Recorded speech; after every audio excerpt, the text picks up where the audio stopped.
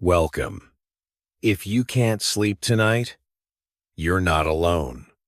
This is a 6-hour compilation of Zen stories and Buddhist wisdom, gently combined from shorter videos created to help you let go of stress, calm your thoughts, and enter the new year with more peace. You don't have to fix everything right now. Just get comfortable, soften your shoulders, and take one slow breath in and out. As you listen, allow the teachings to be simple. If a thought arises, you don't need to chase it. Let it pass like a cloud crossing the sky. May these quiet lessons guide your mind toward stillness, your heart toward softness, and your body toward rest. Now, let's begin. As a new year quietly arrives, the mind often carries more weight than hope. We lie down at night, longing not for answers, but for rest deep, honest rest. In Zen Buddhism, awakening does not always come with thunder.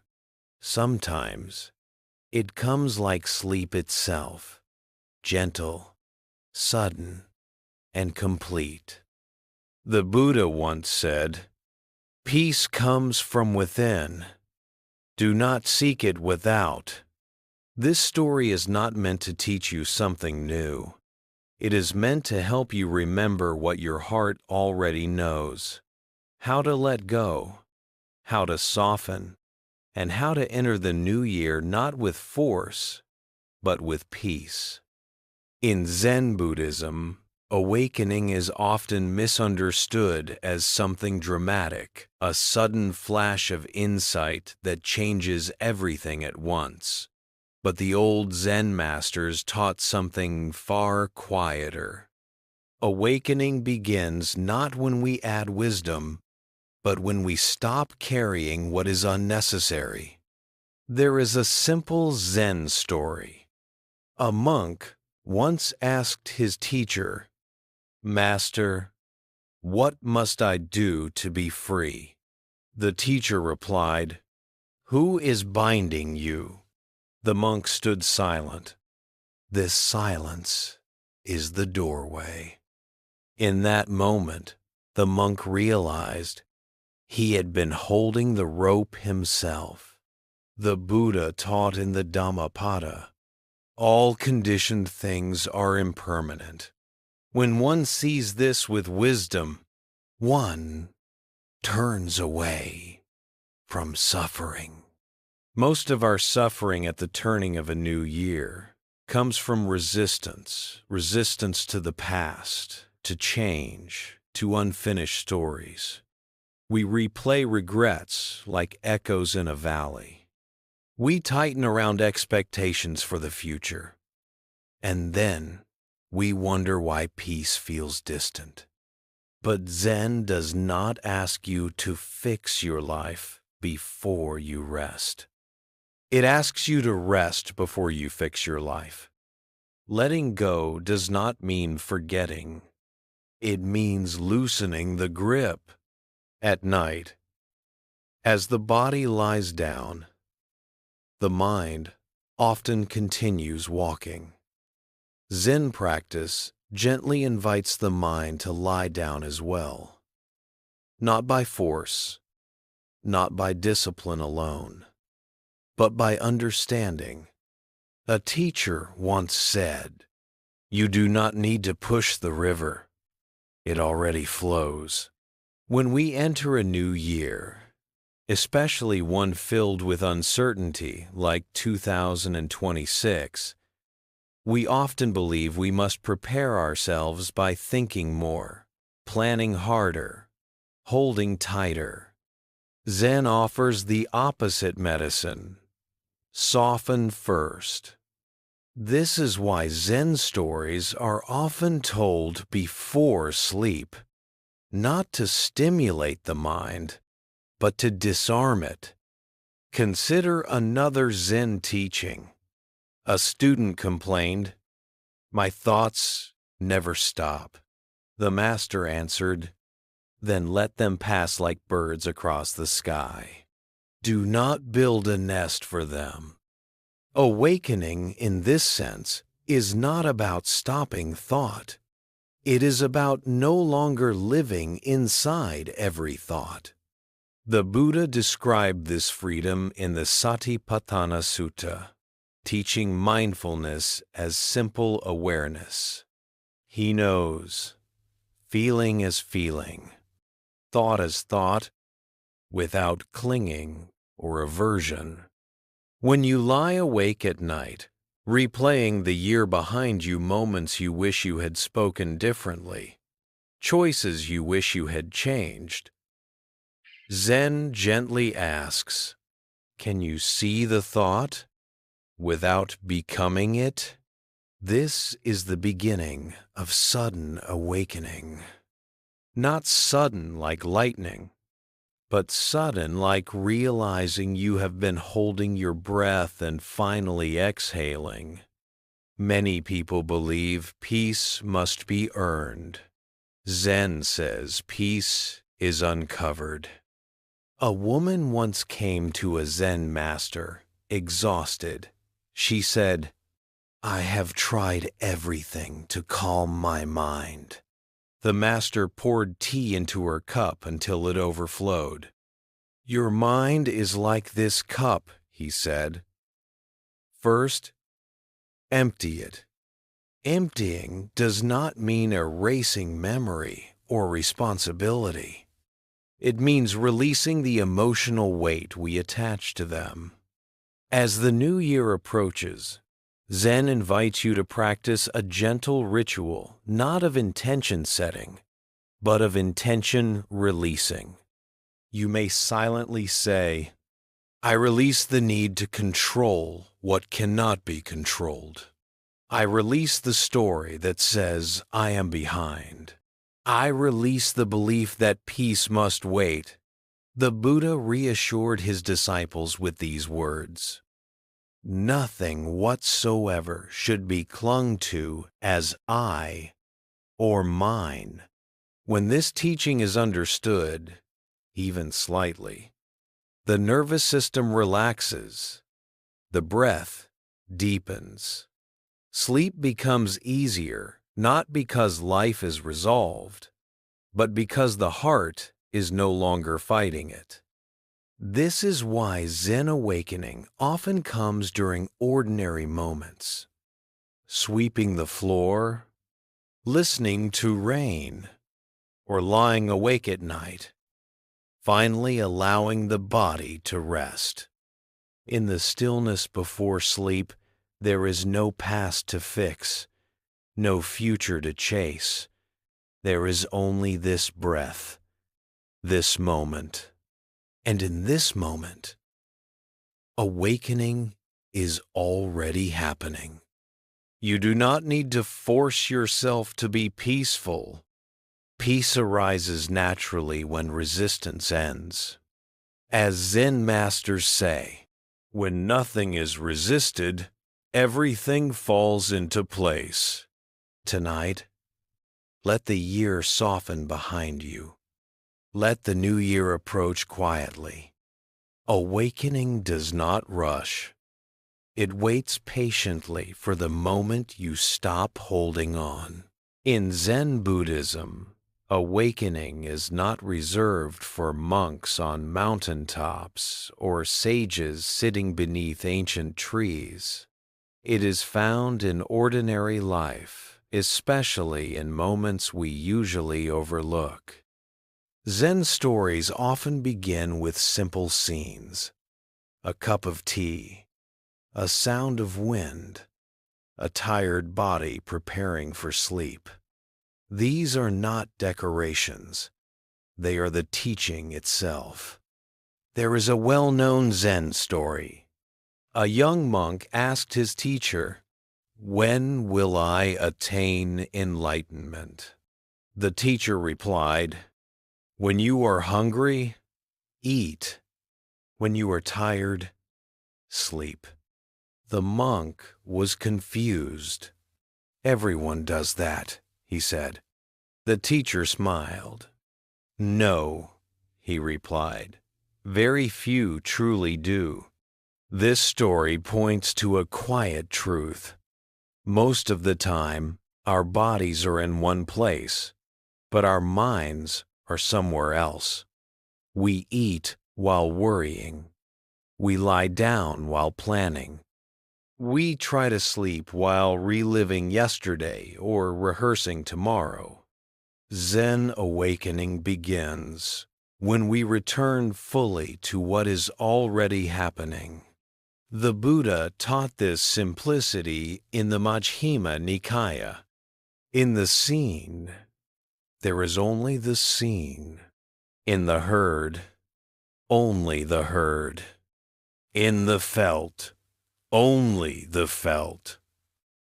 This teaching is especially powerful at night.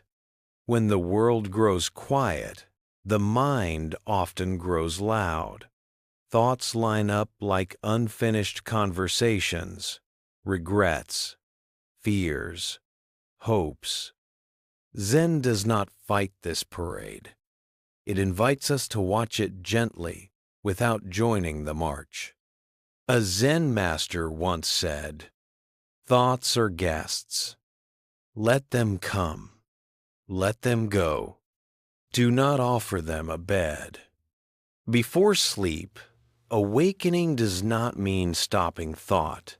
It means recognizing that thought is not the self. In many Zen monasteries, stories are shared in the evening, not to instruct, but to soften the heart. A good Zen story does not demand belief. It simply opens a small crack in the wall of habit. Consider this story. A monk asked, "What is Buddha?" The master answered, "The sound of the night rain." The monk waited for more explanation. None came.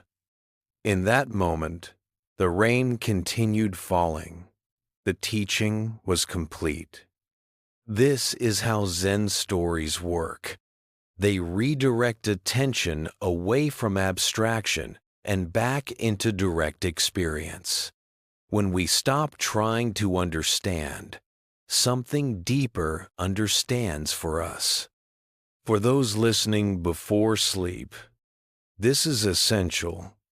The thinking mind tires easily, but awareness does not. The Buddha reassured his followers, "There is a refuge that cannot be shaken."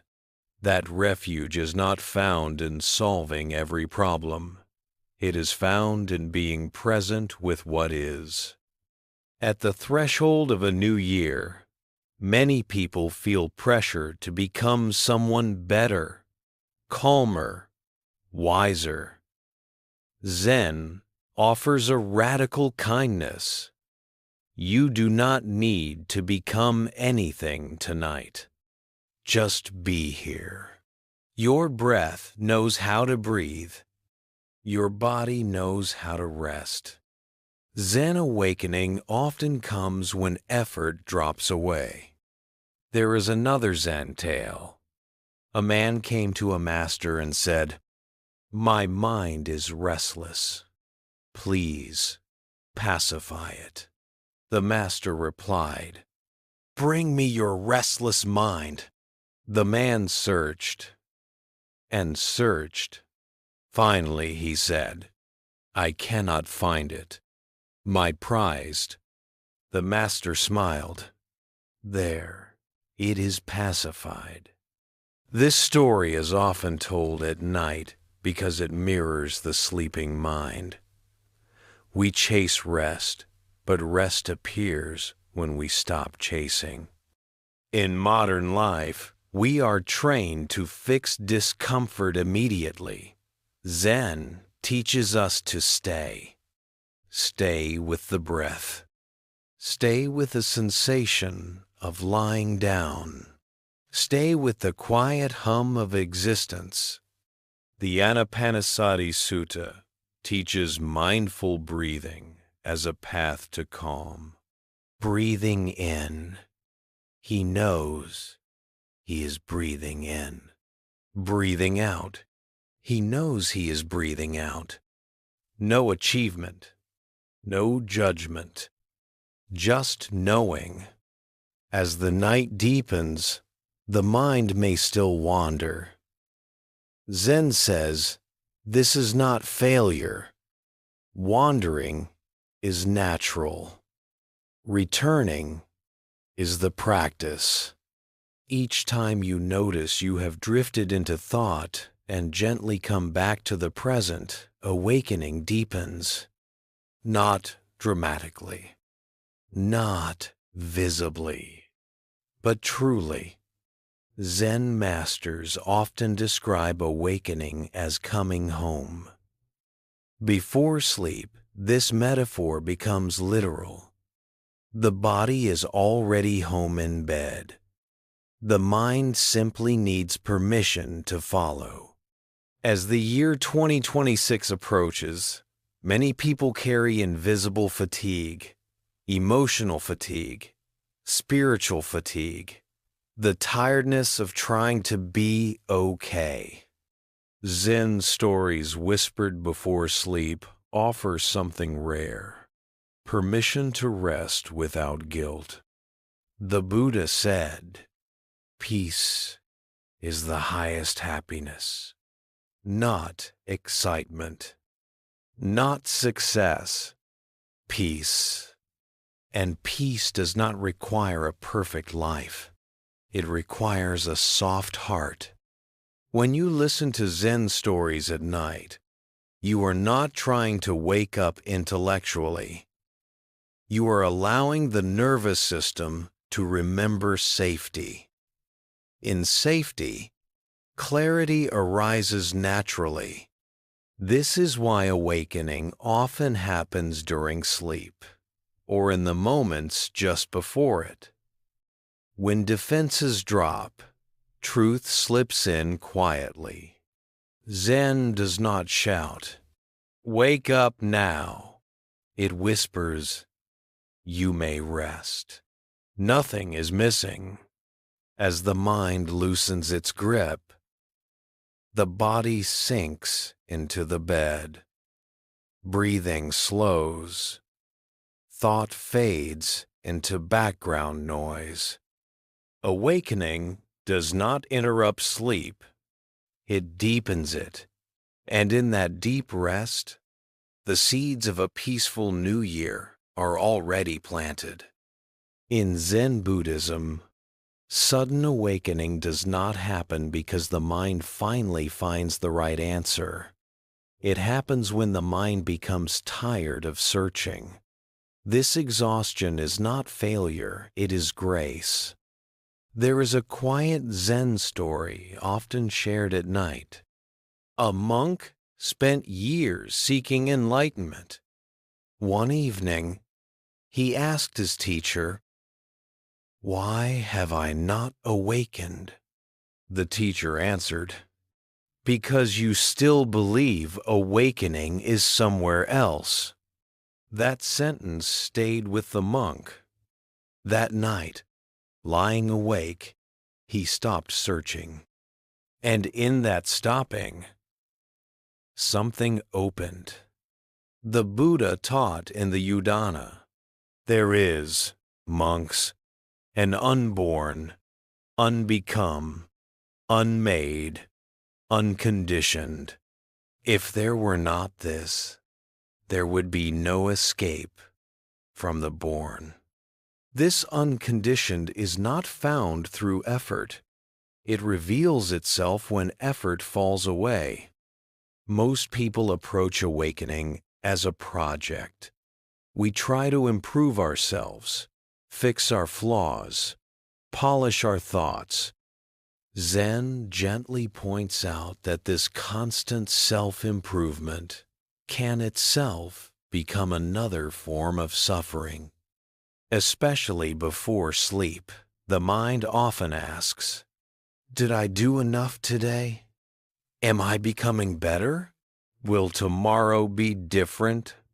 Zen responds with a different question. What if nothing is required right now? Sudden awakening often happens in moments of surrender, not dramatic surrender, but quiet resignation. The kind that comes when the mind says, I don't know anymore. In Zen, not knowing is sacred. A famous Zen saying goes, not knowing is most intimate. Why? Because when we stop knowing, we stop controlling. And when we stop controlling, we finally meet reality as it is. The Buddha spoke of this freedom in the Kalaka Sutta. What is seen, heard, sensed, cognized, that I do not cling to. Clinging is subtle. We cling to opinions about ourselves. We cling to stories about our past. We cling to hopes about who we must become. Before sleep, these clings tighten because the mind is afraid to be empty. Zen reassures us. Emptiness is not absence. It is openness. There is another Zen story. A student asked, what happens after enlightenment? End quote. The master replied, chop wood, carry water. The student pressed further, and before enlightenment? The master smiled, chop wood, carry water. Sudden awakening does not remove life's tasks. It removes the extra burden we place on them. At night, this teaching is deeply comforting. You do not need to solve your life before you sleep. You do not need to understand everything before the year changes. Awakening does not require readiness. It requires honesty. Honesty that says, I am tired. I do not have all the answers. I release the search for certainty tonight. In many Zen traditions, awakening is compared to falling asleep naturally. You cannot force sleep. The more you try, the further it moves away. But when you stop trying, sleep arrives on its own. The same is true for awakening. The Dhammapada teaches, from craving arises sorrow. From the ending of craving comes freedom. Craving here is not only desire for pleasure. It is the craving to be finished, to arrive, to be someone else. When this craving softens, peace appears without announcement. Sudden awakening is often quiet because it is deeply ordinary. Nothing changes on the outside, but inside, the war ends. A Zen master described it this way. Before awakening, mountains are mountains. After awakening, mountains are mountains. But something has relaxed. That relaxation is everything. Before sleep, you may notice the mind loosening its grip. Thoughts still arise, but they no longer demand attention. Sensations feel softer. Breathing slows. This is not losing consciousness, it is gaining intimacy with the present. The Buddha described this clarity as nibbana, the cooling of the fire. Just as a flame goes out when fuel is exhausted, so too the mind is freed when craving ceases. When listening to Zen stories at night, sudden awakening may appear as a simple realization. I do not need to fix myself right now. This realization does not make you passive. It makes you whole. As the new year approaches, many people feel pressure to wake up, improve, transform. Zen invites a different rhythm. Rest first.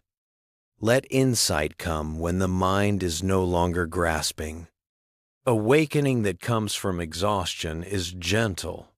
It carries no pride. It leaves no story to tell. It simply allows life to continue lighter. Before sleep, this is enough. You are not behind.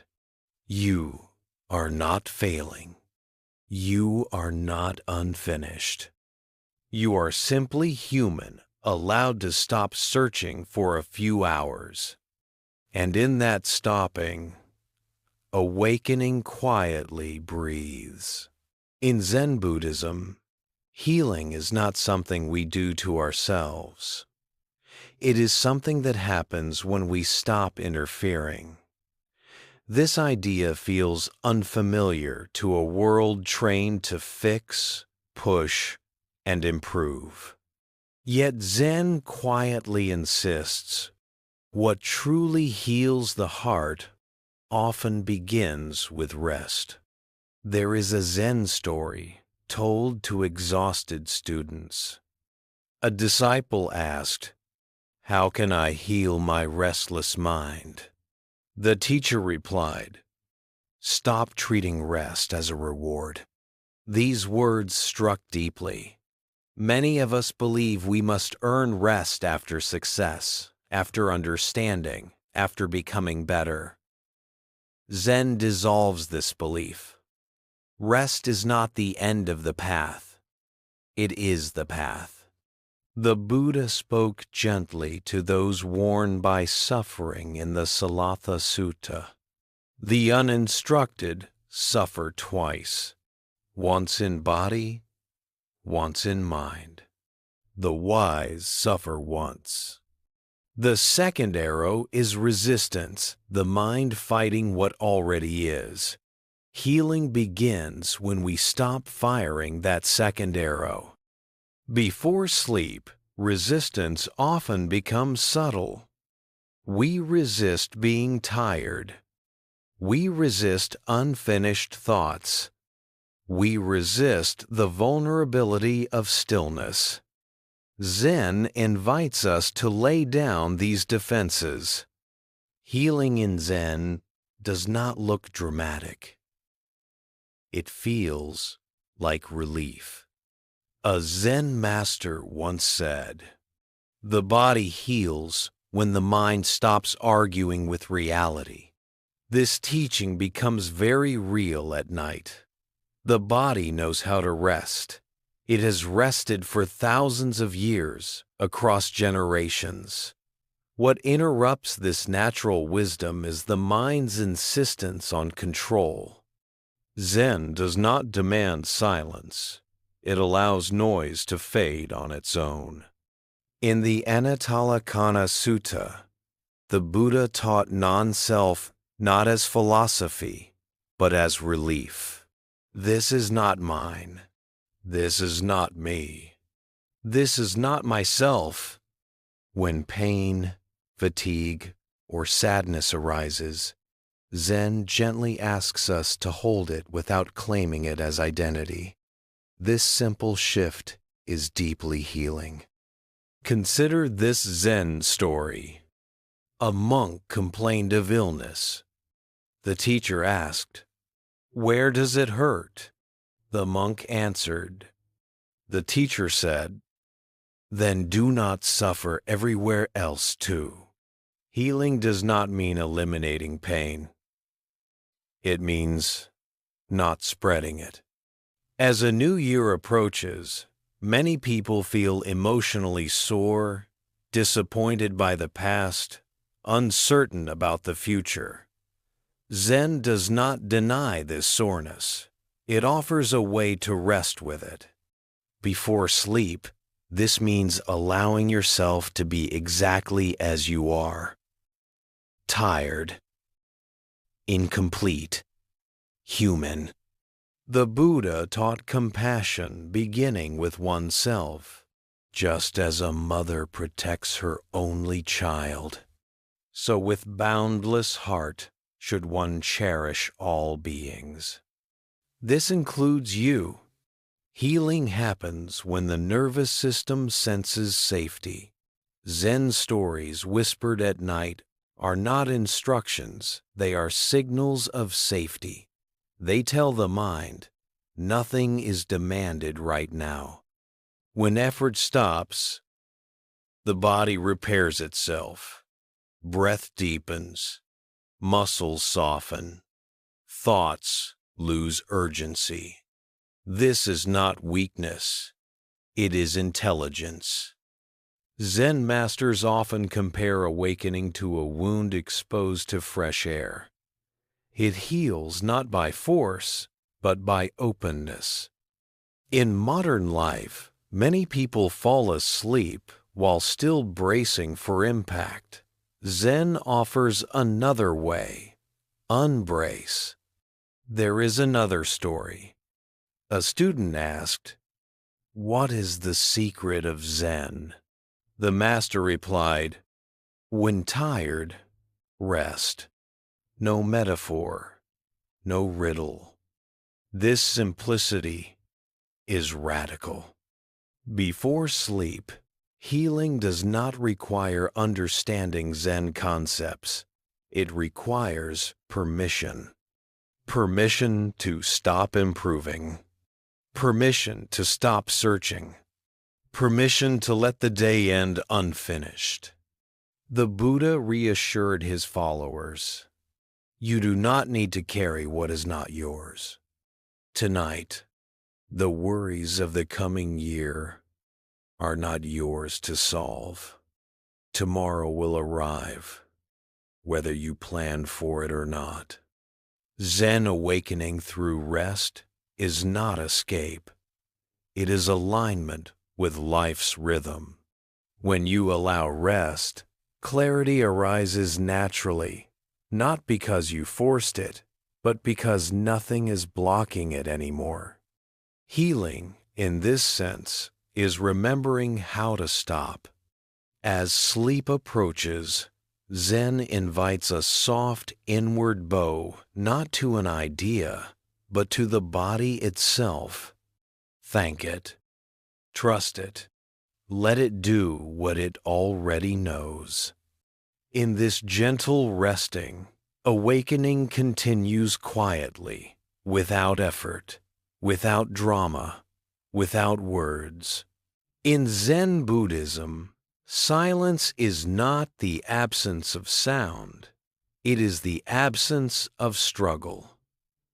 Many people misunderstand Zen silence as something they must create. But Zen teaches that silence appears naturally when the mind stops interfering. There is a Zen story shared with beginners. A student asked, "How do I quiet my mind?" The master replied, "Stop listening to it as if it were you." This response reveals a deep truth. The mind produces noise the way the heart produces beats. The problem is not the sound. The problem is identification. The Buddha taught in the Samyutta Nikaya, one who sees thoughts as thoughts is not bound by them. Before sleep, inner noise often becomes louder because distractions fade. Without external stimulation, the mind fills the space. Zen does not try to silence this noise. It changes our relationship with it. Zen calls this the practice of non-grasping awareness. There is another Zen story. A monk complained, "My mind is full of thoughts." The master asked, "Are they harming you?" The monk said, "No." "Then why fight them?" the master replied. This simple exchange carries powerful medicine. Before sleep, fighting thought creates tension. Allowing thought creates space. In that space, silence emerges on its own. Breathing plays a central role in this process, not as technique, but as anchor. The Buddha taught mindful breathing in the Anapanasati Sutta not to control the breath, but to know it. Aware of the whole body, he breathes in. Aware of the whole body, he breathes out. Zen breath is not deep by command. It deepens when the body feels safe. As the body lies down, breath naturally slows. Zen invites us to notice this, without trying to improve it. Each time we notice the breath, the mind releases a little tension. Noise softens.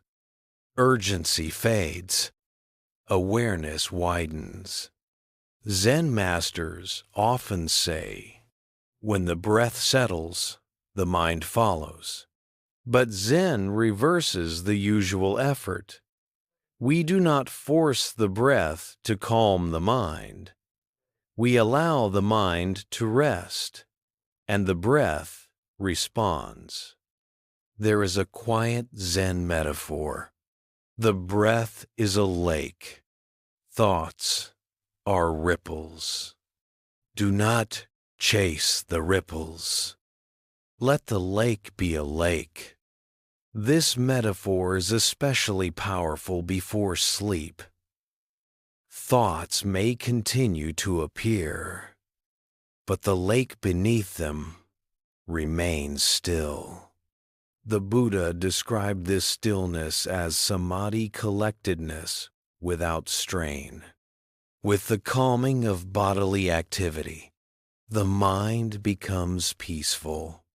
In modern life, we often treat the mind as a problem to solve.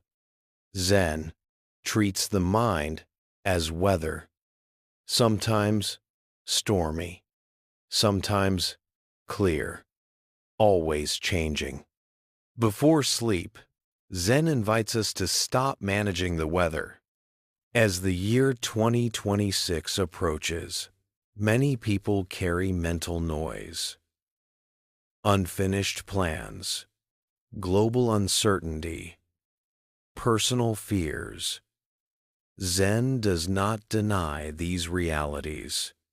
It simply reminds us that peace does not depend on solving them tonight. Silence is not something you achieve. It is something you stop blocking. There is another Zen story. A teacher rang a bell. When the sound faded, he asked, "Where did it go?" No one answered. The teacher said, "It returned to silence. So will your thoughts." This teaching is deeply comforting before sleep. You do not need to push thoughts away. They return to silence when not fed. Feeding thought means arguing, judging, or following it. Zen invites a different posture. Listening without attachment. When you lie down, you may hear sounds, the hum of the night, distant movement, your own breathing. Zen treats these sounds as allies, not distractions. They anchor awareness in the present. The Buddha taught, where there is awareness, suffering does not grow. This awareness is gentle, not sharp. It does not analyze. It simply knows. As awareness stabilizes, inner noise loses its power. Thoughts become softer, shorter, less convincing. Sleep approaches naturally. Zen silence is not empty. It is full of presence. In this presence, the heart rests, the body repairs, the mind loosens its grip on identity. You are no longer the one who must think. You are simply the one who is aware. This shift, subtle, quiet, often unnoticed, is a form of awakening. Before sleep, this awakening feels like relief. No insight to announce. No lesson to remember. Just a deep exhale. And in that exhale, silence is already here. In Zen Buddhism, awakening is never separated from compassion. When the heart softens, awakening deepens. When compassion is absent, clarity becomes dry and incomplete. This is why Zen teachings before sleep often return to the heart, not the intellect. There is a gentle Zen story. A student asked, "What is the true nature of Buddha?" The teacher replied, "A heart that does not turn away." This answer reveals something essential. Awakening is not an escape from pain. It is the ability to remain open in its presence without hardening. The Buddha taught compassion not as emotion, but as wisdom. In the Karaniya Metta Sutta, he said, "May all beings be at ease. Let none deceive another, nor despise any being in any state." Before sleep, the heart often carries hidden weight, unspoken grief, self-judgment, quiet, loneliness. Zen does not analyze these feelings. It invites kindness toward them. Compassion in Zen begins inward. There is another Zen story. A monk said, "I have studied many teachings, but my heart is still tired." The master replied, "Then stop demanding that it be strong." Many people believe spiritual growth requires toughness. Zen teaches the opposite. Softness is strength. Before sleep, letting the heart rest means releasing the inner critic, the voice that says, "You should be better by now." Zen gently asks us to listen and then not obey. The Buddha taught in the Itivuttaka, "Whatever is felt is included in suffering." Seeing this with wisdom, one becomes dispassionate. Dispassion here does not mean coldness. It means freedom from self-punishment. When the heart rests, the mind follows. Zen masters often describe compassion as allowing emotions to arise without rejection, allowing fatigue without shame, allowing vulnerability without fear. This allowing is deeply healing. Consider this Zen story. A student asked, "How do I open my heart?" The master replied, "Stop closing it." Such simplicity can feel confronting.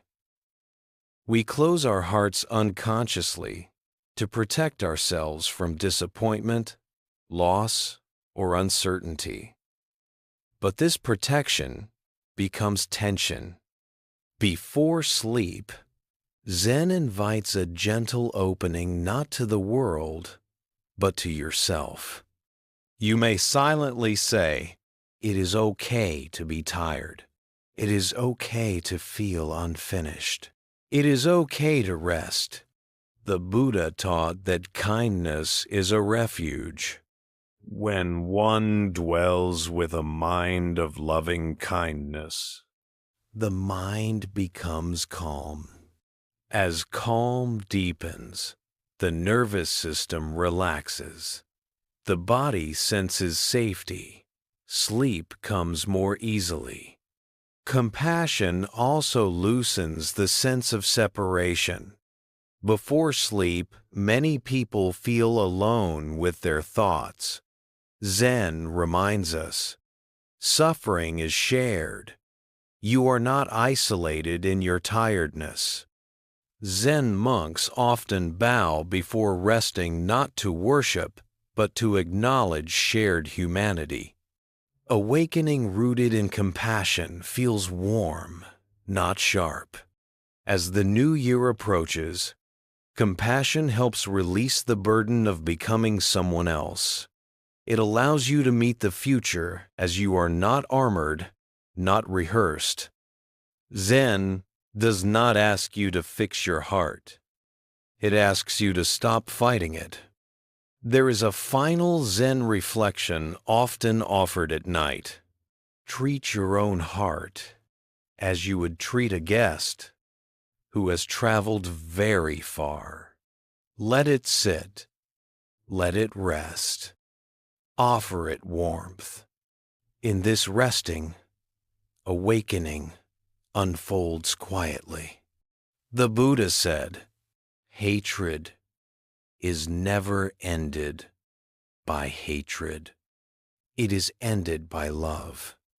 This includes the subtle hatred we direct at ourselves. Before sleep, compassion is not a moral duty. It is a physiological relief. The body releases tension when the heart no longer feels under attack. As compassion deepens, awareness stabilizes.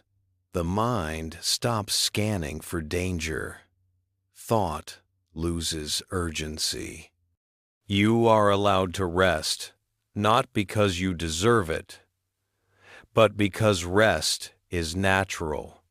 This gentle kindness toward oneself is not the end of practice. It is the ground from which all awakening grows. Tonight, let the heart rest. Let it soften without explanation. Awakening does not demand effort. It responds to kindness. As one year closes and another approaches, fear often visits quietly, not always as panic, but as a low hum beneath thought. Fear of change, fear of loss, fear that time is moving faster than we can follow. Zen does not argue with this fear. It teaches us how to sit beside it, especially before sleep. There is a Zen story. A student asked, "What if everything changes?" The master replied, "Then everything changes." The student waited for comfort. The comfort had already been given. In Buddhism, impermanence is not a threat. It is a truth that, when understood, releases fear. The Buddha taught in the Anicca Sutta, all conditioned things are impermanent. When one sees this with wisdom, one turns away from suffering. Fear arises when we try to hold what cannot be held. Before sleep, the mind often tightens around the future. The darkness of night mirrors uncertainty. Zen invites us to make peace with not knowing. There is another Zen story told to monks on winter nights. A monk asked, "How can I sleep when tomorrow is uncertain?" The teacher answered, "By sleeping now." This response points to a radical trust in the present moment. Zen teaches that tomorrow is not harmed by tonight's rest. In fact, tomorrow depends on it. Fear keeps the body alert. Trust allows it to rest. Impermanence, when resisted, creates anxiety. When accepted, it creates freedom. The Buddha reassured his disciples, "Whatever arises will pass away. This includes joy. This includes pain. This includes fear itself." Before sleep, this teaching is deeply soothing. You do not need to resolve your future tonight. You only need to allow this moment to be as it is. Zen awakening often appears as a soft acceptance. I cannot control what comes next, and that is okay. This acceptance is not resignation. It is alignment with reality. There is a Zen metaphor often used at night. Life is like crossing a river on a boat. Do not carry the boat after you cross. Many people carry yesterday into bed. Zen invites us to set it down. As the new year approaches, you may feel the weight of unfinished dreams or unexpected changes. Zen does not ask you to deny these feelings. It asks you to notice that they, too, are temporary. Fear loses its grip when it is seen clearly. The Buddha taught mindfulness of death not to frighten, but to awaken tenderness. Of all footprints, that of the elephant is supreme. Of all mindfulness practices, mindfulness of death is supreme. Why? Because when we remember impermanence, we stop postponing peace. Before sleep, impermanence gives permission to rest. Nothing needs to be secured forever tonight. Zen masters often say, when you accept change, you stop arguing with life. As the body lies down, breath becomes shallow, then deep again. This rhythm is impermanence in motion. Zen invites us to trust it. Sleeping without fear does not mean fear never arises. It means fear is no longer in charge. You may say silently, "Whatever comes, I will meet it when it arrives. Tonight, I rest." The Buddha taught that freedom comes from letting go, not holding on. From letting go comes peace. This peace is not dependent on certainty. It is rooted in trust. Trust in the body. Trust in awareness. Trust in the unfolding of causes and conditions. Zen awakening before sleep often feels like placing your head down without armor. Nothing to defend, nothing to prepare. As the year turns, the world continues its movement. You do not need to move with it right now. Rest is not avoidance. It is wisdom. When impermanence is accepted, fear softens. When fear softens, sleep arrives. And in that sleep, the heart learns a quiet truth. Nothing needs to be held forever. In Zen Buddhism, letting go is not an act of rejection. It is an act of trust. We do not let go because things are unimportant, but because clinging makes them heavy.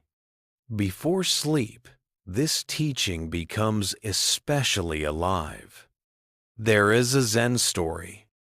A monk asked his teacher, "How do I let go of everything?" The teacher replied, "Do not carry it into the night." This answer is simple, yet profound. Night is not the place for burdens.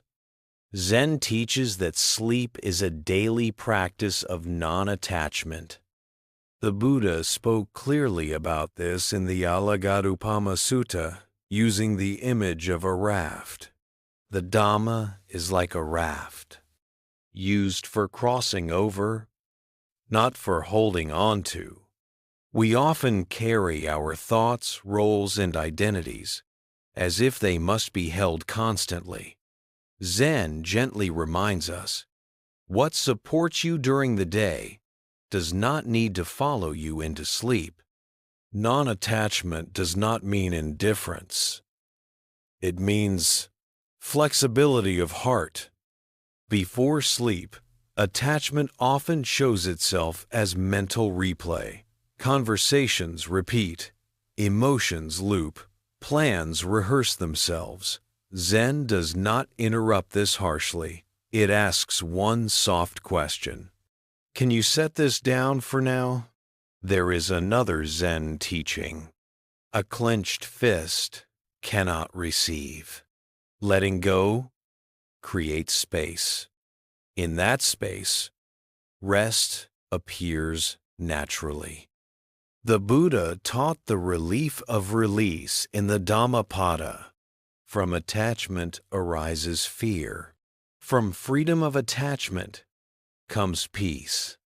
Fear before sleep often comes from holding on too tightly to outcomes, to self-image, to unfinished stories. Zen invites a pause. You may imagine placing the day on the ground beside your bed. Nothing is lost. Nothing is denied. It is simply not being held. Zen masters sometimes guide students with this reflection. Tonight, the world will continue without your effort.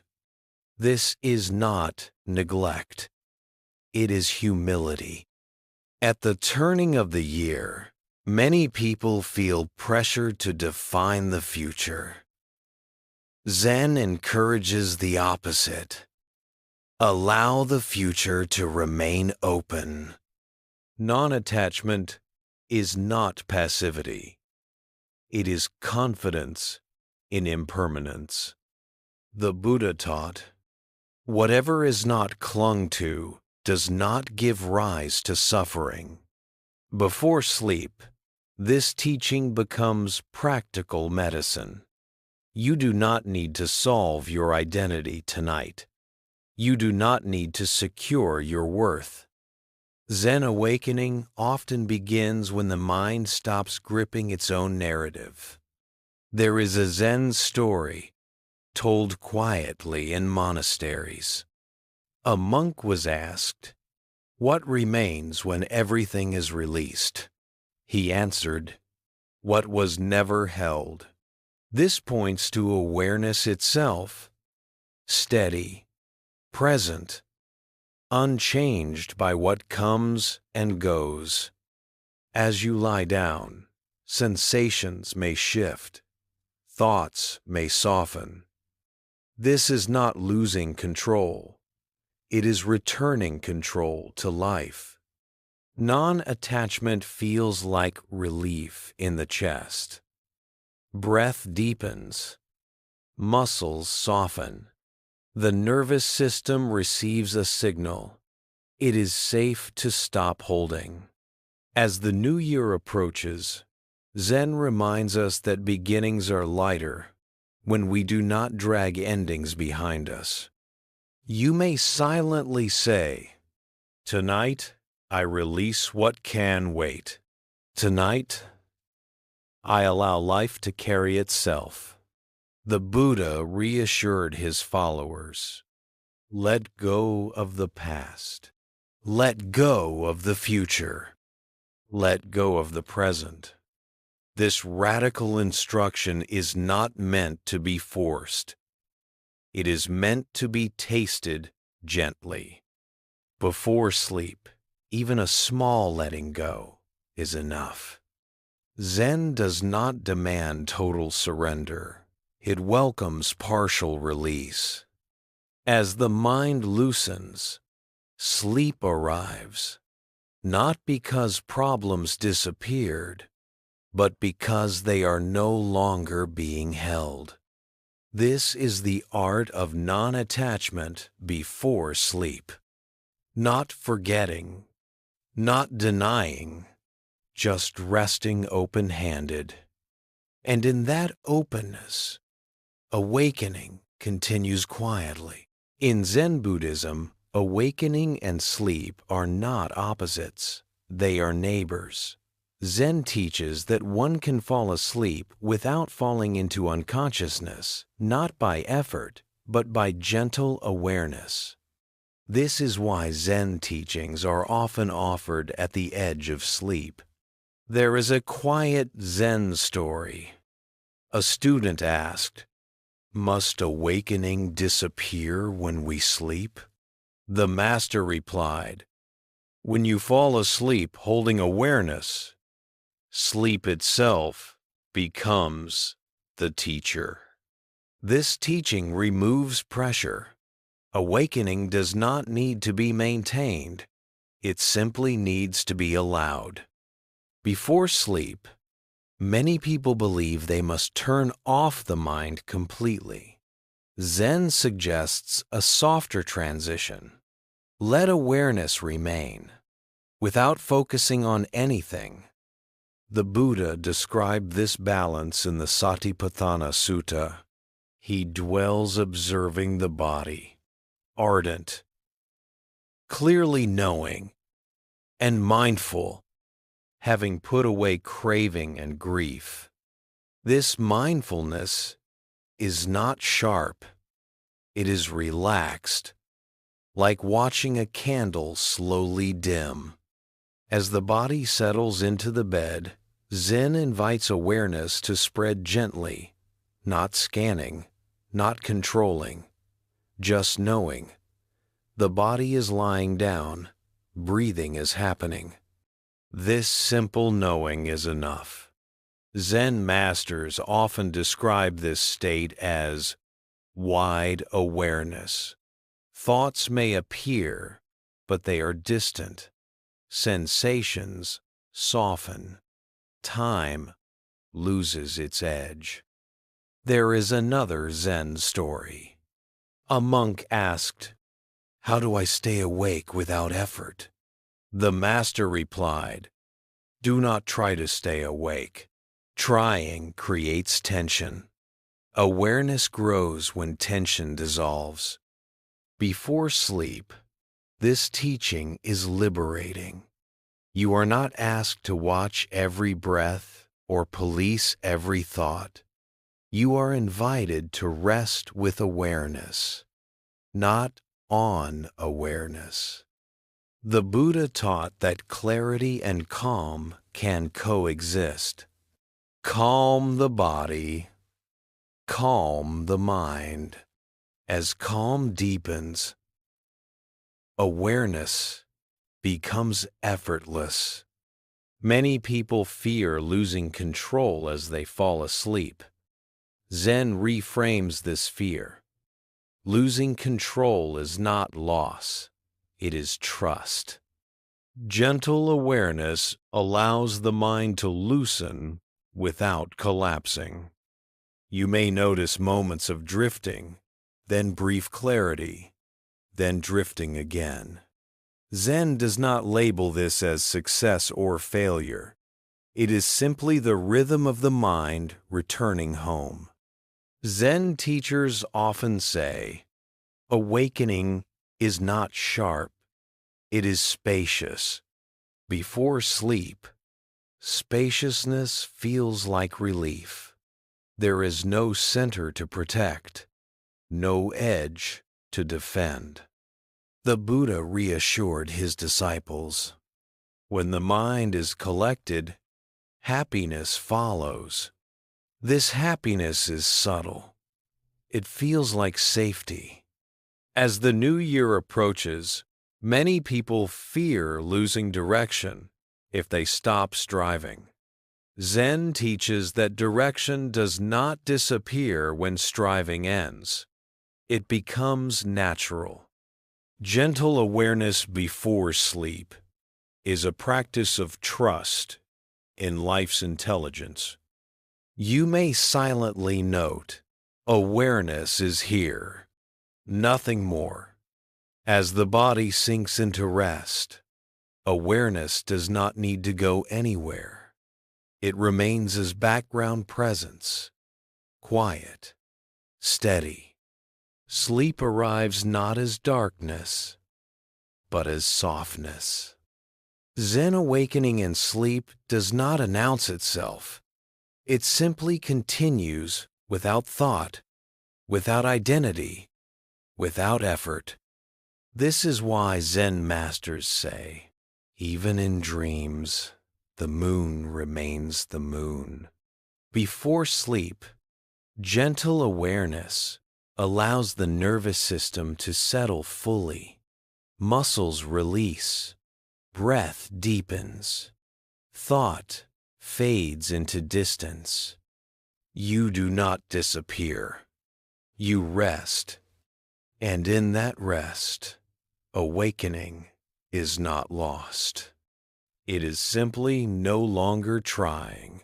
In Zen Buddhism, awakening is often described not as an achievement, but as a homecoming. Nothing new is acquired. Nothing old is discarded. One simply returns to what has always been present. Before sleep, especially at the turning of a year, this teaching becomes deeply reassuring. There is a final Zen story, often shared to close evening teachings. A student asked, "After all this practice, where do I arrive?" Including her. And after all this practice, where do I arrive? Including arrive. The master replied, "Where you have always been."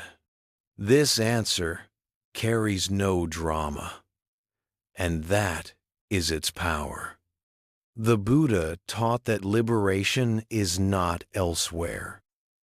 In the Udana, he pointed to a peace beyond striving. There is a sphere where there is no coming and going, no arising and passing away. That is the end of suffering. This sphere is not a place. It is the absence of struggle with experience. As sleep approaches, the body naturally returns home to itself. Muscles release, breath settles, the mind stops insisting on direction. Zen invites us to recognize this return as awakening, not separate from rest, but expressed through it. At the end of a year, many people feel pressure to mark change, to define lessons learned, to set resolutions, to measure progress. Zen offers a gentler closure. Nothing needs to be concluded tonight. Homecoming does not require reflection. It requires presence. Zen awakening feels like relief because it ends the internal journey.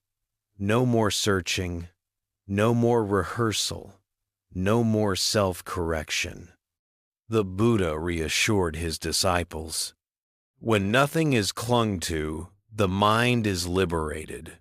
Liberation here does not mean leaving life.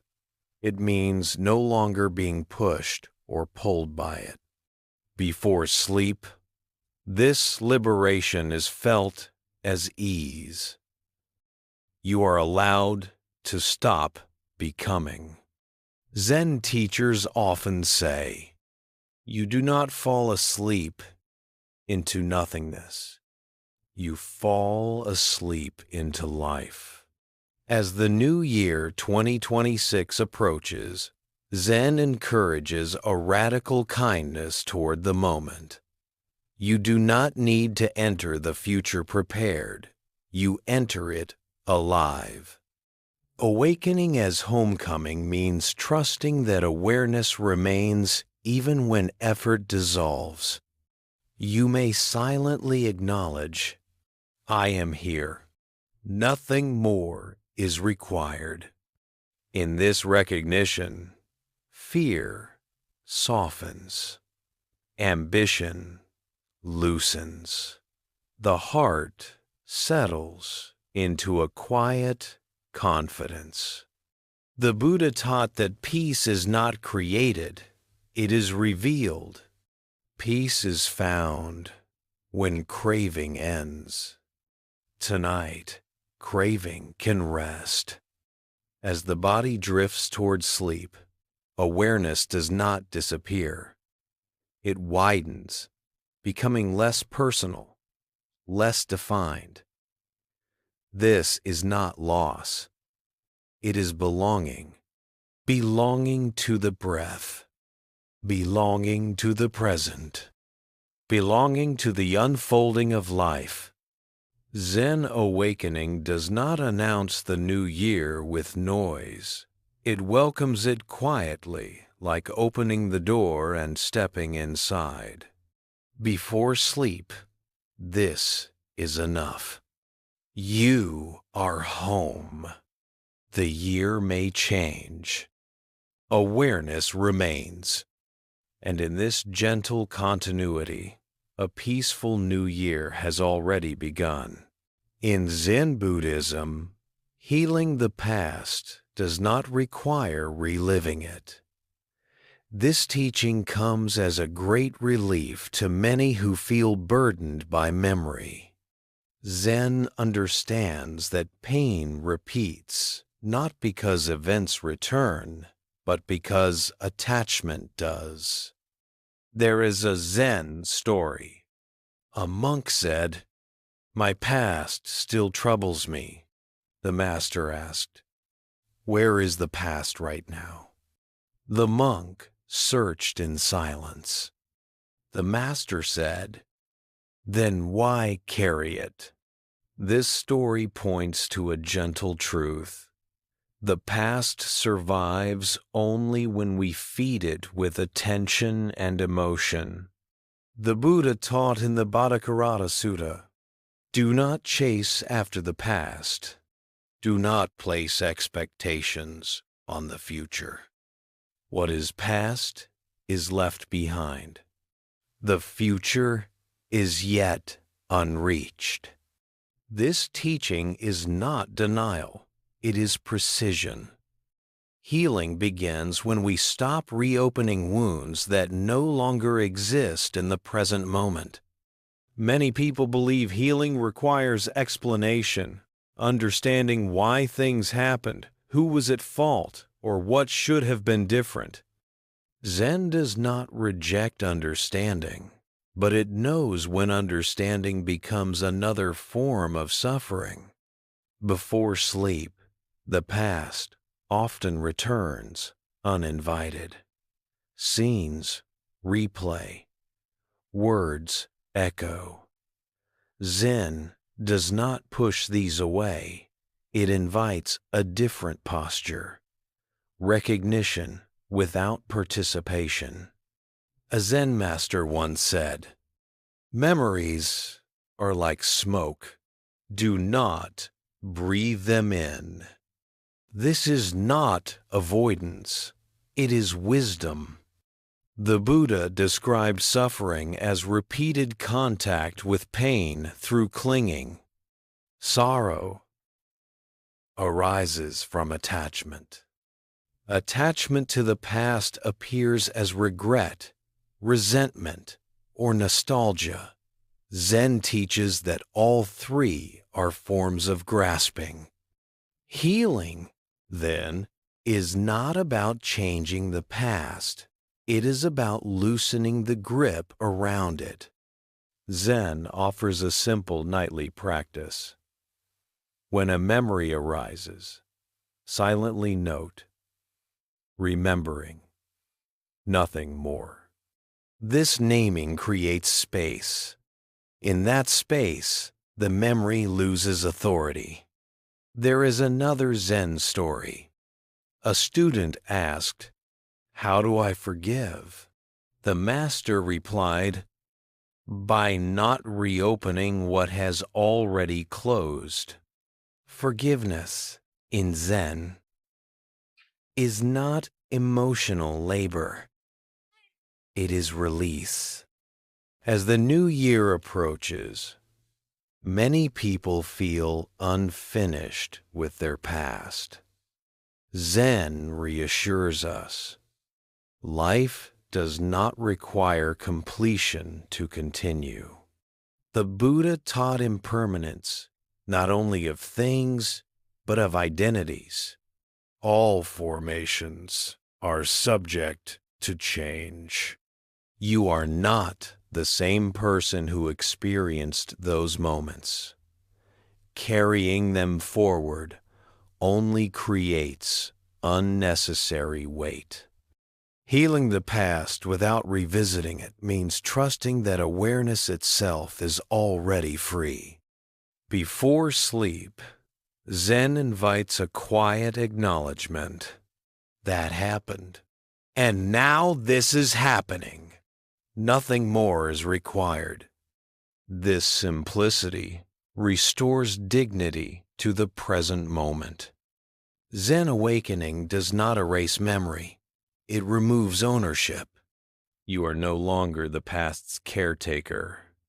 As the body rests, the mind gradually releases its hold. Breath deepens. The heart softens. The nervous system senses relief. Healing occurs not because something was fixed, but because something was no longer held. The Buddha reassured his followers. With the fading of craving comes liberation. Craving here includes the craving to rewrite the past. As sleep arrives, Zen allows the past to remain where it belongs, complete in itself, no longer asking anything from you. This is how Zen heals gently, without analysis, without rehearsal, without pain, just by returning fully to now. In Zen Buddhism, emotional suffering is not treated as a personal failure. It is understood as habit energy patterns shaped by past causes and conditions. Zen calls this karma, not as punishment, but as momentum. What repeats does so because it has not yet been seen clearly. There is a Zen story. A monk asked, "Why do I keep falling into the same pain?" The master replied, "Because you keep walking the same path." This answer is not a judgment. It is an invitation. The Buddha explained karma simply in the Nibtika Sutta. Intention, I tell you, is karma. Having intended, one acts by body, speech, or mind. Emotional karma lives in intention, often unconscious intention. The intention to protect, the intention to avoid, the intention to be accepted. Over time, these intentions harden into emotional reflexes. Zen does not ask us to remove these patterns forcefully. It asks us to see them.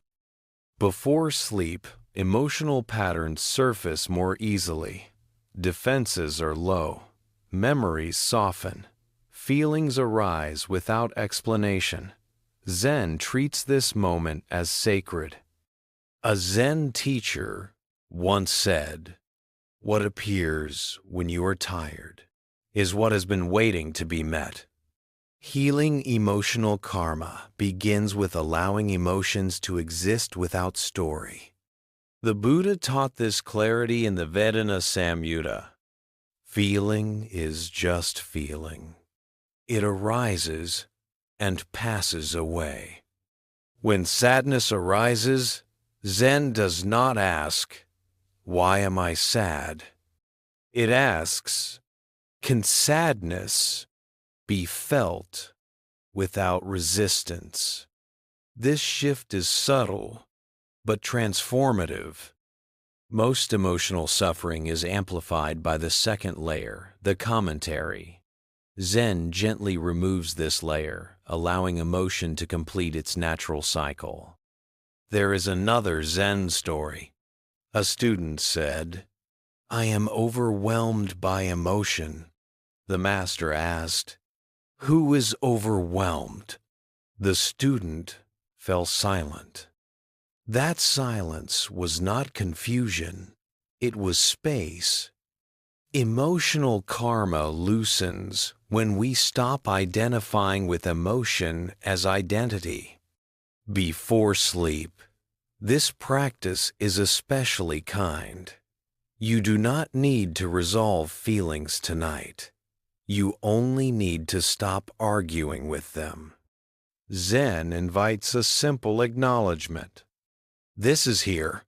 No blame. No interpretation. As awareness holds the emotion gently, the nervous system relaxes. The emotion changes, not because it was forced, but because it was allowed. The Buddha taught this freedom as non-clinging. Without clinging, there is no agitation. At the turning of the year, many people fear carrying the same emotional pain forward. Zen reassures us. Karma does not repeat when awareness is present. Awareness interrupts momentum. Even a small moment of seeing changes the direction of the path. Zen awakening and emotional healing feels like softness in the chest. Breath deepens. The body no longer braces. You may notice old reactions, losing intensity, triggers weaken. Space appears between feeling and response. This space is liberation. The Buddha taught, when one sees dependent arising, one sees the Dhamma. Seeing how emotion arises from contact, from memory, from habit, breaks its spell. Before sleep, emotional karma can be met without fear. You are not required to fix yourself. You are invited to witness. Witnessing is enough. As sleep approaches, emotions naturally settle when they are no longer resisted. They complete their arc and dissolve. Healing happens quietly. No insight to announce. No story to tell. Just less weight carried into the night. As the new year approaches, Zen reminds us that freedom does not require erasing the past. It requires seeing clearly, here and now. This clarity is gentle. This gentleness is strength. And in this strength, emotional karma begins to unwind naturally, patiently, without struggle. In Zen Buddhism, many wounds in relationships do not come from what happened, but from what we continue to hold on to. Zen teaches that suffering in relationships often grows from a subtle desire, the need to be right, understood, or validated. Healing begins when this need softens. There is a Zen story. Two monks argued over a flag.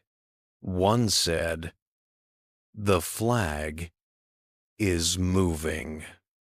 The other said, "The wind is moving." Their teacher said, "Not the flag, not the wind. The mind is moving." This story reminds us that conflict often lives not in the situation, but in interpretation. The Buddha taught right speech and right view not as moral rules, but as paths to peace. In the Anguttara Nikaya, he said, "One who speaks with a mind of goodwill creates harmony." Before sleep, unresolved relationships often surface. Words we wish we had said, words that hurt us and still echo. Zen does not ask us to resolve these conversations internally. It asks us to release the courtroom in the mind. Healing relationships does not always mean reconciliation. Sometimes it means relinquishing the role of judge. There is another Zen story. A student asked, "How do I forgive someone who hurt me?" The master replied, "By no longer carrying them in your heart as an enemy." Forgiveness in Zen is not approval. It is freedom from captivity. The Buddha taught that holding anger harms the holder most. Holding on to anger is like grasping a hot coal with the intent of throwing it at someone else. Before sleep, carrying anger keeps the body alert, muscles tense, breath shortens. Zen invites us to put the coal down, not for the other person, but for ourselves. Healing begins when we stop replaying the same story. Zen offers a simple practice. When a relational memory arises, notice the urge to justify. Then, soften it. Ask gently, "What if I don't need to be right tonight?" This question creates space. There is another Zen teaching. When you drop the sword, there is no enemy. Dropping the sword does not erase boundaries. It removes the need to fight internally. The Buddha taught compassion as a relational medicine. Conquer anger with non-anger. This does not mean silence or submission. It means not feeding the fire. As the new year approaches, many people fear carrying old relational pain forward. Zen reassures us. What is not fed does not follow. Before sleep, you are allowed to rest from relational labor. You do not need to resolve every bond. You do not need to heal every misunderstanding. You may silently acknowledge, "This relationship unfolded as it did, and now I rest." Zen awakening in relationships feels like lightness, not because everything is fixed, but because you are no longer fighting ghosts. As awareness holds relational pain without judgment, it loosens. Identity shifts from the one who was wronged to the one who is present. This shift is liberation. The Buddha taught that peace is relational by nature. When the mind is free from hostility, one sleeps in peace. Before sleep, this teaching becomes practical wisdom. You are not required to carry others into your dreams. Healing relationships in Zen is not dramatic. It is quiet. It happens when the mind stops rehearsing. As the body rests, relational tension drains from the nervous system. Breath deepens. The heart feels less guarded. This is not forgetting. It is unbinding. In this unbinding, the new year can be met without old armor. And that, in Zen, is true healing. In Zen Buddhism, loneliness is not seen as a personal flaw. It is understood as a moment when the sense of separation becomes loud. Zen does not rush to remove loneliness. It listens to it until its message is fully heard. There is a Zen story. A monk said, "I feel alone, even among others." The master replied, "Then you are still standing outside yourself." This response is gentle, not critical. It points to a deep Zen insight. Loneliness often arises not from the absence of people, but from the absence of presence. The Buddha taught interbeing long before the word existed. In the Samyutta Nikaya, he said, "Whoever sees the Dhamma sees dependent arising. Nothing exists alone." Loneliness appears when the mind forgets this truth.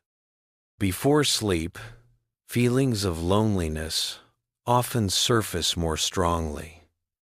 The world becomes quiet. Distractions fade. Zen treats this moment as sacred rather than problematic. A Zen teacher once said, "Loneliness is the doorway through which connection enters." This seems paradoxical, but Zen points out that when we stop running from loneliness, it transforms. Loneliness asks for attention, not correction. The Buddha taught mindfulness of feeling without judgment. He knows a feeling as a feeling. When loneliness is known simply as sensation tightness in the chest, heaviness in the stomach, it loses its story. It becomes energy, not identity. Zen invites a gentle inquiry. Can loneliness be felt without believing the story that says, "I am alone"? This inquiry opens space. There is another Zen story. A student asked, "What do I do when I feel separate from the world?" The master replied, "Listen carefully. The world is already touching you. Sound, breath, gravity, sensation, all are forms of contact. Before sleep, this contact becomes obvious. The bed supports the body. Breath moves without effort. The night air touches the skin. Loneliness begins to soften when we notice these simple connections. The Buddha taught that refuge is not only social, it is existential. Be islands unto yourselves. Be your own refuge. This does not mean isolation. It means intimacy with experience. Zen awakening within loneliness feels like a quiet realization. I am not separate from this moment.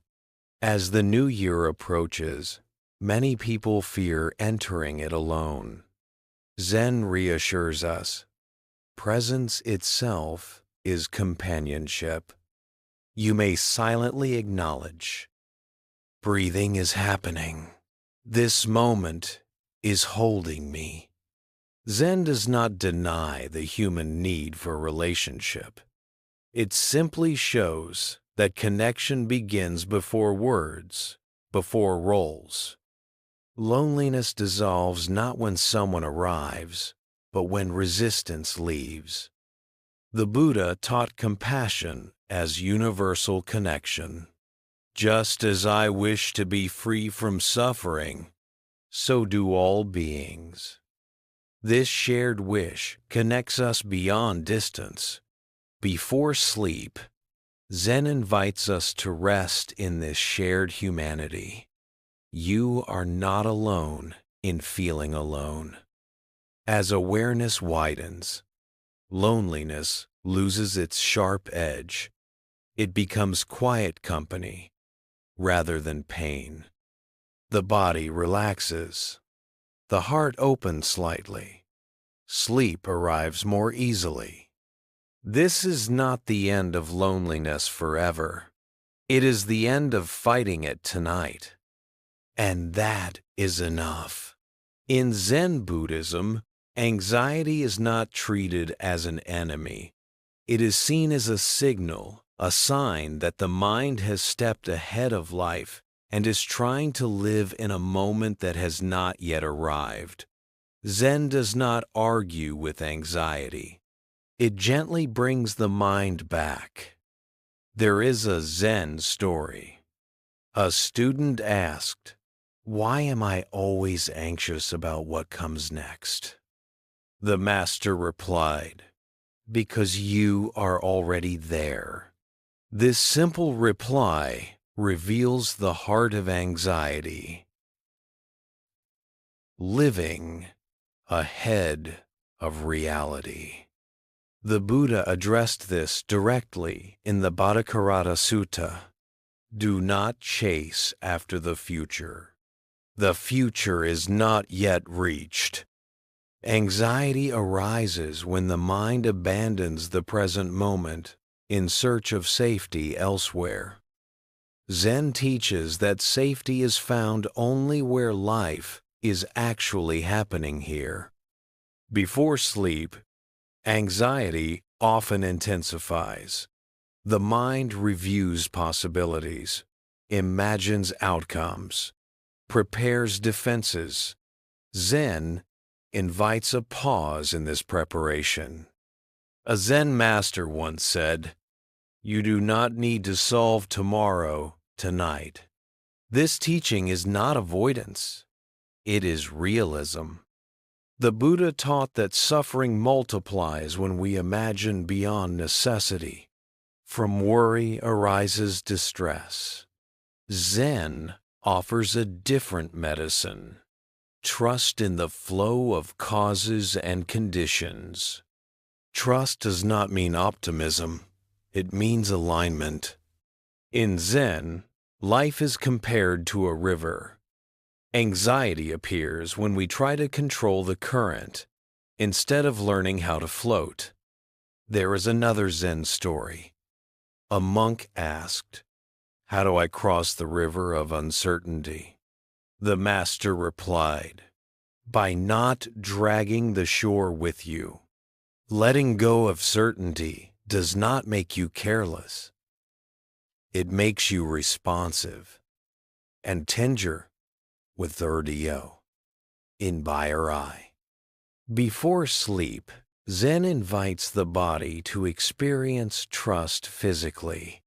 When muscles release, the nervous system receives a message. I am not in danger. Breath deepens naturally. Heart rate slows. Anxiety loosens its grip. The Buddha taught mindfulness as a refuge from fear. When one abides in mindfulness, fear does not overwhelm the mind. This mindfulness is not sharp vigilance. It is gentle presence. As the new year approaches, many people feel anxious about change, personal, collective, unknown. Zen does not promise certainty. It offers steadiness. You may silently say, "Right now, I am breathing. Right now, I am safe enough." This is not denial. It is grounding. Zen awakening in anxiety feels like stepping back into the body. Sensation replaces speculation. The present moment becomes solid again. Anxiety fades, not because the future is resolved, but because the mind returns home. The Buddha reassured his followers, "There is no fear for one whose mind is not filled with desire." Desire here includes the desire to control outcomes. Before sleep, Zen invites you to place the future gently outside the door. It will still be there in the morning.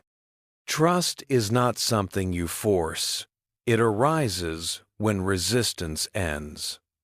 As the body rests, anxiety naturally unwinds. Thought slows, images soften, sleep approaches. This is not surrender to helplessness. It is surrender to life's intelligence. As the year turns, Zen reminds us that the future unfolds whether we worry or not. Tonight, worrying is not required. You are allowed to rest inside the flow. And in that rest, the new year begins not with fear, but with trust. In Zen Buddhism, insecurity is not viewed as weakness. It is seen as a misunderstanding of where stability truly lives. Many people search for security in approval, certainty, or control. Zen quietly redirects that search inward, not to the ego, but to awareness itself. There is a Zen story. A student asked, "What can I rely on when everything feels uncertain?" The master replied, "That which notices uncertainty." This answer shifts the ground completely. The Buddha taught in the Dhammapada, the mind, when protected, brings happiness. Protection here does not mean defense. It means knowing where to rest.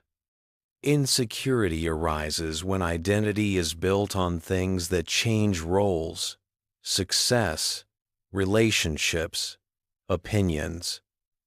Zen teaches that what changes cannot be a true refuge. Before sleep, insecurity often whispers quietly, "Am I enough? Will I be okay? Where do I stand?" Zen does not argue with these questions. It invites us to feel the one who hears them. There is another Zen teaching. Do not ask if the ground will hold you. Feel that you are already standing. This teaching becomes especially alive at night. The body is supported by the bed. Gravity holds you without effort. Breathing continues without permission. Security is already happening. The Buddha pointed to this inner refuge in the Mahaparinibbana Sutta. Be a refuge unto yourselves. Let the Dhamma be your refuge. This refuge is not belief. It is direct experience of awareness that does not collapse when thoughts change. In Zen, awareness is described as the sky. Insecurity is a passing cloud. The sky does not need to remove the cloud to remain vast. Before sleep, Zen invites us to rest as the sky, not to fix the cloud. You may gently notice, insecurity is here, and awareness is also here. This noticing creates space. Insecurity tightens the body. Shoulders lift. Jaw clenches. Zen invites softness, not as technique, but as trust. A Zen master once said, "When you stop looking for ground, you discover you were never falling." As the new year approaches, insecurity often grows louder. New beginnings awaken old doubts. Zen reassures us, you do not need to know who you will become. You only need to know where you are resting now. The Buddha taught non-self, not as philosophy, but as relief. This is not mine. This is not me. Insecurity weakens when it is no longer claimed as identity. Before sleep, Zen offers a simple refuge, the feeling of the body being held. the rhythm of breath, the quiet presence of awareness. This presence does not evaluate you. It does not demand proof. It does not leave. As awareness stabilizes, insecurity softens. It may not disappear, but it no longer dominates. This is healing. Healing does not mean becoming confident. It means no longer being ruled by doubt. Zen awakening in insecurity feels like quiet dignity. You are allowed to exist without justification. The Buddha taught that peace comes from non-dependence. Independent, the mind finds peace. Independence here does not mean isolation. As sleep arrives, insecurity loosens its grip. The body relaxes. The heart settles. You are not required to be certain tonight. You are allowed to rest in what is already steady. And in that resting, a deeper confidence grows not in outcomes, but in awareness itself. In Zen Buddhism, emptiness is not a problem to be solved. It is a doorway to understanding. Many people fear emptiness because they confuse it with meaninglessness. Zen teaches the opposite. Emptiness is what allows meaning to breathe. There is a Zen story. A student said, "I feel empty inside." The master replied, "Good. Now there is space."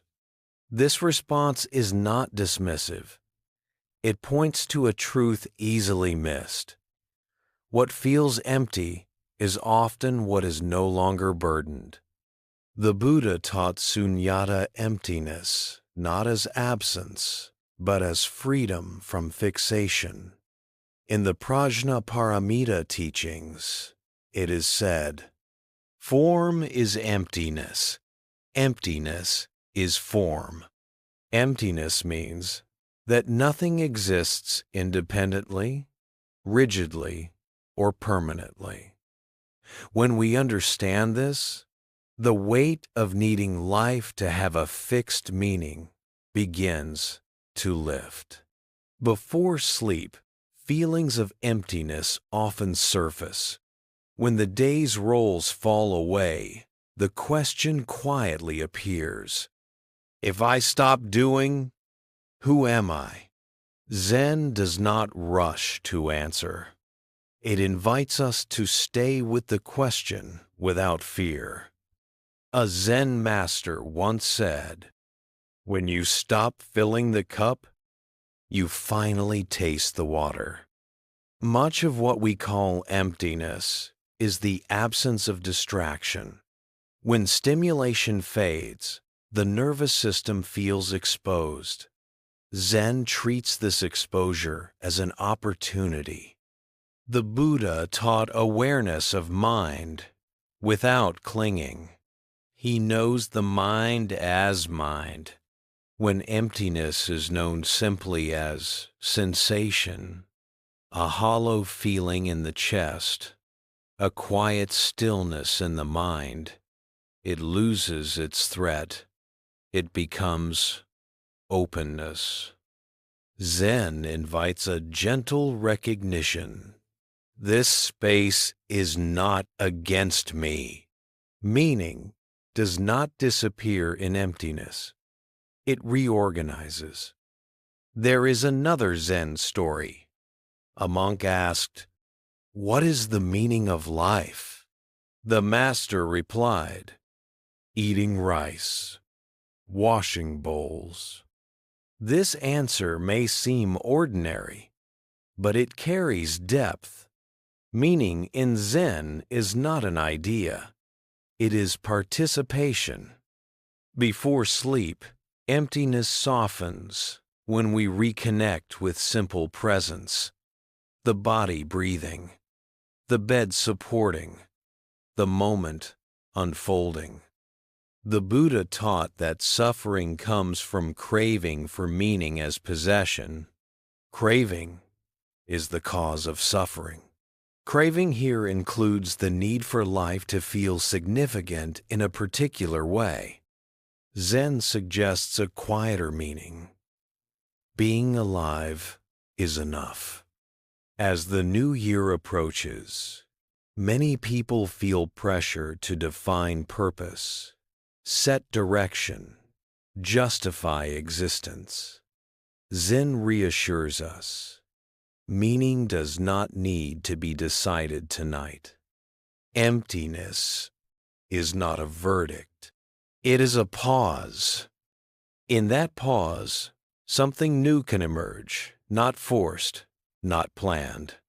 Zen awakening within emptiness feels like relief. There is nothing to prove, nothing to perform. You may silently note, this space is allowed. As the body rests, emptiness becomes spaciousness. Spaciousness becomes calm. Calm becomes gentle joy, not excitement, but ease. The Buddha taught joy as a natural factor of awakening. From calm comes happiness. This happiness is quiet. It does not announce itself. Before sleep, Zen invites us to trust that meaning arises from presence, not pressure. You do not need to fill the emptiness. You only need to stay. And in staying, life quietly reveals itself again. In Zen Buddhism, mental fatigue is not a sign that something is wrong with you.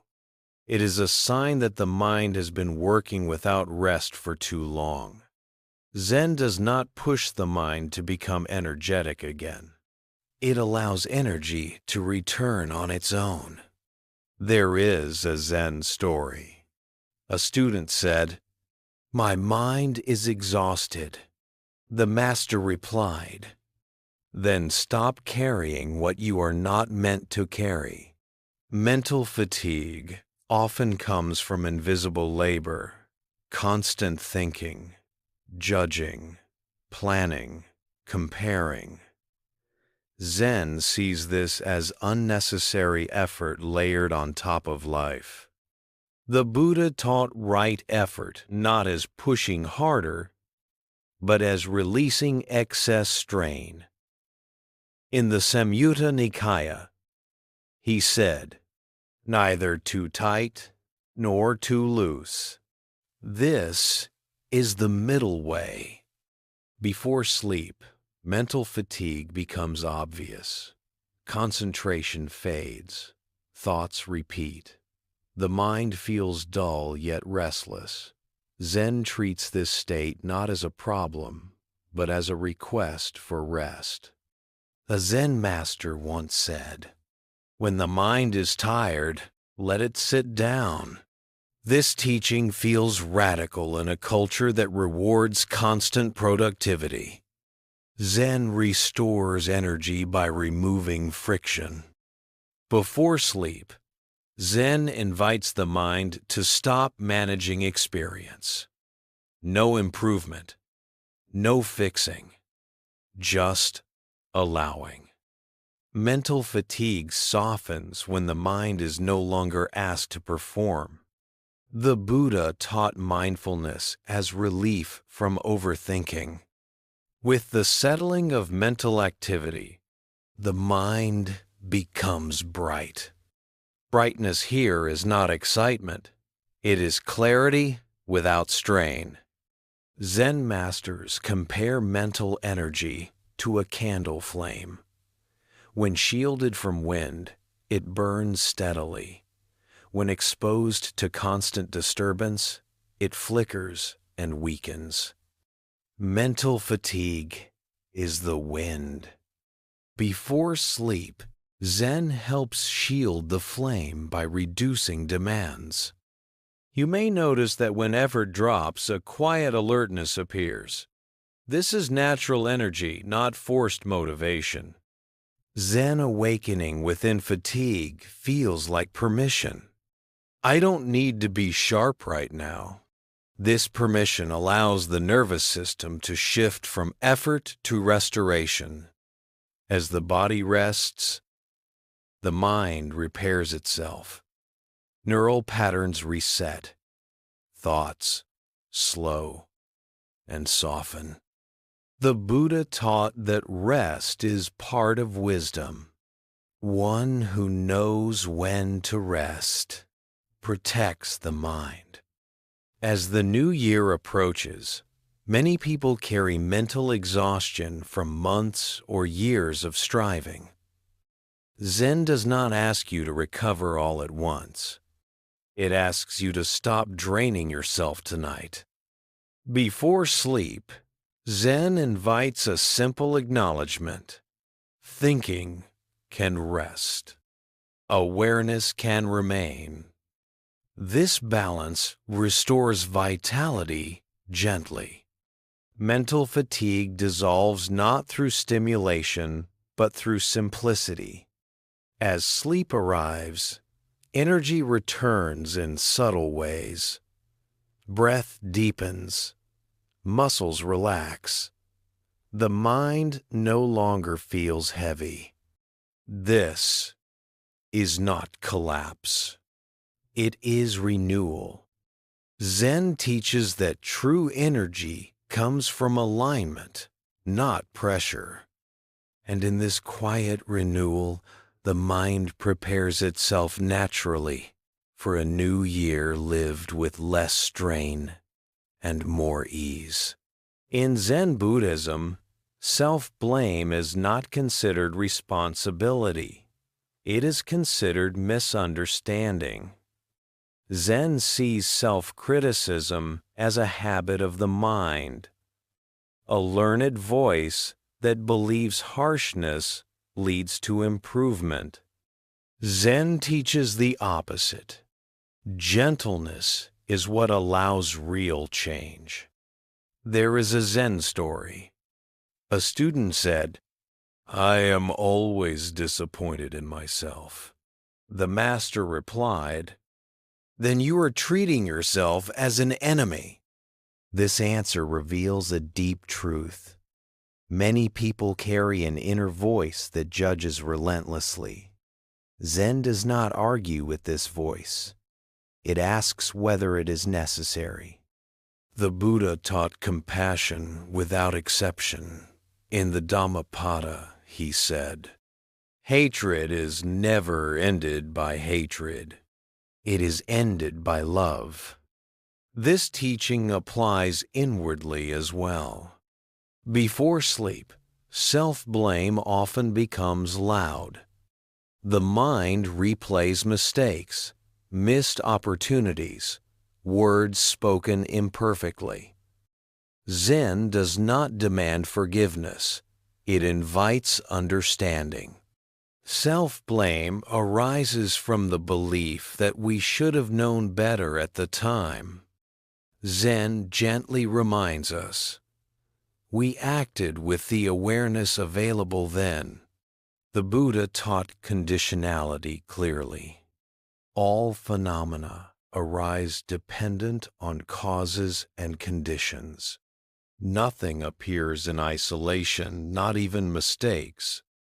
Zen healing begins when we see error not as moral failure, but as incomplete information. There is another Zen story. A monk asked, "How do I stop hating myself?" The master replied, "Stop dividing yourself. Self-blame divides the heart. One part accuses, another defends. Zen ends this inner war by inviting wholeness. Before sleep, Zen encourages us to rest from self-evaluation. You are not required to assess your worth tonight. You may gently acknowledge, "I did what I could, and now I rest. This acknowledgement is not excuse. It is truth. The Buddha taught that kindness stabilizes the mind. When one abides in loving kindness, the mind becomes calm. As kindness replaces criticism, the nervous system relaxes. The body no longer braces against itself. Zen awakening and self-blame feels like a quiet softening in the chest. The breath deepens. The inner voice loses sharpness. Self-improvement driven by blame creates exhaustion. Zen growth arises from care. As the new year approaches, many people carry a list of personal shortcomings. Zen offers a different beginning. Start with mercy. Mercy does not mean lowering standards. It means removing cruelty. Zen masters often say, "You cannot punish yourself into peace." Before sleep, Zen invites a simple gesture. Place a hand over the heart. Feel warmth. Feel presence. This is not symbolism. It is nervous system repair. The Buddha taught that peace begins within. Peace comes from within. Do not seek it without. Self-blame looks outward for correction. Zen turns inward for understanding. As awareness holds the self gently, blame dissolves. Identity shifts from the one who failed to the one who is aware. This shift is freedom. Before sleep, you are allowed to stop judging. You are allowed to be human. Healing self-blame does not require insight. It requires kindness. And in that kindness, the heart finally rests. In Zen Buddhism, true healing is often described as carrying less, not becoming more disciplined, not becoming stronger, simply carrying less of what was never necessary to begin with. There is a Zen story told at the end of long retreats. A monk asked, "What should I bring with me when I leave the monastery?" The master replied, "Only what you truly need." The monk looked confused. The master added, "Then you will realize how little that is." This teaching gently closes the work of healing. Zen does not aim to perfect the self. It aims to free the self from excess weight. Throughout this part of the journey, we have seen how suffering grows when the mind insists on holding the past, emotional habits, relationships, fear, self-judgment, emptiness, misunderstood. Zen gathers these gently and places them down. The Buddha summarized this freedom simply in the Dhammapada. Let go of the past. Let go of the future. Let go of the present. This is not a command. It is an invitation to simplicity. Before sleep, caring less becomes tangible. The body does it naturally. Muscles soften. Breath deepens. The mind stops rehearsing. Zen invites the heart to follow the body's wisdom. Ending the inner struggle does not mean life becomes easy. It means resistance ends. There is another Zen teaching. When you stop arguing with reality, reality becomes kind. This kindness is not sentimental. It is functional. The nervous system calms. Thought loses urgency. Awareness becomes spacious. As the new year approaches, many people believe they must enter it prepared, improved, or resolved. Zen offers a gentler threshold. Enter lighter. You may silently reflect. What am I carrying that can rest tonight? Even releasing one thing is enough. The Buddha taught that peace arises from simplicity. Contentment is the greatest wealth. Contentment here is not satisfaction with outcomes. It is relief from struggle.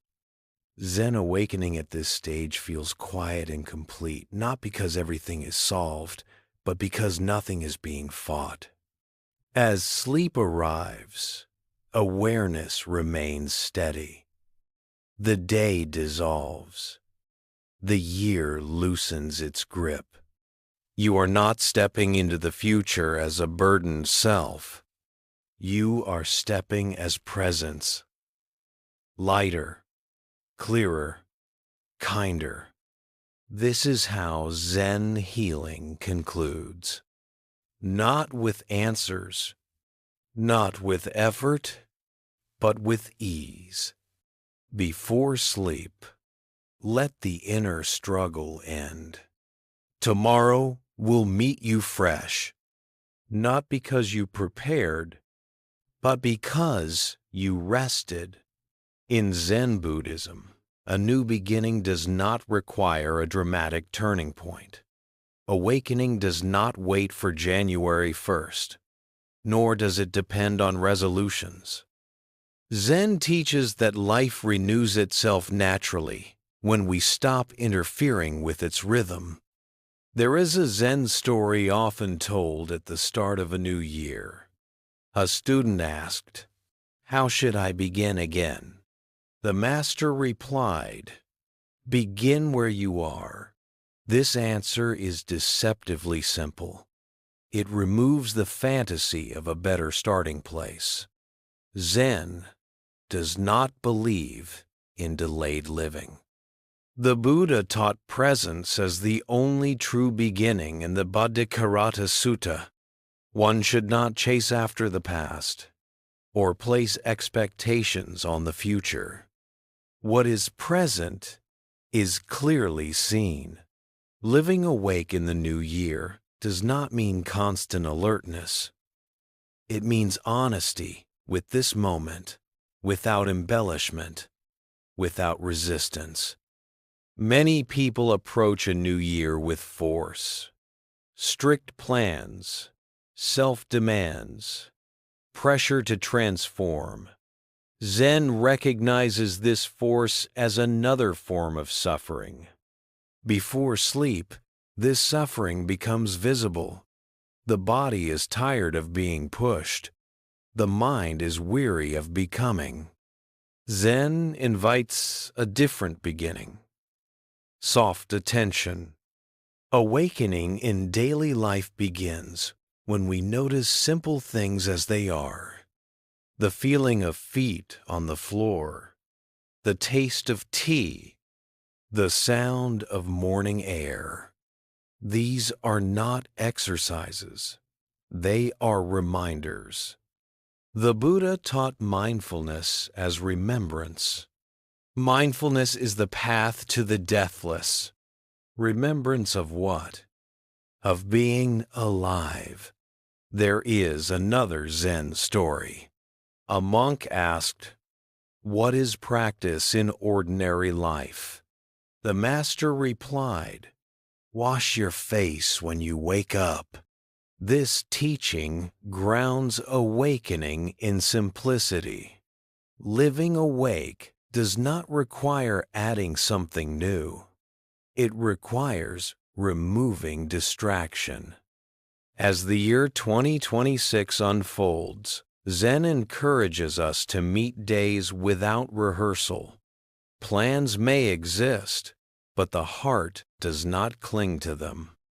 Living awake means responding rather than controlling. Zen masters often say, Do not improve life. Meet it. Meeting life includes difficulty.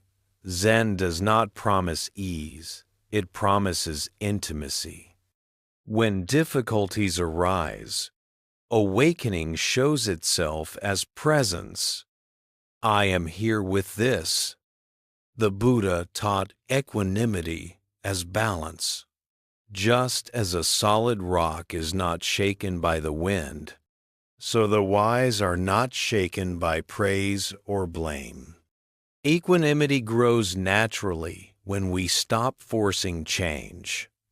Before sleep, you may reflect gently. Today unfolded as it did, and I am still here. This reflection is not resignation. It is grounding. Living awake in the new year means allowing each day to teach you without demanding lessons in advance. Zen awakening feels quiet because it is woven into life, not placed above it. You are not asked to become a better person overnight. You are asked to be present for the person you already are. This presence is the true beginning. And from this beginning, the year can unfold step by step, breath by breath, without force, without fear, without hurry. In Zen Buddhism, slowing down is not a retreat from life. It is a return to life. Zen teaches that when we move too fast, we miss the moment we are living in. Peace is not added by doing more, it is revealed by doing less. There is a Zen story. A student asked, "Why do I feel rushed, even when nothing is wrong?" The master replied, "Because you are living ahead of your steps." This simple teaching carries deep wisdom.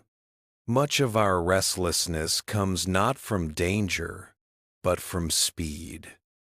The Buddha taught calm as a foundation for clarity in the Samatha teachings.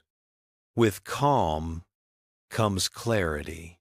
With clarity comes understanding. Slowing down is not laziness. It is precision. In daily life, speed disguises itself as efficiency. Zen sees it differently. Speed often separates us from experience. When we rush, the body tenses, the breath shortens, the mind fragments. Before sleep, this fragmentation becomes visible. Thoughts scatter. The body struggles to rest. Zen responds not by forcing calm, but by inviting slowness. Slowness begins with attention. There is another Zen story. A monk asked, "How can I practice Zen while working?" The master replied, "Do one thing at a time." This instruction sounds ordinary, yet it is revolutionary. In the new year, many people multitask their way into exhaustion. Zen invites single-task living not as rule, but as kindness. When drinking tea, just drink tea. When walking, just walk. When listening, just listen. The Buddha taught mindfulness as continuity. Mindfulness established, one dwells at ease. Dwelling at ease does not require a quiet environment. It requires an undivided mind. Slowing down allows the nervous system to reset. The body leaves survival mode. Awareness widens. Zen awakening and slowness feels like space between moments. In that space, peace naturally appears. As the year unfolds, Zen does not ask you to slow everything. It asks you to slow one thing: your relationship to time. Time does not need to be conquered. It needs to be inhabited. Before sleep, Zen offers a simple reflection. Nothing is chasing me right now. This reflection releases urgency.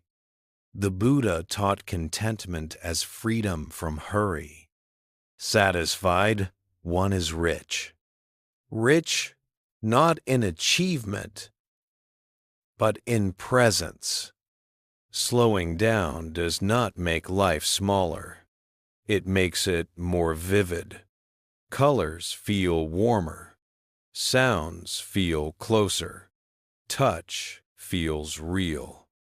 Zen masters often say, when you slow down, life catches up. In the new year, cultivating peace means protecting pockets of slowness, moments where you are not performing, producing, or proving. These moments nourish awakening. As the body rests at night, slowness returns naturally.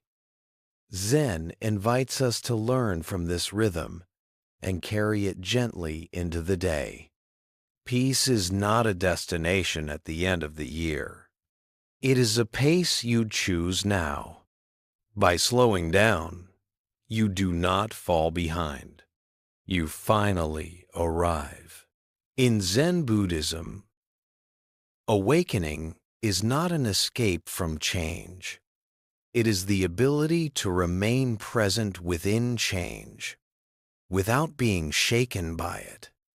Zen does not promise a calm world. It offers a calm way of meeting the world. There is a Zen story. A student asked, "How do I stay peaceful when everything keeps changing?"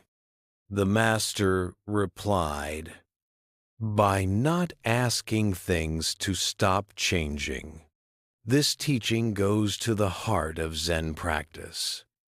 Suffering arises not from change itself, but from resistance to it. The Buddha taught this clearly in the Viparinama Sutta. All things that arise are subject to change. When this truth is accepted, not intellectually, but experientially, the mind stops fighting reality. In the new year, change often feels faster and closer. Personal circumstances shift. The world feels uncertain. Zen does not deny this instability. It teaches steadiness that does not depend on stability. Steady awareness is not rigid attention. It is relaxed presence. Zen masters often compare it to riding a bicycle. Balance is maintained through movement, not stillness. Before sleep, this wisdom becomes clear. The body adjusts naturally.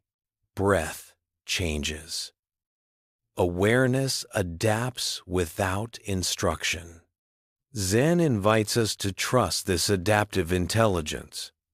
There is another Zen story. A monk complained, "My mind is unsettled by change." The master replied, "Then stop trying to settle it. Peace does not come from controlling experience. It comes from allowing experience to move freely." The Buddha taught equanimity as freedom from inner disturbance. The mind that is steady knows peace. This steadiness is not emotional numbness. It is openness without clinging. In daily life, Zen practice means noticing change without dramatizing it. A plan changes. A mood shifts. A relationship evolves. Awareness remains. You may silently note, change is happening, and awareness is still here. This simple recognition prevents overwhelm. Zen awakening in changing times feels like being rooted while flexible, like bamboo, strong, yet able to bend. As the year unfolds, Zen does not ask you to withdraw from the world to stay peaceful. It asks you to stop bracing against it. Before sleep, Zen offers a quiet reflection. Today changed, and I am still here.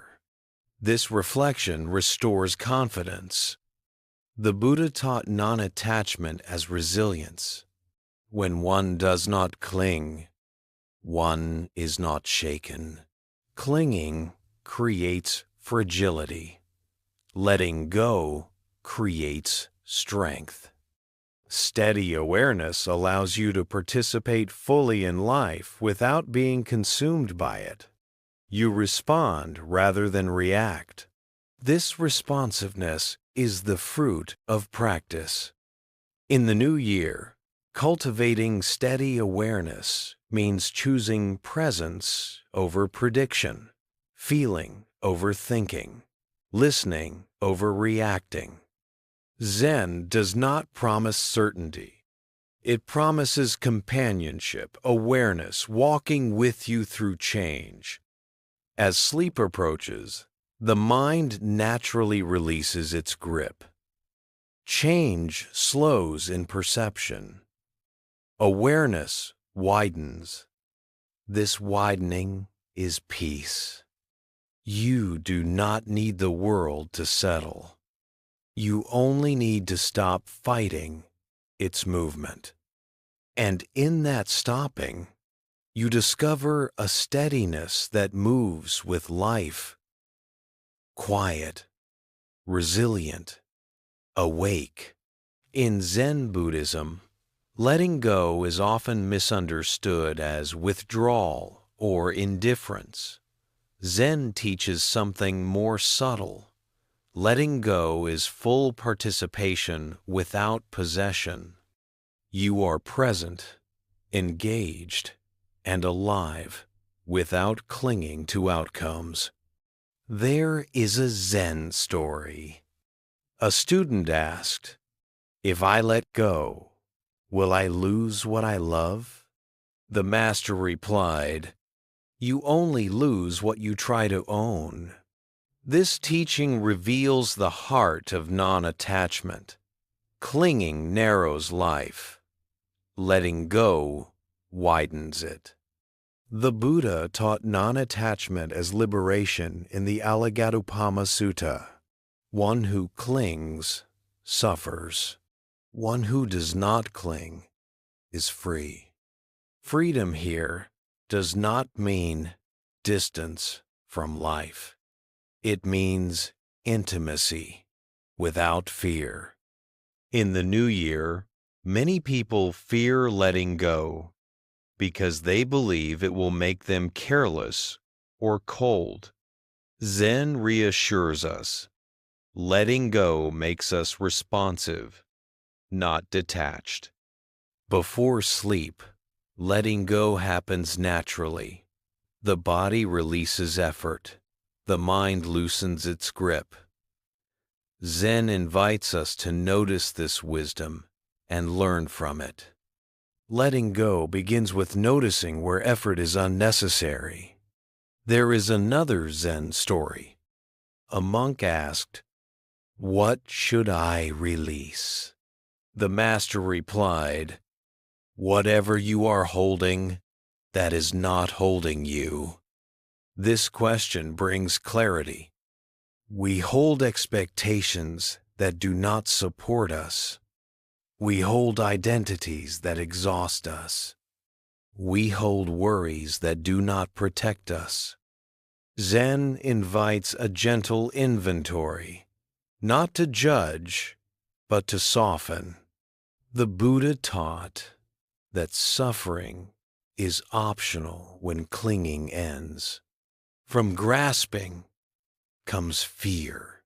From letting go comes peace.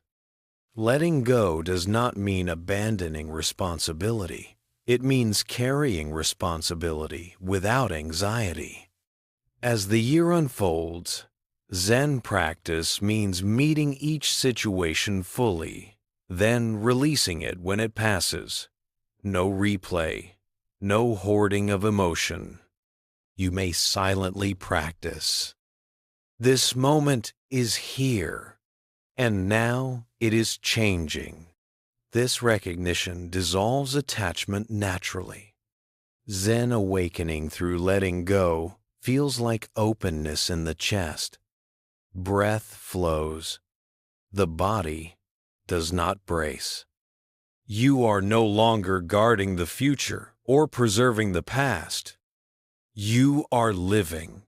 The Buddha taught joy as the fruit of release. With the fading of clinging, joy arises. This joy is quiet. It feels like lightness rather than excitement. In daily life, letting go means allowing success without pride and difficulty without despair. Both pass. Zen masters often say, hold life like you hold a bird, gently enough not to crush it, firmly enough not to drop it. This balance is wisdom. Before sleep, Zen invites a simple closing. Nothing needs to be held overnight. As the body rests, awareness remains free. The heart softens. The mind settles into trust. Living with letting go does not make life smaller. It makes it breathable. And in this breathability, the new year unfolds with less fear and more grace, moment by moment, exactly as it is. In Zen Buddhism, gratitude is not a polite response to good fortune. It is a way of seeing. When awareness becomes clear, gratitude arises naturally, not because life is perfect, but because life is present. There is a Zen story. A student asked, "What should I practice every day?" The master replied, "Notice what is already given." This answer points to a deep Zen truth. Joy is often overlooked because it is ordinary. The Buddha taught contentment as a foundation of happiness in the Dhammapada. Contentment is the greatest wealth. This wealth does not depend on circumstances. It depends on perception. In daily life, especially in a new year, many people look for joy in achievement, progress, or change. Zen invites us to look closer at what is already here. Before sleep, gratitude becomes especially accessible. The body has carried you through the day. Breath continues without request. Awareness remains present. Zen does not ask us to force gratitude. It asks us to notice support. Support appears in simple forms. The floor beneath your feet, the warmth of a blanket, the quiet after noise. These are not small things. They are the fabric of living. The Buddha taught mindfulness of the body as a source of appreciation. Contemplating the body in the body, one abides independent, not clinging. When we notice the body's cooperation, resistance softens. Joy appears quietly. There is another Zen story. A monk complained, My life feels empty. The master handed him a bowl of rice. Eat, he said. The monk ate in silence.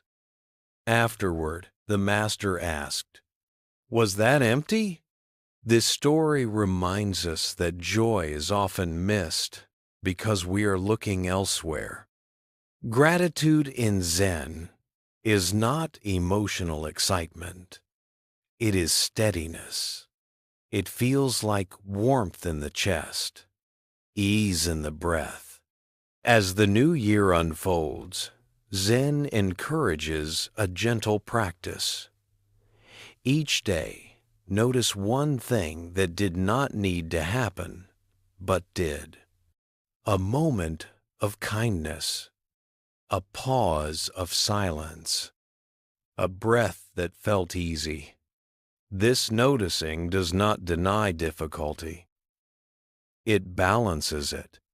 The Buddha taught joy as a natural factor of awakening. From mindfulness arises joy. Joy here is quiet satisfaction with being alive. Before sleep, gratitude dissolves regret and anxiety. The mind stops scanning for lack. The heart rests. You may gently reflect. Today offered this. No comparison. No expectation. Zen awakening through gratitude feels grounded. You are not floating above life. You are standing within it. Gratitude also protects peace. When appreciation is present, craving loses momentum. The Buddha taught this clearly. One who is content sleeps peacefully. In the new year, cultivating gratitude means training attention, not forcing positivity, but recognizing reality's generosity. Even difficult days offer support. Lessons learned, strength discovered, compassion awakened. Zen does not demand gratitude for suffering. It allows gratitude alongside it. Before sleep, this coexistence feels honest and healing. As the body rests, gratitude settles like a gentle weight, steady, reassuring. Joy does not need fireworks. It needs attention. And in this attention, the days of the new year become quietly luminous, one ordinary, precious moment at a time. In Zen Buddhism, compassion is not an ideal to admire, it is a way of living. Awakening naturally expresses itself as kindness, not because one tries to be kind, but because separation softens. When the heart is not defending itself, compassion flows. There is a Zen story. A student asked, "What should I do to help the world?" The master replied, "Begin where your hands already are." This answer grounds compassion in immediacy. Zen does not wait for grand gestures. It values small, sincere acts. The Buddha taught compassion, karuna, as inseparable from wisdom. In the Metta Sutta, he said, "As a mother protects her only child, so, with a boundless heart, should one cherish all beings." This boundless heart begins close often with the person in front of us. In the new year, many people want to live more meaningfully. Zen reminds us that meaning is created through presence with others, not through plans. Compassion in daily life looks ordinary. Listening without interrupting, speaking gently when tired, pausing before reacting. These acts may seem small, but they change the atmosphere around us. Before sleep, compassion can be practiced inwardly as well. The Buddha taught self-kindness as part of the path. One who loves himself will not harm another, and without stand, end quote, at quote, end quote, without stand. When we are gentle with ourselves, gentleness becomes natural with others. Zen does not force moral behavior. It cultivates clarity. From clarity, compassion arises effortlessly. There is another Zen story. A monk asked, "How do I know if I am awakening?" The master replied, "When fewer people feel hurt around you." This response shifts focus from internal experiences to relational impact. As the year unfolds, compassion protects peace. It dissolves conflict before it grows. It turns misunderstanding into curiosity. Zen compassion is not sentimental. It includes boundaries. It does not sacrifice truth. It speaks honestly, without cruelty. The Buddha taught right action as a path to peace. Act in ways that lead to the welfare of many. Welfare begins with intention. Before sleep, you may gently review the day, not to judge, but to notice moments of kindness, given or received. This noticing strengthens the habit of compassion. You may reflect, where did gentleness appear today? This reflection nourishes awakening. Compassion also reconnects us to shared humanity. In recognizing another's struggle, we soften our own. Zen awakening through compassion feels warm and steady. The heart opens without losing balance. As the new year progresses, living compassionately does not require perfection. It requires sincerity. One sincere act can shift an entire day. Zen masters often say, "Peace spreads faster than conflict when someone chooses to be kind." Before sleep, compassion allows the heart to rest without regret. Relationships feel lighter. The mind releases tension. Living gently is not weakness. It is strength without armor. And in this gentle strength, the new year becomes a field where peace is not only felt but shared. In Zen Buddhism, awakening is not something separate from responsibility. It is expressed through how we meet responsibility. Zen does not ask us to retreat from work, family, or obligations. It asks us to enter them with awareness. There is a Zen story. A student asked, "Can I awaken while living an ordinary life?" The master replied, "Who do you think wakes up the ordinary life?" This teaching dissolves the division between spiritual life and daily life. The Buddha taught mindfulness in all postures, standing, walking, sitting, lying down, because awakening was never meant to be confined to meditation alone. In the Satipatthana Sutta, he said, "He knows. I am walking. I am standing. I am sitting. This knowing transforms responsibility from burden into practice. In the new year, many people feel overwhelmed by roles: worker, parent, partner, caretaker. Zen does not minimize this weight. It teaches how to carry it without being crushed. Mindful responsibility begins with presence. When working, work fully. When listening, listen fully. When resting, rest fully.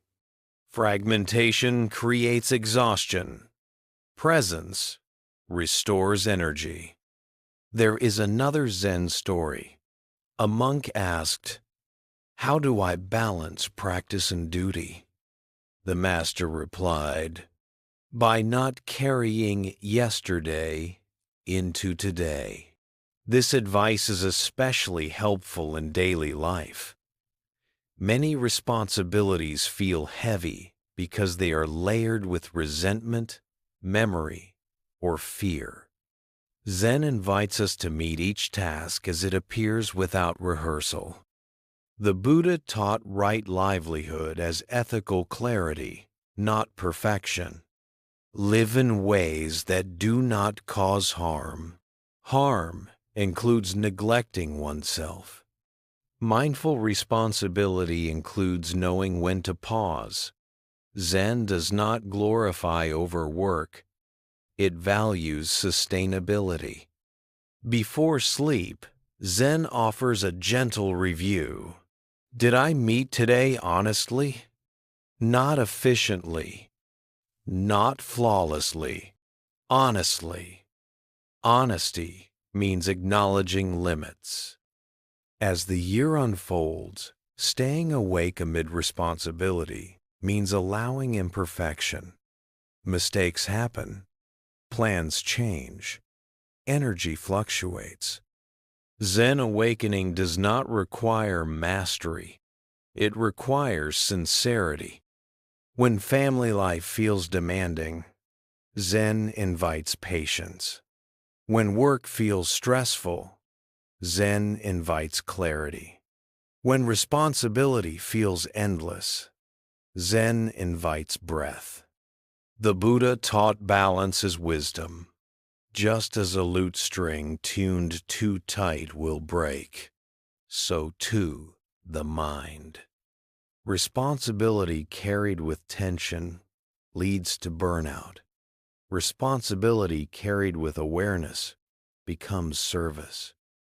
Zen awakening in daily duties feels grounded. You are not floating above life, nor drowning in it.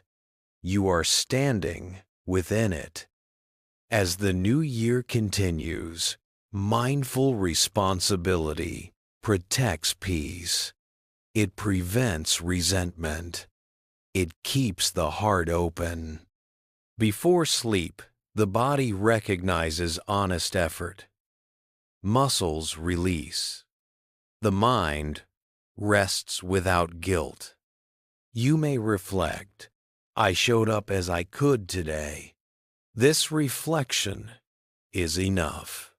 Awakening does not remove responsibility.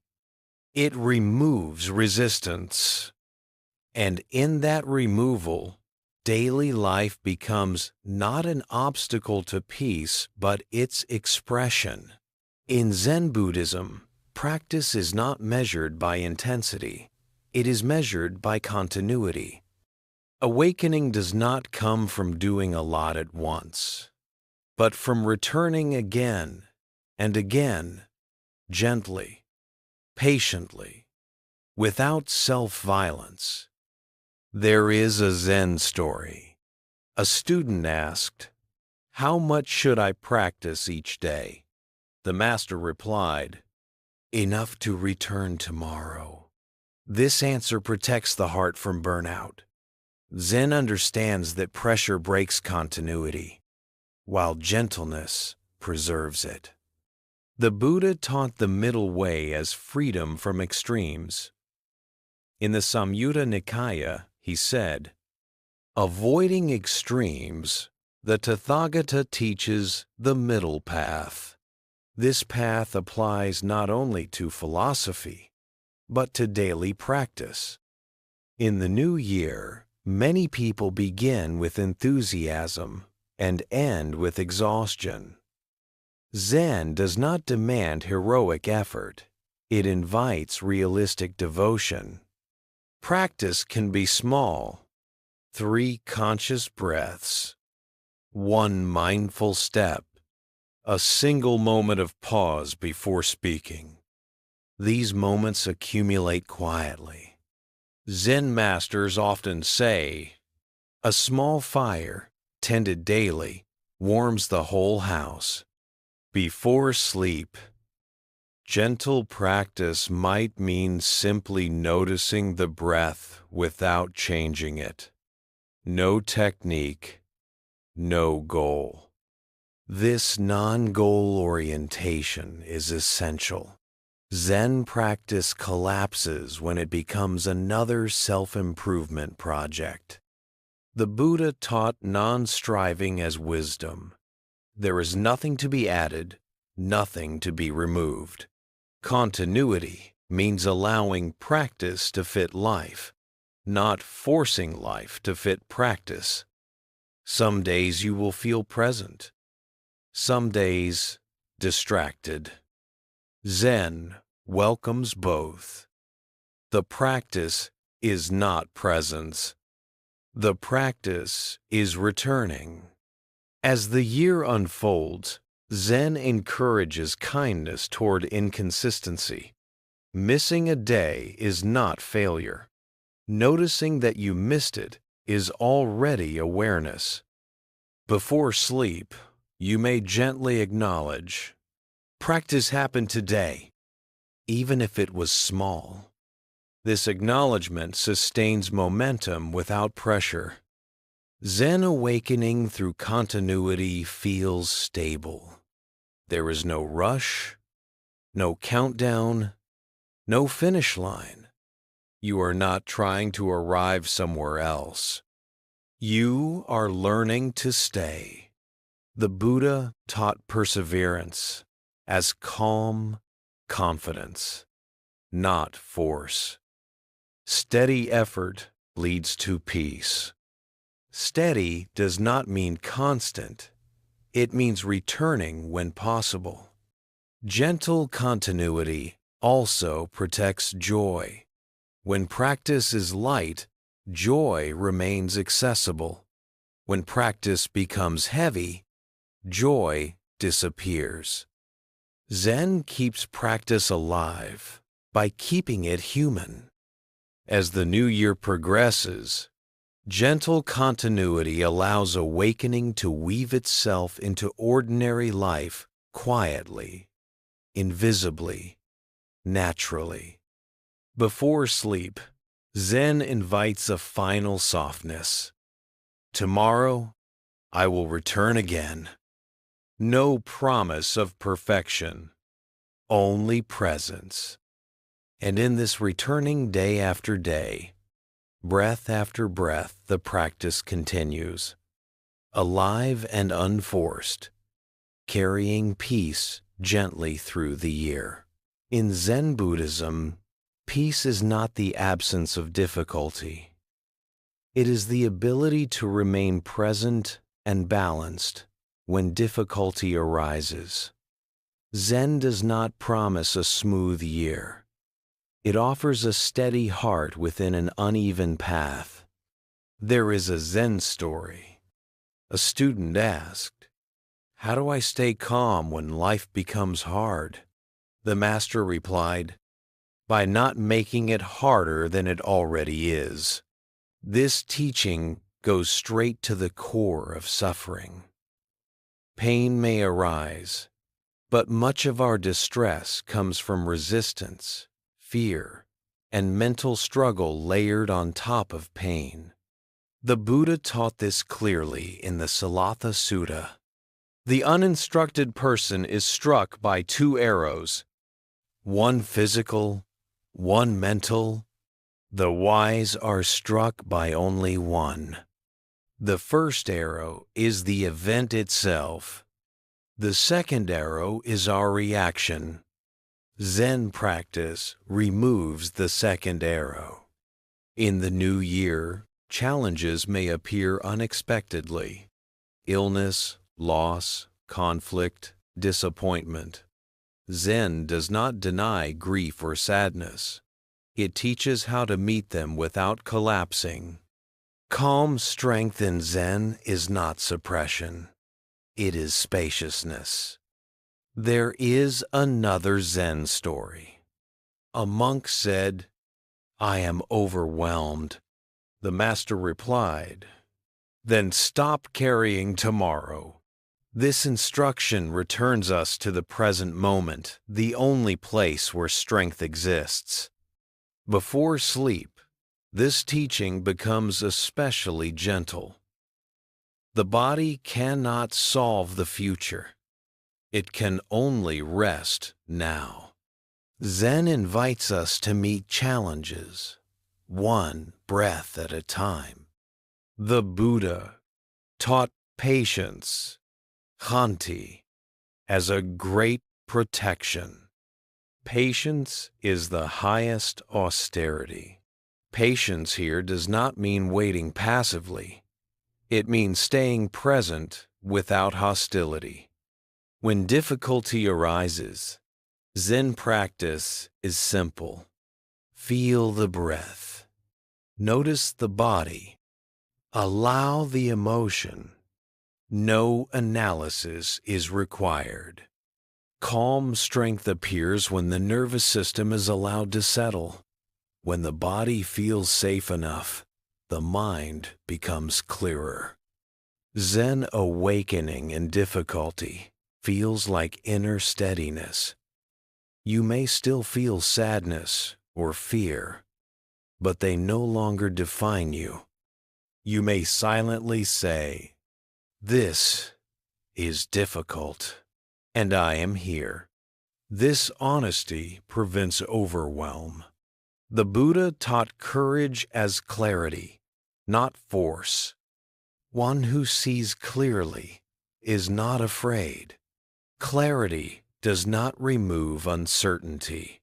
It removes confusion. As the year unfolds, Zen reminds us that difficulty does not cancel peace. Peace can coexist with pain. This coexistence is wisdom. Before sleep, Zen offers a compassionate closing. Tonight, I do not need to overcome anything. Rest is not surrender. It is preparation. As the body rests, resilience grows quietly. The heart repairs. The mind regains balance. Challenges will come and go. Awareness remains. This is calm strength, not dramatic, not heroic, but deeply human. And in this calm strength, the new year can be met with courage, tenderness, and trust, one moment at a time. In Zen Buddhism, the deepest expression of awakening is simplicity. Not simplicity as minimalism, but simplicity as non-complication. Life is allowed to move as it is, without constant correction. The self stops standing in the way. There is a Zen story, often told to close a year. A student asked, "What is the final teaching?" The master replied, "Nothing extra." This response does not withhold wisdom. It points to it. The Buddha taught simplicity as freedom from burden in the Dhammapada. Few are the needs of one who is content. Contentment is not settling for less. It is no longer demanding more from each moment. As the new year unfolds, many people add layers to life. goals, identities, expectations. Zen invites a different movement subtraction. What can be left uncomplicated? Breathing, walking, listening, being kind. These do not need improvement. Before sleep, simplicity returns naturally. The body releases plans. The mind lets go of roles. Awareness remains quiet and sufficient. Zen encourages us to trust this nightly wisdom and bring it into the day. There is another Zen reflection. When you stop arranging life, life arranges itself. Do. This does not mean passivity. It means cooperation with reality. The Buddha taught dependent arising as natural order. When this is, that comes to be. Simplicity honors this order. It stops forcing outcomes. Living simply in the new year means responding instead of predicting, meeting instead of managing, trusting instead of tightening. Zen awakening through simplicity feels like ease. You are no longer negotiating with existence. You are participating. As the year continues, simplicity protects peace. Fewer inner arguments, less self-surveillance, more room for warmth and humor. Before sleep, you may gently conclude the day. Nothing extra is needed tonight. This sentence carries deep rest. The year does not need to be controlled to be meaningful. Meaning arises when awareness stops interfering. Zen does not crown the year with achievement. It blesses it with presence. And in this presence, simple, open, unforced, the new year lives through you, quietly, wisely, one ordinary moment at a time. As this journey gently comes to a close, Zen offers no final instruction, only an invitation. You do not need to remember every teaching. You do not need to become someone new overnight. Awakening, as the Buddha reminded us, is not something added to life, but something uncovered when grasping ends. The year ahead does not ask you to be fearless, perfect, or endlessly strong. It only asks you to be present one breath at a time. Peace is not waiting at the finish line of improvement. It is already here, quietly accompanying you, even now. The Buddha taught, "Peace comes from within. Do not seek it without." As you rest tonight, allow the heart to soften. Let the mind release its planning. Let the body do what it knows how to do, restore itself. A peaceful new year does not begin with control. It begins with trust. Trust that awareness is steady. Trust that life unfolds moment by moment. Trust that you are allowed to rest without being finished. Sleep gently. Awaken gently. And when the new year arrives, meet it not with effort, but with presence. That presence is enough. It has always been enough. Some people think wisdom has to sound sharp. Zen says the opposite. Sometimes the deepest teaching arrives as a quiet smile. Not the smile of everything is fine, but the smile of compassion that doesn't need to win an argument. Tonight's story is about a Zen master who barely speaks, yet his presence softens a hardened heart. If you're tired, overstimulated, or carrying silent pain, let this be your place to rest. No pressure to fix your life in one night, just one breath, one gentle release. And a reminder, kindness can be wordless and still powerful. The Master's smile, compassion without many words. In Zen, compassion isn't always a speech. Sometimes it's a posture, a pause, a cup of tea offered without judgment. Sometimes it's a smile that says, "I see you're suffering, and I'm not afraid of it." That kind of compassion can feel almost shocking, especially to people who are used to being corrected, criticized, or rushed. There's a simple Zen story that carries this teaching. A traveler arrived at a small mountain temple just as dusk was falling. He looked strong, clean clothes, steady steps, but his eyes were restless. He bowed quickly and said he wanted to meet the master. The monks led him to a quiet room where an old teacher sat by a window. The master didn't ask questions. He didn't preach.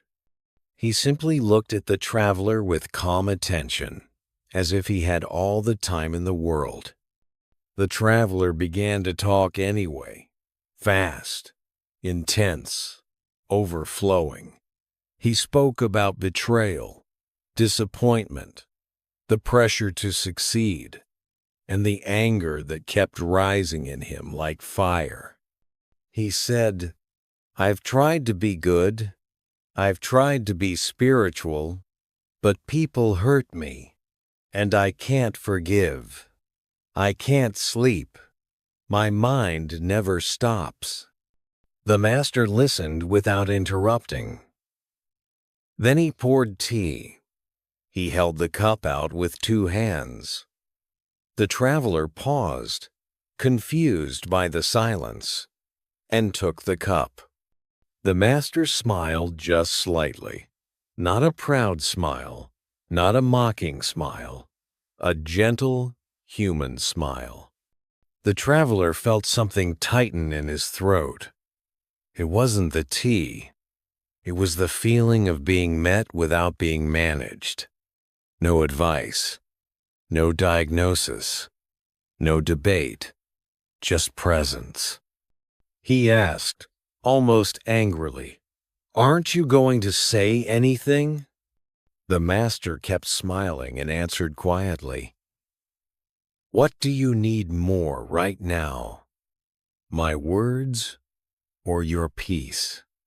That question landed like a bell in an empty hall. The traveler looked down at the tea. For the first time in a long time, his breath slowed. He realized that his anger wasn't only about what others did. It was also about the way he kept holding it tight-fisted, all day and all night. He had been gripping his pain, like proof that he mattered. Letting go felt like losing, but the master's smile suggested another possibility. Letting go could be love. Zen compassion works like that. It doesn't wrestle your pain to the ground. It creates a safe space where your pain can soften on its own. Buddhist teaching often points to this truth in a single line. Hatred is never ended by hatred. By love alone is it healed. The master's smile wasn't nice. It was medicine. It didn't deny the traveler's wounds. It simply refused to add more violence. And that's the heart of the lesson. Compassion doesn't always need many words. Because real compassion is not trying to win. It's trying to relieve suffering. If you're listening tonight, you may recognize the traveler in yourself. Maybe you're not angry, but you're tense. Maybe you're not tense, but you're exhausted. Maybe you're carrying grief you don't talk about.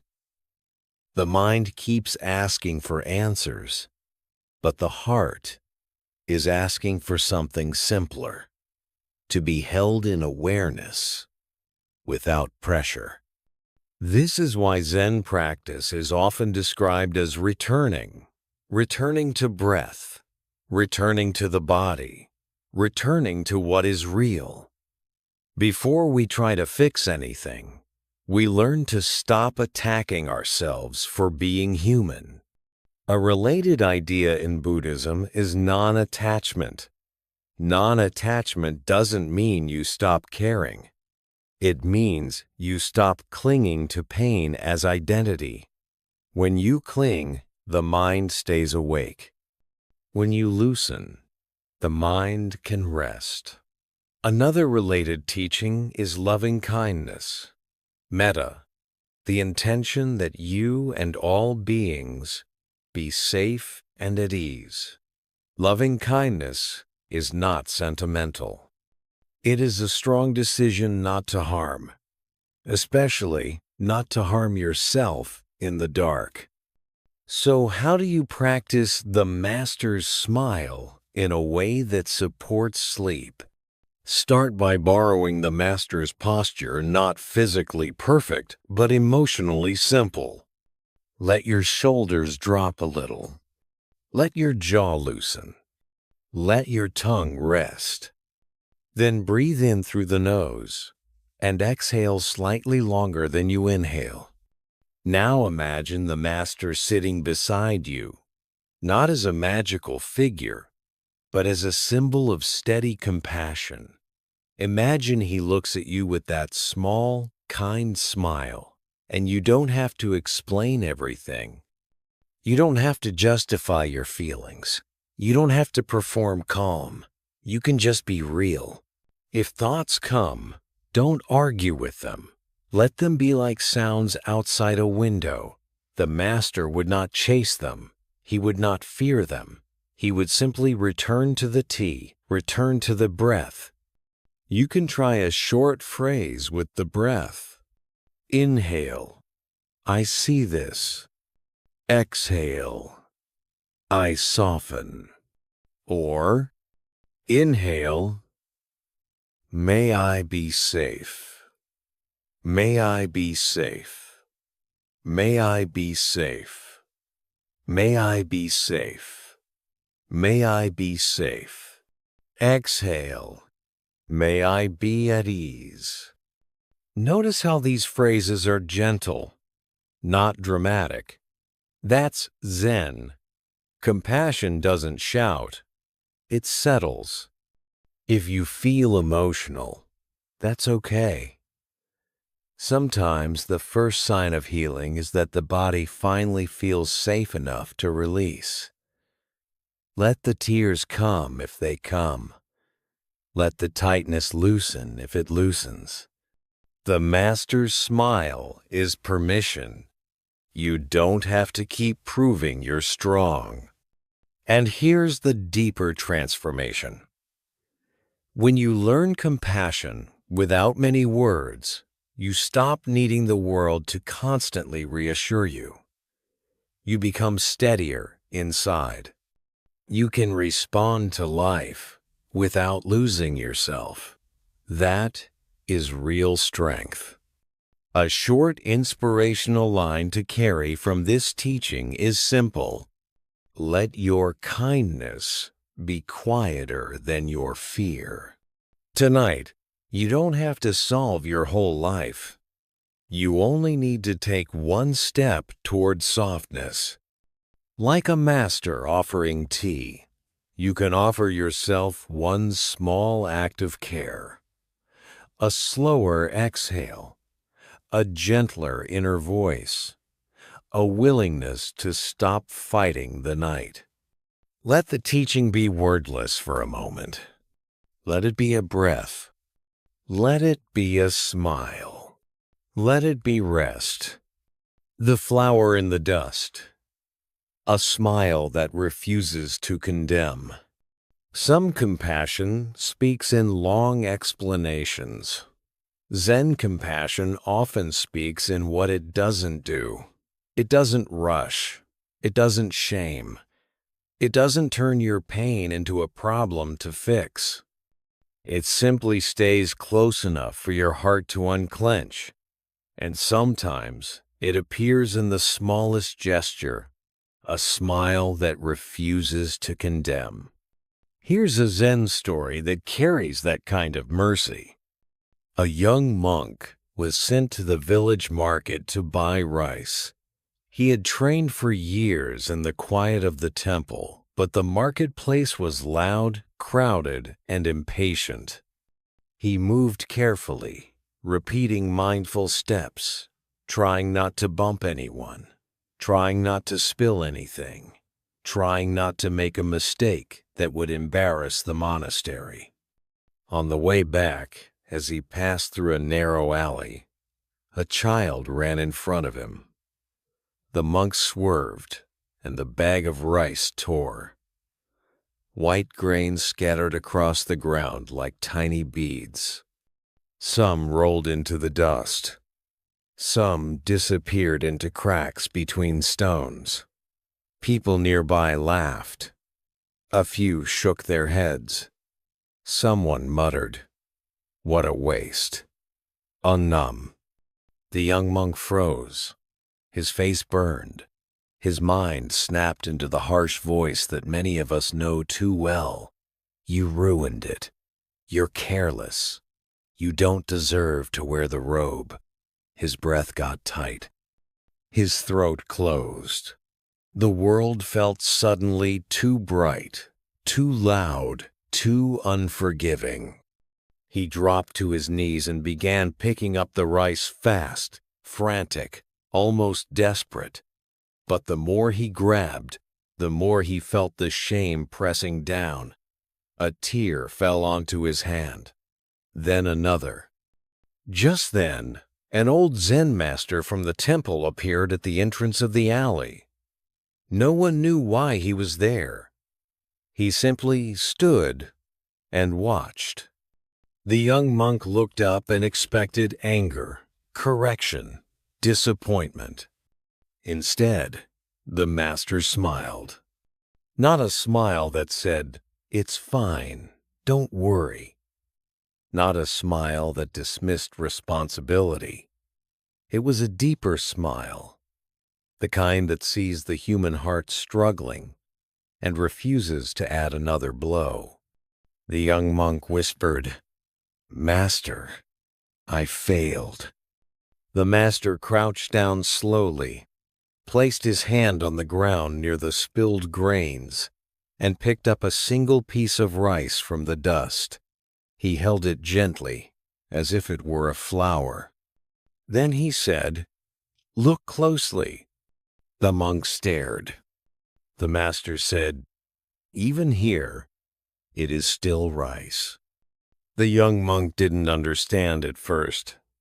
The master continued, very softly, "You are treating yourself like this rice has become worthless because it touched the dust." The monk's eyes filled again. The master's smile stayed steady. "Now tell me," he asked, "when your heart touches the dust of a mistake, do you become worthless too?" Something inside the young monk broke open, not in despair, but in relief. He realized he had been living with a silent belief. A mistake makes me unclean. A mistake makes me less worthy. That belief was not discipline. It was cruelty wearing the costume of discipline. Zen compassion unmasks that cruelty. The marketplace noise faded for a moment. The monk's breathing slowed. He felt a quiet truth rise in him. I can learn, without hating myself. In Buddhist teaching, this is the difference between wisdom and self-violence. Wisdom sees cause and effect. Wisdom learns. Wisdom repairs. But it doesn't stab you with shame.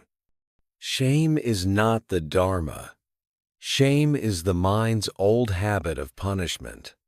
The Buddha taught that suffering grows through unskillful mental states, and shame can be one of them when it turns into hatred toward yourself.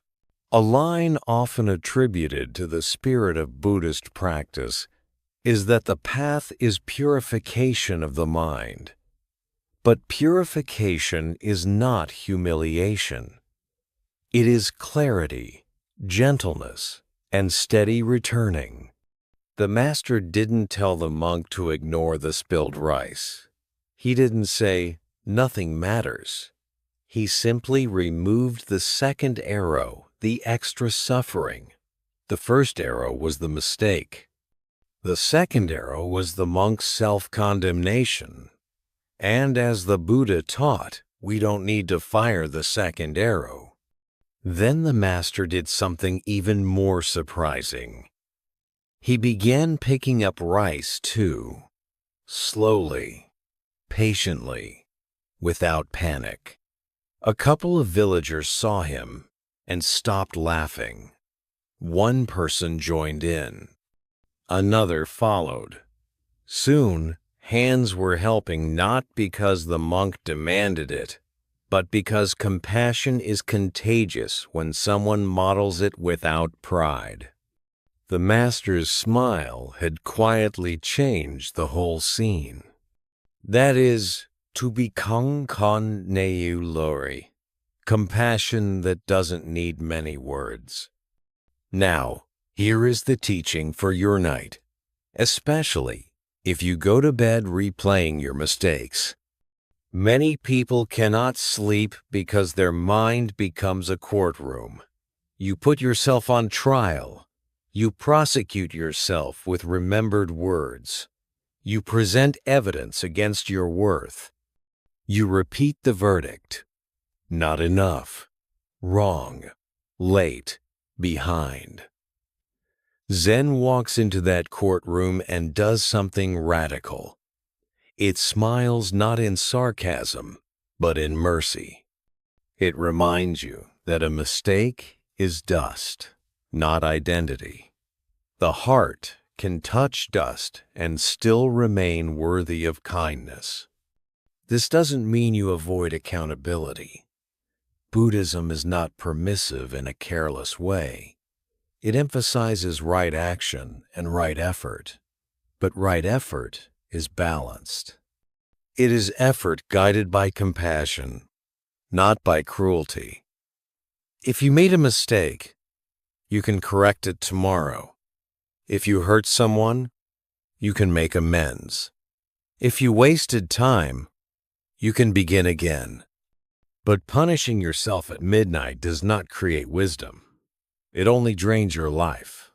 So tonight, practice the master's lesson with the rice in the dust method. First, name one mistake you keep replaying. Keep it small and specific. Second, notice the shame story attached to it, what it means about you. Third, answer with the master's truth. Even here, I am still me. Fourth, return to breath, longer exhale.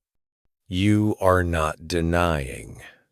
You are removing condemnation. You can also use a gentle phrase with your breath, like a smile you offer yourself. Inhale, human. Exhale, learning. Or, inhale, I see the dust. Exhale, I keep my heart soft. And if you want to bring loving kindness directly into it, try, may I be forgiven in my own heart. May I learn with patience. May I rest tonight? These phrases are not magic spells. They are mental training. They replace the old habit of self-attack with the new habit of self-respect. In Buddhism, this is wholesome. It supports a mind that can awaken. Now, let's turn this into a simple bedtime mini meditation because you asked for a script that includes a gentle guided practice. Lie down. Let your shoulders drop. Place one hand lightly on your chest or belly. Feel the warmth of your hand. Inhale through the nose. Exhale slowly. Now, recall the master's smile, not as a performance, but as a felt sense. The feeling of being met without judgment. Imagine the spilled rice. Imagine the dust. Then imagine the master lifting one grain like a flower. On the next exhale, whisper inwardly, even here, I am still worthy of peace. On the next exhale, whisper inwardly, tomorrow, I will do what I can. On the next exhale, whisper inwardly, tonight, I rest. If thoughts interrupt, let them pass like footsteps outside a door. Return to the exhale. Return to the hand on your body. Return to the softness in the face. This is Zen. Simple returning. Because sometimes the most powerful compassion is not a lecture. It's a smile that prevents the mind from turning a mistake into a life sentence. And when the mind stops sentencing you, the body can finally sleep. The broken cup, a smile that teaches impermanence. Some lessons don't arrive as answers. They arrive as a small moment you can't forget. Zen is like that. It gives you an image, quiet, ordinary, and somehow the image keeps working on you long after the words are gone. Tonight's story is about a cup that breaks and a Zen master who smiles, not because loss is fun, but because he sees something the rest of us often miss. Impermanence is not a threat. It's the truth that makes peace possible. A novice monk once lived in a monastery where the tea ceremony was treated with great care. Every morning, the monks washed the cups, warmed the kettle, and poured tea in silence. The cups were simple but beautiful, used for decades. The novice loved one cup in particular, small, smooth, with a faint crackle pattern in the glaze. He began to think of it as his cup, even though the monastery never assigned ownership. One morning, the novice was rinsing the cup near a stone basin. The air was cold. His hands were stiff. A leaf blew across the water. He turned his head for a second, and the cup slipped. It hit the stone and shattered. The sound was sharp, final, like a bell that didn't end. The novice's chest tightened, his mind flooded with fear. I've ruined something precious. I'm careless. I will be blamed. He stared at the broken pieces, as if they were evidence in a trial. His throat went dry. His hands trembled. He gathered the shards carefully in his robe and rushed to find the Zen master. The old teacher was sitting in the courtyard, feeding birds. The novice bowed low, holding the broken pieces like a confession. "Master," he said, voice shaking, "I broke the cup." The master looked at the shards. Then he looked at the novice. The novice felt confused, almost offended. "Why are you smiling?" he blurted. "This cup was important. I ruined it." The master's smile stayed gentle. "Yes," he said, "it was important. And yes, it broke." Then the master asked, "Tell me, before it fell, what was the true nature of the cup?" The novice didn't understand. "It was a cup," he said.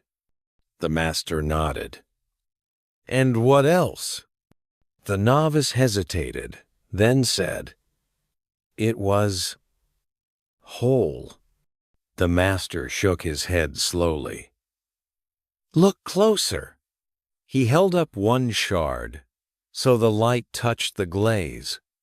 From the day it was made, it was a broken cup, only waiting for the right moment to reveal it. The novice's eyes widened. That sounded harsh at first, like the master was being cold. But the master's face was warm. His smile wasn't mocking. It was compassionate. He continued, "Everything that is formed will change. Everything that is held will be released. You thought the cup was safe because it had not yet broken. But nothing is safe from change. The surprise is not that it broke. The surprise is that we forget it will." The courtyard was quiet. Birds chirped and hopped closer. The novice felt tears rise not only because of the cup, but because he recognized something in himself. He had been clinging to so many things as if they were guaranteed. People, plans, health, praise, certainty. And whenever life changed, his heart reacted like something had gone wrong. The master's smile was telling him, change is not always wrong. Change is the law of life. In Buddhist teaching, this is impermanence anicca. The Buddha taught that what we cling to will change, and clinging brings suffering. But the goal is not to become numb. The goal is to become wise, to love without possession, to care without gripping, to appreciate without demanding permanence. The master didn't stop there. He set the shards down gently, as if honoring the cup's life. Then he said something the novice never forgot. When you hold tea, hold tea. When you hold the cup, hold the cup. But don't hold it like it must last forever. That is Zen compassion without many words. The master then stood and walked with the novice to the tea room. He took a plain clay cup from the shelf, one the novice had never noticed. It was imperfect, slightly uneven. The master poured tea and handed it to him with 2 hands. The novice drank. The tea was the same warmth, the same quiet, the same fragrance. The master smiled again and asked, "What changed?" The novice swallowed and whispered, "The cup." The master nodded. "And what remained?" The novice looked down at the tea, then at his own trembling hands. He said softly, "The practice." The master's smile widened. Not big, not showy, just enough. "Yes," he said, "the practice remains." That is the heart of this story. When you trust impermanence, you stop collapsing when life shifts. You grieve, yes. You adapt, yes. But you don't fall into panic as if change is betrayal. You recognize change as reality. And when you recognize reality, peace becomes possible. Now, how does this help you sleep? So many people can't sleep because their mind is clinging to what cannot be held. They are clinging to keeping a relationship exactly the same, keeping a plan exactly on schedule, keeping an image of themselves untouched by mistakes, keeping the future predictable. But the future is not predictable. Life is not fixed. The cup is always already broken, meaning change will come. When you understand this, a strange relief appears. You stop demanding guarantees.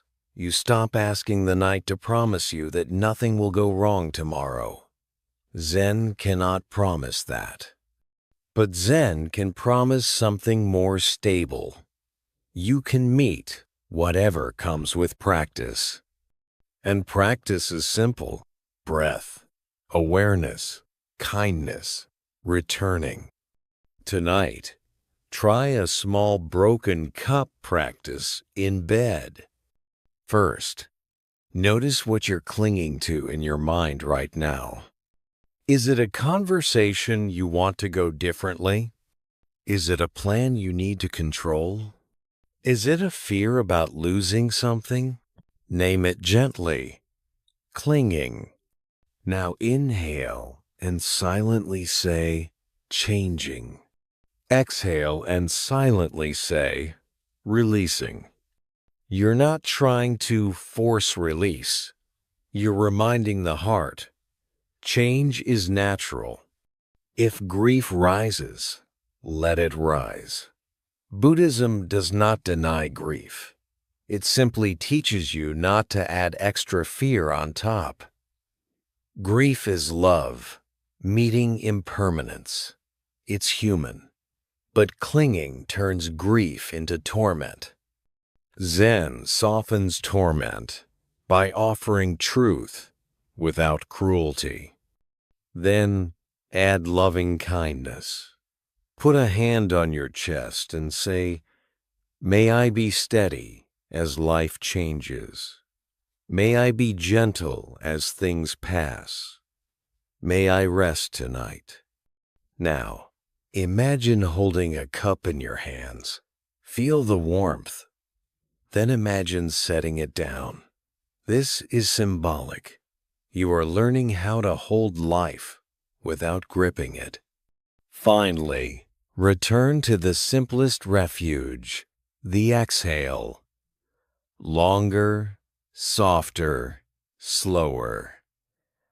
The exhale is your teacher. It teaches release in every moment. Inhale, receives. Exhale, lets go. All night, your body knows how to practice impermanence. Your mind can learn from the body. If you want one line to carry you into sleep from this story, let it be this: I can love without holding too tightly. That sentence is not weakness. It is wisdom. It is how the heart becomes free. And perhaps that is why the master smiled when the cup broke. Not because breaking is good, but because truth had arrived. And truth, when held with compassion, can quiet the mind more than any explanation. The silent apology, a smile that ends conflict.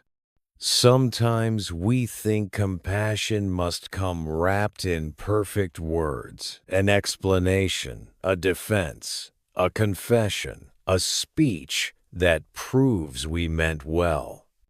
But Zen often teaches that the most healing apology is not the one that sounds impressive, it's the one that's real. And sometimes what's real is quiet. A bow. A shared cup of tea, and a smile that says, "I'm not here to fight anymore." Here's a story Zen students love because it feels so human. Two monks lived in the same monastery for many years. One monk was precise. He cared about rules, schedules, and doing things the right way. The other monk was warm. He cared about people's hearts, and sometimes he moved more slowly. Sometimes he forgot small details. Over time, the precise monk started building a secret list of complaints. He didn't say them directly. He just carried them.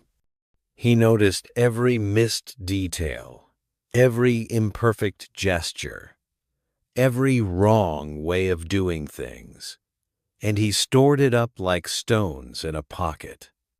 One evening, the monastery prepared for a ceremony. The warm monk arranged flowers near the altar. He chose wild flowers from the hillside, simple and bright. The precise monk frowned. "Those aren't the traditional flowers," he said sharply. The warm monk replied gently, "They were the freshest today." The precise monk's frustration finally spilled out. He criticized the warm monk in front of others about flowers, about discipline, about respect, about how things should be done. His words were not only about flowers. They were years of hidden irritation. The room went quiet. The warm monk's face changed. He didn't shout back, but his eyes looked wounded. He bowed and walked away without a word. That night, the precise monk sat in his room, feeling strangely restless. He expected to feel satisfied, like he had finally said the truth. But the truth didn't feel clean. His chest felt tight. His mind replayed the moment, and for the first time, he saw something he hadn't wanted to see: the other monk's hurt. He tried to justify himself. "I was right." He tried to blame the other monk. He should be more careful. He tried to blame the rules. "We must keep standards." But none of it softened his chest. So he went to the Zen master. The master listened quietly as the precise monk explained very carefully why he had spoken the way he did. He expected the master to agree, to confirm his correctness. But when he finished, the master asked only one question: "Was your truth kind?" The precise monk froze. "Truth is truth," he said. The master smiled small, calm. "And a knife is a knife," he replied. "But you can use it to cut bread or to cut someone's heart." The monk felt heat rise in his face. "What should I do?" he asked. The master's smile stayed gentle. "Go and bow," he said. "No speech, no defense, just bow." The monk was confused. "But I need to explain myself." The master shook his head slightly, still smiling. "Your explanation is for your pride," he said. "Your bow is for his pain." That line hit hard. The monk realized something painful. He wanted to apologize in a way that protected his image. He wanted to be forgiven while still being right. But Zen compassion doesn't bargain like that. It is willing to lose face to save a heart. So, late that night, he walked to the warm monk's room. He stood outside the door, listening to silence, feeling his own resistance. He wanted to knock, and start talking. He wanted to give reasons. He wanted to control the outcome, but the master had said, no speech. He slid the door open gently. The warm monk sat on the floor, folding robes. He looked up, guarded. The precise monk stepped forward, bowed deeply, and stayed bowed longer than was comfortable. When he lifted his head, he didn't speak. He simply offered a small smile. Not a casual smile, a humble one. The smile of someone admitting, I hurt you. I see it now. The warm monk stared at him, surprised.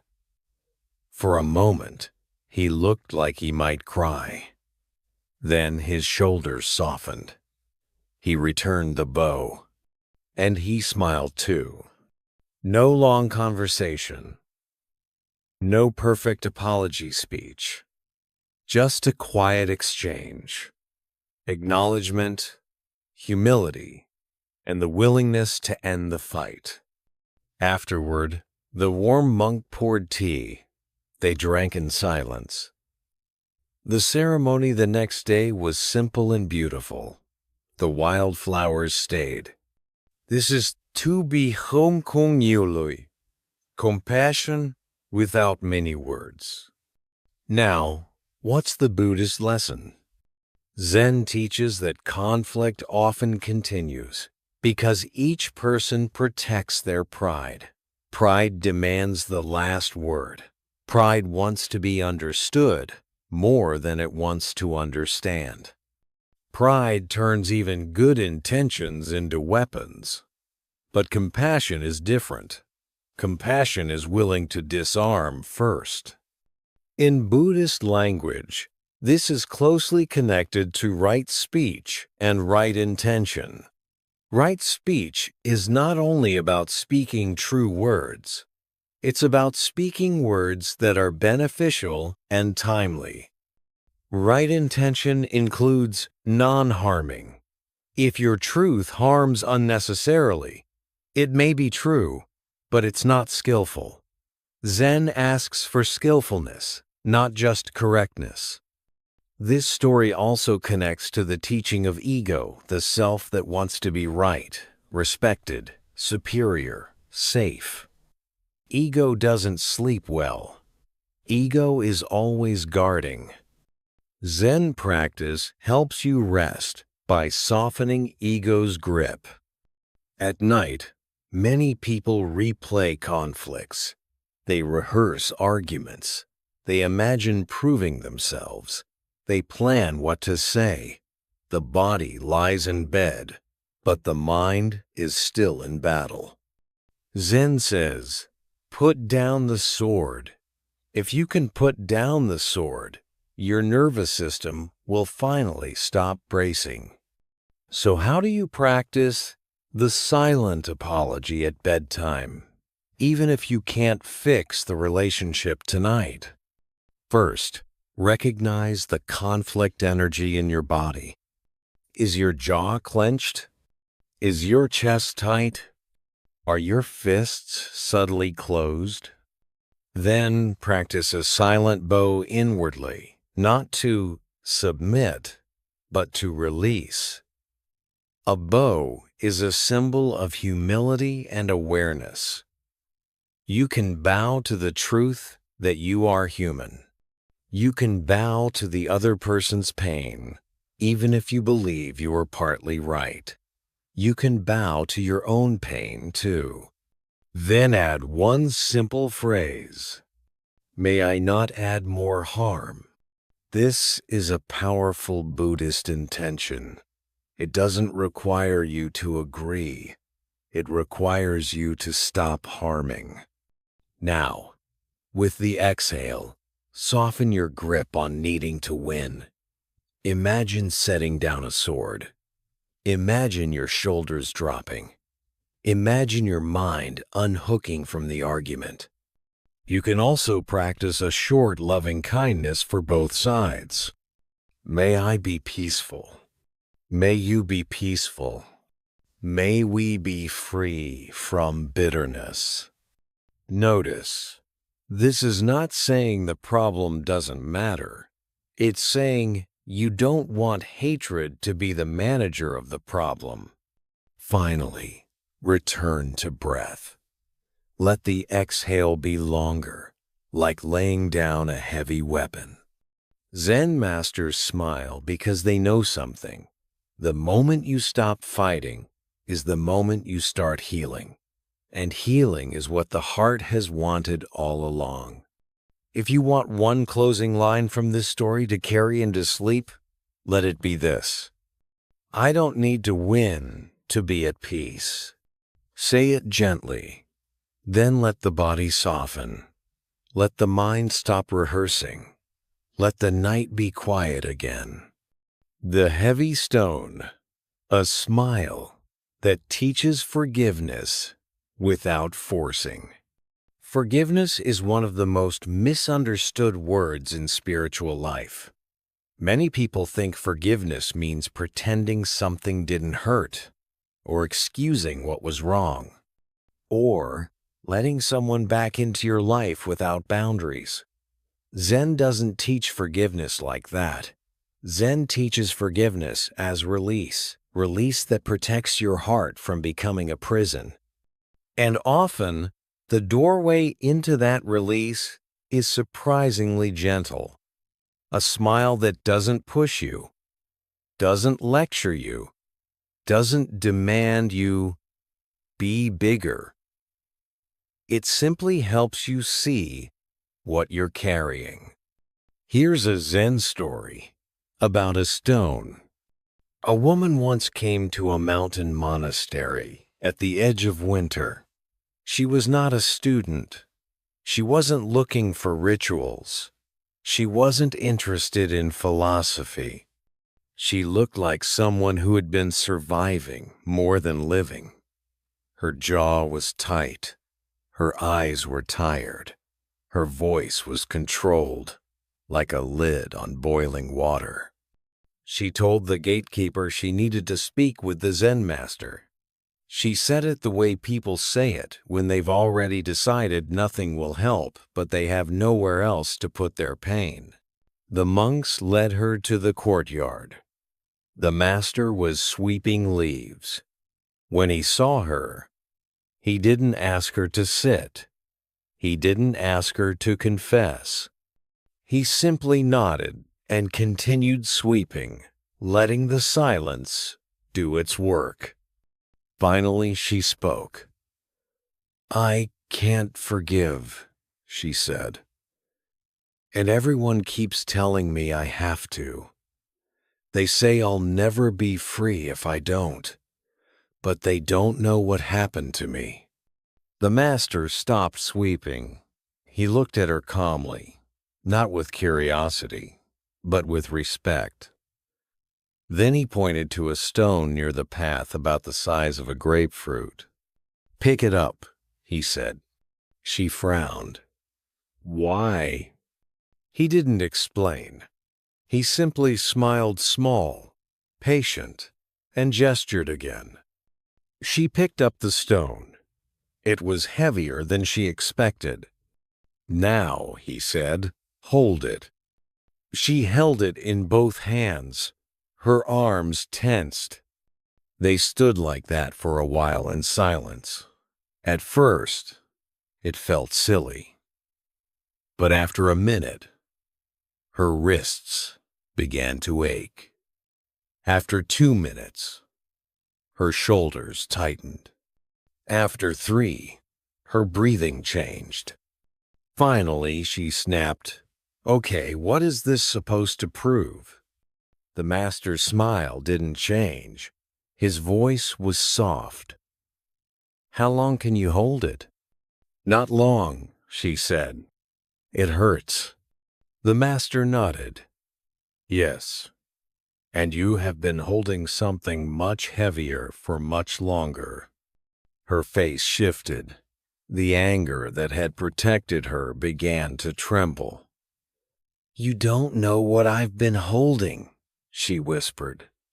The master stepped closer, not invading her space, just close enough for presence.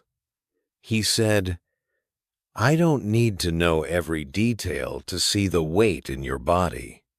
He pointed to her hands. "You picked up the stone, but you can also put it down." Her eyes filled. "If I put it down," she said, "it means what they didn't matter." The master shook his head gently. "No," he said, "it means you matter." That sentence landed like warm water on a frozen heart. This is Zen forgiveness. Not, "it didn't matter." Not, "it was okay." But you matter enough not to carry poison forever. In Buddhist teaching, clinging creates suffering. Sometimes we cling to resentment because it feels like justice. It feels like protection. It feels like a boundary. And sometimes it has been protecting us. But the Buddha's wisdom asks a deeper question. Is it protecting you now, or is it continuing the harm inside your body? Resentment is a kind of inner fire. It can keep you alert. It can make you feel powerful, but it also burns you. It steals your sleep. It tightens your chest. It keeps old pain alive in fresh ways. The master wasn't saying, "Forgive now." He was saying, "Notice the cost." The woman's arms shook. She adjusted her grip on the stone, trying to keep holding it. The master said gently, "You don't have to drop it suddenly. You can lower it slowly." That's an important detail. Zen doesn't force release. It teaches gradual release, release that respects the nervous system. The woman took a breath and lowered the stone to the ground. Her shoulders immediately softened. Her fingers tingled with relief. She looked at the master, confused and quiet. He smiled, not because the pain was solved, but because truth had arrived. She had choices. He said, "Forgiveness is not a gift you give them first. It is a gift you give your own body." This is the heart of the teaching. Forgiveness begins as internal, non-harming. It begins as stopping the daily re-injury. It begins as letting your nervous system unclench so you can sleep. Buddhist texts often emphasize that anger and hatred do not end suffering, they prolong it. One line that expresses the spirit clearly is, "Hatred is never ended by hatred. By love alone is it healed." Love here doesn't mean romance or soft sentimentality. It means the deep intention not to harm, especially not to harm yourself. Now, how does this relate to your night? Many people can't sleep because their mind is holding a stone. It might be resentment toward someone else. It might be resentment toward themselves. It might be a memory they keep gripping because they're afraid letting go means it wins. But Zen says, letting go doesn't mean they win. It means you stop bleeding in private. Oh, tonight, try the stone practice in bed. First, identify what you're holding. Name it in one short phrase. That betrayal, that rejection, that humiliation, that unfairness, that mistake. Second, notice how it feels in your body. Where is the stone? In the chest? In the throat? In the stomach? In the jaw? Third, breathe out slowly, as if you were lowering the stone by 1 inch, not dropping it, lowering it. Feel your shoulders soften a fraction. Feel the jaw loosen a fraction. Then say inwardly, I don't have to carry this tonight. That sentence is a boundary. It is not denial. It is wise timing. You can deal with what happened and still allow your body to rest. If guilt arises, if I rest, I'm weak. Answer with compassion. Rest is not approval. Rest is recovery. Zen agrees. Buddhism agrees. Recovery is part of the path. Now, we also need to be honest. Forgiveness doesn't mean you remove boundaries. Sometimes you forgive and still keep distance. Sometimes you forgive and still say no. Forgiveness is not the same as reconciliation. Zen is clear about this. Compassion includes wisdom. Wisdom protects. So if you're carrying a stone because you were harmed, you can release inner poison without reopening the door to harm. And this is where the master's smile matters. The smile says, you can be both kind and protected. You can be both soft and firm. You can release without surrendering your dignity. For a gentle meditation to close this section, try this. Place one hand on your chest. Inhale, I feel the weight. Exhale, I soften my grip. Inhale, may I be free. Exhale, may I sleep in peace. Let thoughts come and go. Each exhale is lowering the stone. Each return is healing. If you want one final line from this story to carry into sleep, let it be, I release for my own peace. All to way. Let's I release. Say it softly, not as a command, as permission. Because the deepest compassion isn't about saying the perfect thing. Sometimes it's just a quiet smile that shows you the ground beneath your feet, the breath inside your chest, and the simple truth. You don't have to keep carrying what's crushing you. The listening bowl, a smile that makes space for your pain. There are people who try to comfort you by fixing you. They offer advice too quickly. They rush to positivity. They explain your feelings back to you. Sometimes they mean well, but you leave the conversation feeling even more alone because your pain never actually got held. Zen compassion is different. Zen compassion is spacious. It listens the way an empty bowl receives water, without argument, without interruption, without trying to reshape what's being poured in. And sometimes, the deepest healing begins, not with answers, but with being received. Here's a Zen story about a bowl. A young man once arrived at a monastery after a long journey. He wasn't dramatic. He didn't cry. He spoke politely. But his eyes looked like someone who had been carrying something for too long. The monks offered him food, and he ate quietly. They offered him a place to sleep, and he thanked them.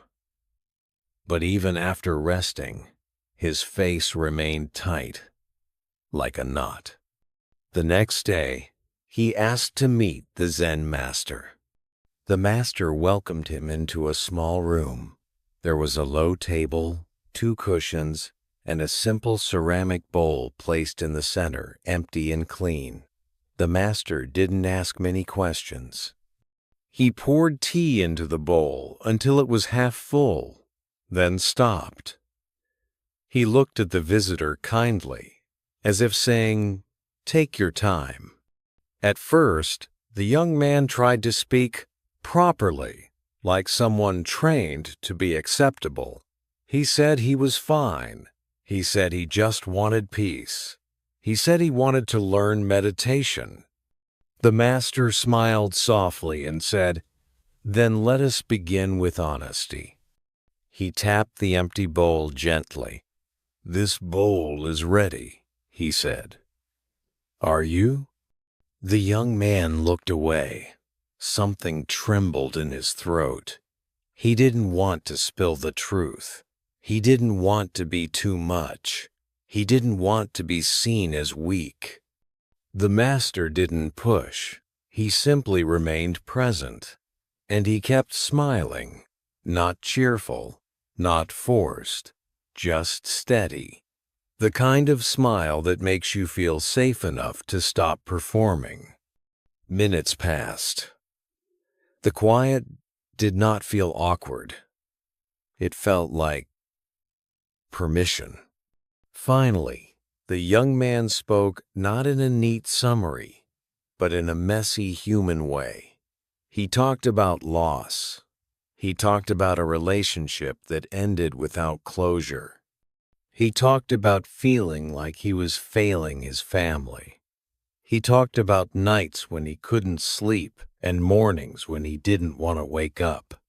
He admitted something he had never admitted out loud. "I'm tired of being strong." Cries. As he spoke, his voice cracked. Tears came. He tried to apologize for crying.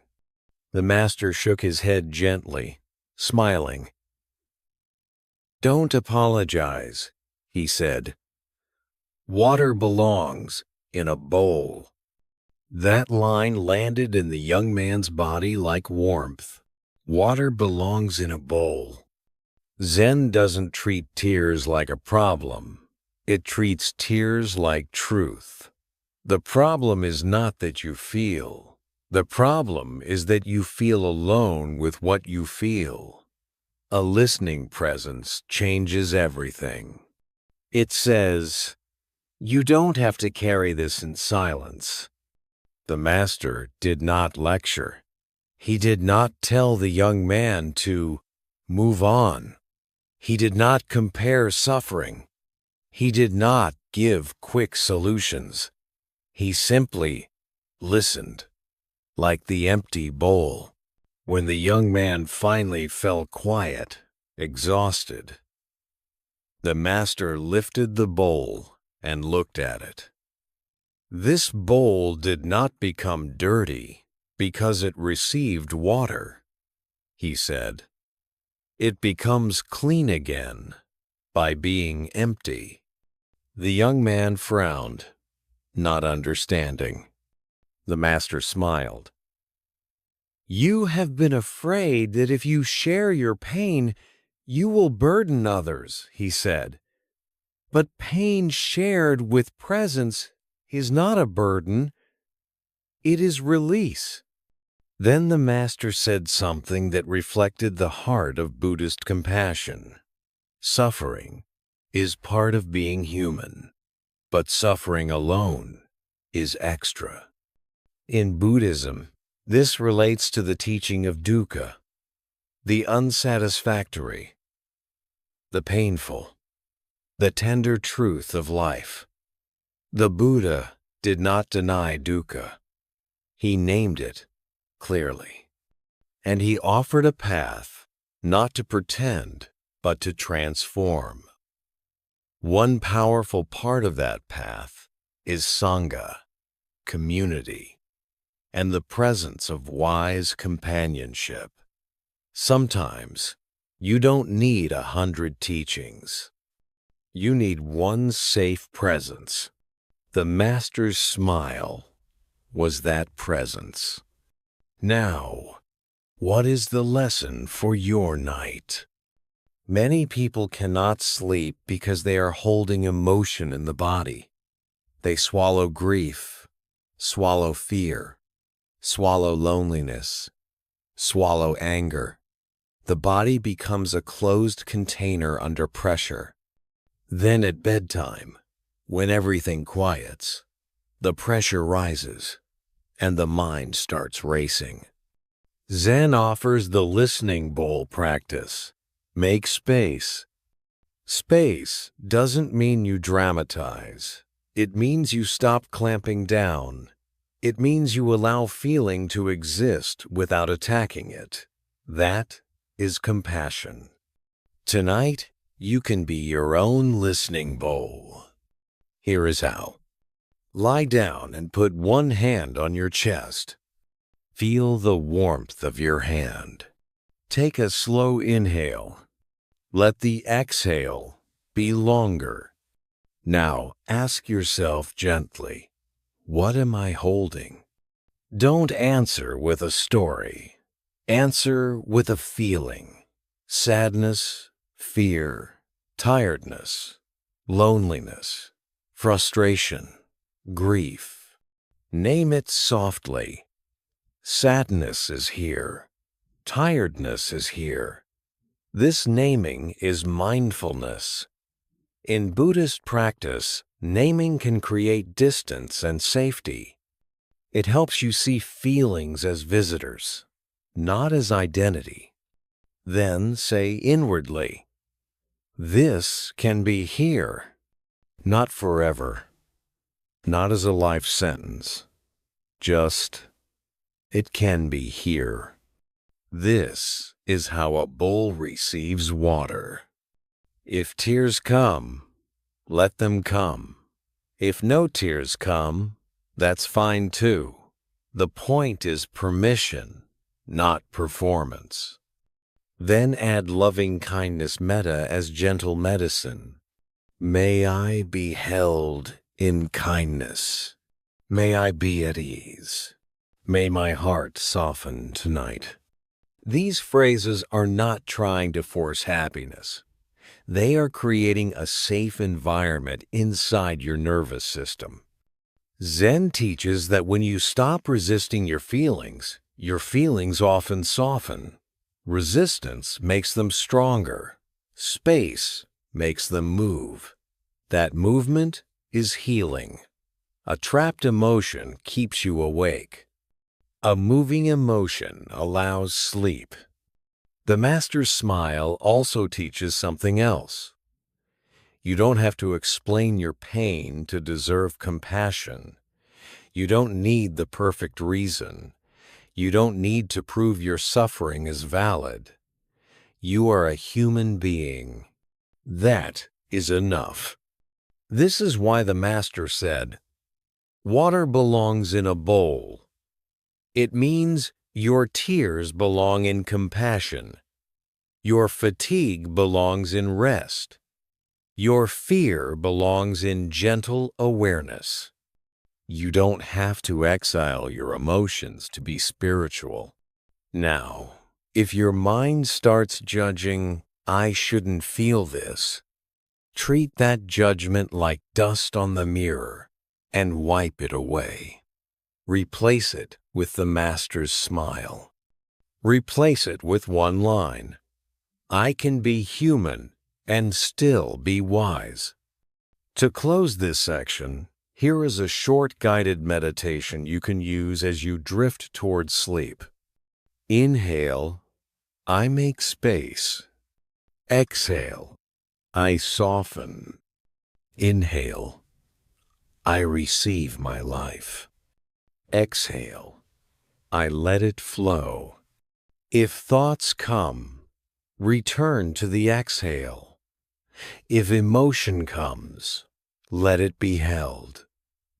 If silence comes, rest in it. Zen compassion without many words is not empty. It's full of presence. And presence is what your nervous system has been craving. When you finally feel received by a teacher, by a friend, or by your own awareness, your body stops bracing. And when the body stops bracing, sleep becomes possible. The stranger's umbrella, a smile that teaches quiet giving. Some compassion announces itself. It wants credit. It wants to be seen. Zen compassion often moves differently. It helps and disappears.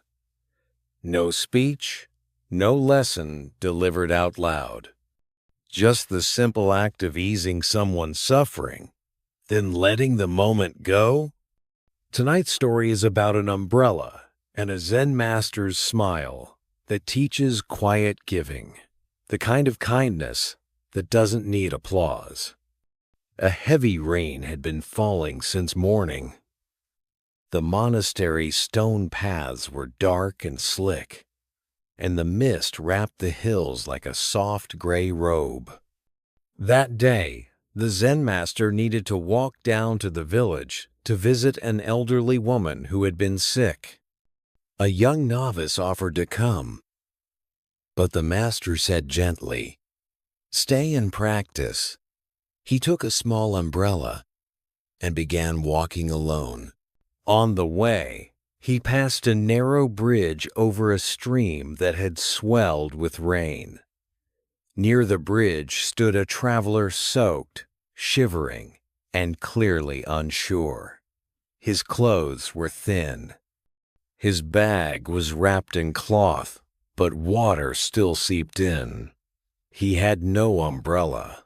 He looked like someone trying to appear tough while quietly losing the battle. The master slowed, not dramatically, just enough to see clearly. The traveler tried to step forward, slipped slightly, and caught himself. He muttered something under his breath, embarrassed. The master walked up, opened his umbrella a little wider, and held it over both of them so the traveler's face was no longer directly in the rain. The traveler looked surprised. No, he said quickly. "I'm fine."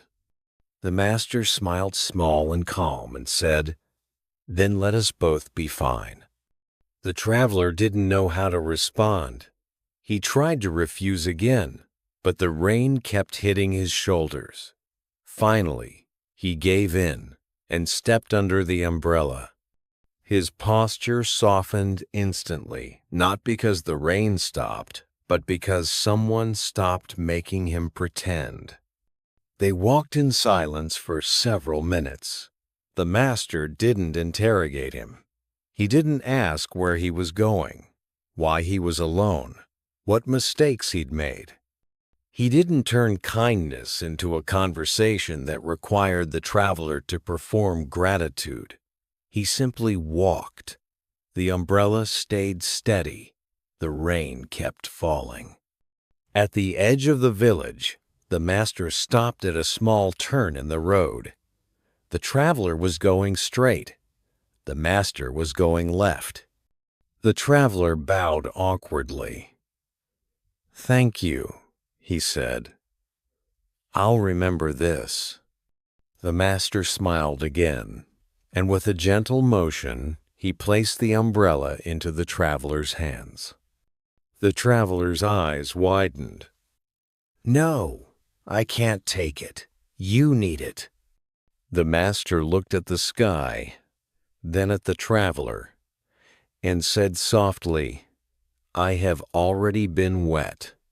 The traveler didn't understand what to do with that sentence. It wasn't heroic. It wasn't a sermon. It was simply true.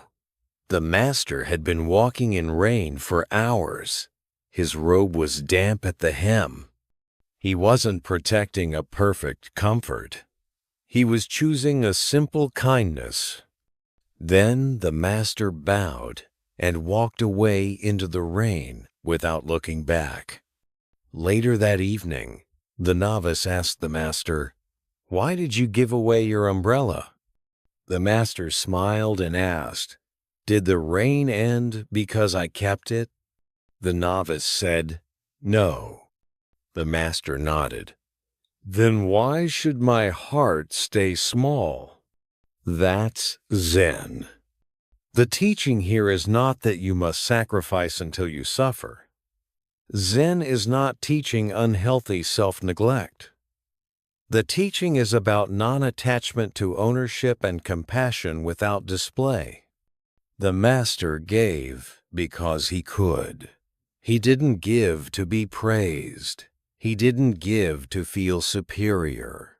He gave as naturally as breathing. Then he let the story go. In Buddhism, this connects to dana generosity. Dana is the first of the perfections in many Buddhist traditions because it loosens the tight fist of the self. A tight fist says, mine. A relaxed hand says, may you be well. And every time the hand relaxes, the heart relaxes too. A relaxed heart sleeps better. Many people struggle to sleep because they are clenching not only around possessions, but around control, recognition, and identity. They want to be seen as good. They want to be appreciated. They want to matter. Zen compassion offers a different kind of peace. Do good quietly, then rest. But there's another layer, the traveler's refusal. I'm fine. How many of us say that while we're drowning inside? The master didn't argue with him. He simply widened the umbrella. That's compassion without many words. It respects pride without obeying it. It gives help without humiliating. It says, you don't have to beg. You don't have to prove you deserve care. This is a healing lesson for bedtime too. You are allowed to receive. Some people are so used to being strong that they can't relax because they never let support in. Zen teaches balance. Give when you can, receive when you need. Both are practice. So tonight, what does this story offer you? First, it offers a question. Where is my heart clenched? Maybe it's clenched around needing to be liked. Maybe it's clenched around feeling unappreciated. Maybe it's clenched around money fear. Maybe it's clenched around the urge to prove yourself. Second, it offers an action. Widen your umbrella. In inner practice, widening your umbrella means widening your compassion toward yourself and others. If you made mistakes today, widen your umbrella. I am human. If someone hurt you, widen your umbrella. May I not become bitter. If you feel lonely, widen your umbrella. May I be gently held by life. Third, it offers a letting go. The master walked away without needing the traveler to remember him. That is freedom. When your goodness needs applause, your mind stays awake waiting. When your goodness is quiet, your mind rests. This connects to the Buddha's teaching on intention. A wholesome act is not only about what you do, it's about why you do it. Quiet giving purifies intention. It makes the heart lighter. Now, a simple bedtime umbrella meditation you can try. Lie down and feel the weight of your body. Inhale slowly. Exhale longer. On the inhale, imagine opening an umbrella above your heart. On the exhale, imagine the umbrella widening, covering you with gentleness. Then repeat softly, may I be sheltered. May I be at ease. May I let go of needing to be seen? If thoughts arise, let them be rain. You don't need to stop the rain. You only need to stay sheltered in awareness.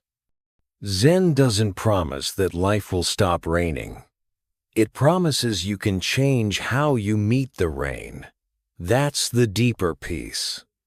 One more teaching from this story. The master said, "I have already been wet." That line carries quiet wisdom. It means discomfort has already been part of today. So we can choose kindness without panic. It also means you can survive discomfort. Many sleepless nights come from fear of discomfort, fear of uncertainty, fear of emotion, fear of tomorrow. Zen says, some wetness is unavoidable, but your heart doesn't need to shrink because of it. If you want one line to carry into sleep from the umbrella story, let it be, I can be kind and still be free. Say it gently. Let the breath lengthen. Let your shoulders soften. Let the mind stop waiting for credit.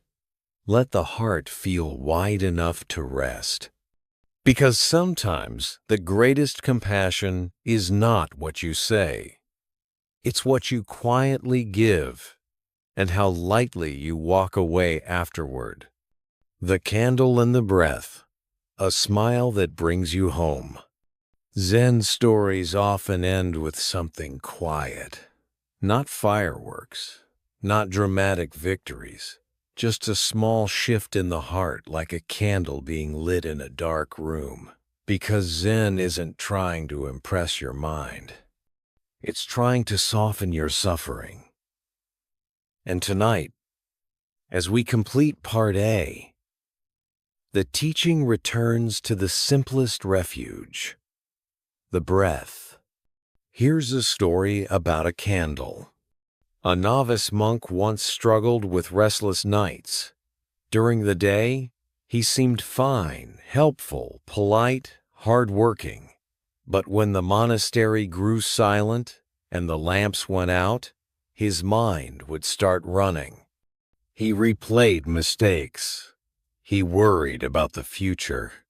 He imagined disasters. Sometimes his heart would pound for no clear reason. He felt ashamed because everyone else seemed peaceful, and he felt broken. One night, after another long stretch of sleeplessness, he walked quietly through the temple corridors and found the Zen master sitting in the meditation hall. The hall was dim.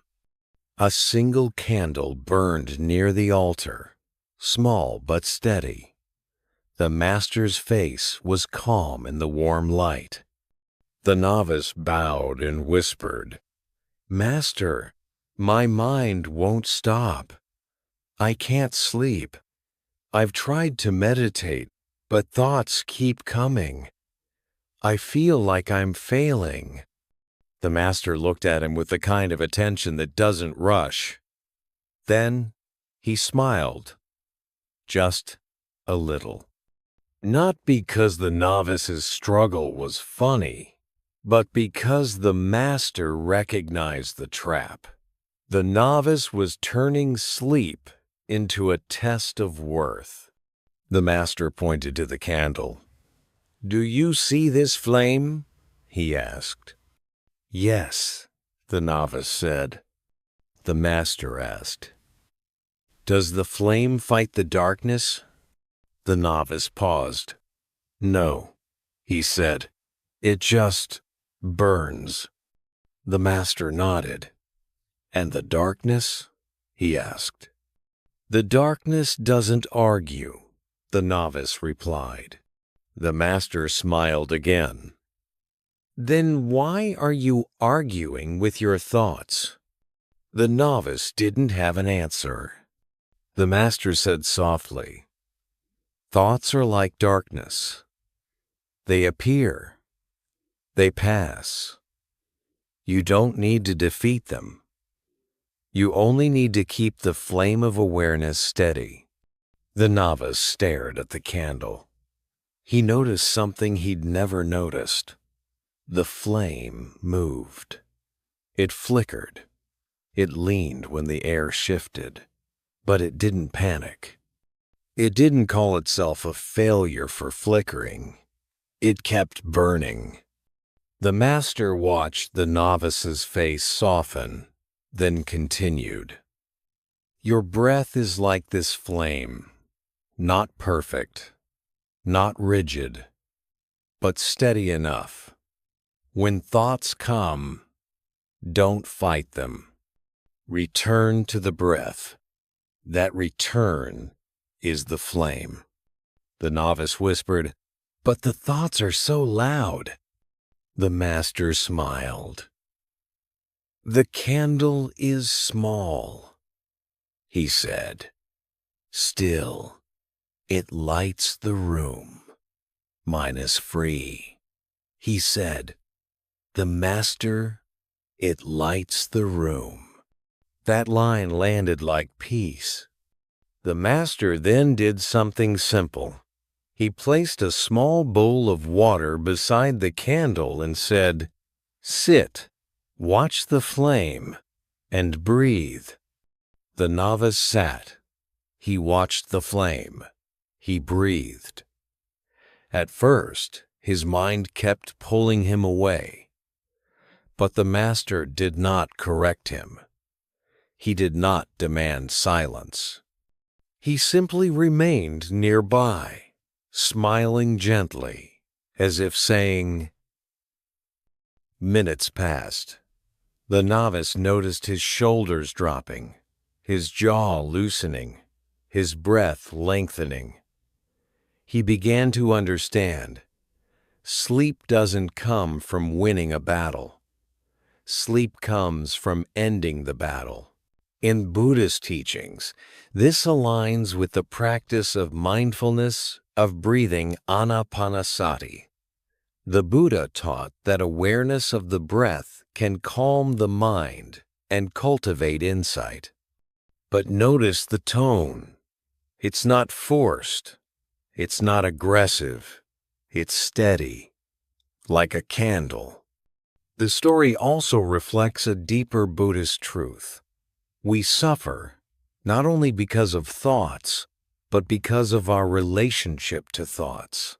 When we label thoughts as enemies, the nervous system stays in fight mode. When we allow thoughts to arise and pass, the nervous system downshifts. This is why Zen smiles. It knows the mind is noisy. It knows we can't control everything. The smile is a reminder you can still rest. Now, how do you bring this candle teaching into your own bed tonight? First, treat your breath like the flame. You're not trying to make it perfect. You're simply keeping it steady enough. Lie down and find a comfortable position. Let your body be supported. Then breathe naturally for a few moments. Second, when you notice thoughts, don't push them away. Instead, do what the candle does. Keep burning. That means return attention to one small point of the breath. Choose the feeling of air at the nostrils, or the rise of the chest, or the movement of the belly. Keep it gentle. Keep it simple. Third, lengthen the exhale slightly. The exhale is like a soft wind that smooths the nervous system. Don't force. Just let the exhale be a little longer, a little warmer, like a candle's glow spreading. Fourth, use one short phrase if you need help focusing. Inhale, here. Exhale, now. Or, Inhale, steady. Exhale, soft. These phrases are not the goal. They're just matches that light the flame of awareness. Fifth, if you feel frustrated that you're still awake, remember the Master's smile. You are not failing. You are practicing. Rest begins the moment you stop judging your mind. Even lying in bed, breathing gently is healing. Zen doesn't demand immediate sleep. It invites gradual, quiet. There's also a quiet compassion in the candle image. A candle doesn't light the whole world. It lights what's near. And that's enough. You don't have to solve your entire life tonight. You don't have to answer every question. You only need enough light to be with this moment, enough to soften, enough to breathe. This is what Zen means when it says compassion doesn't need many words. The real teaching is a lived presence, a smile, a candle, a breath, a return. To close Part A, let's turn this into a short, guided candle breath practice you can use at the end of your video segment. Let your eyes soften or close. Feel the bed beneath you. Inhale gently. Exhale longer.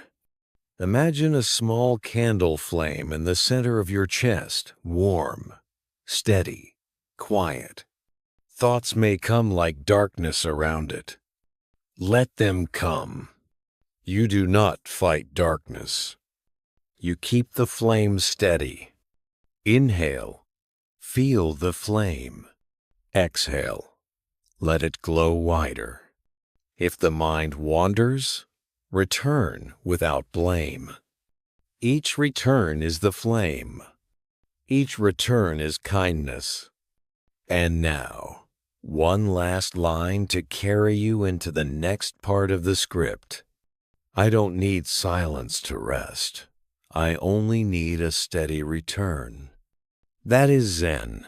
That is the smile of a teacher who knows your humanity and still trusts your capacity for peace. The Master's smile in everyday life. How wordless compassion heals you. Part A gave us stories.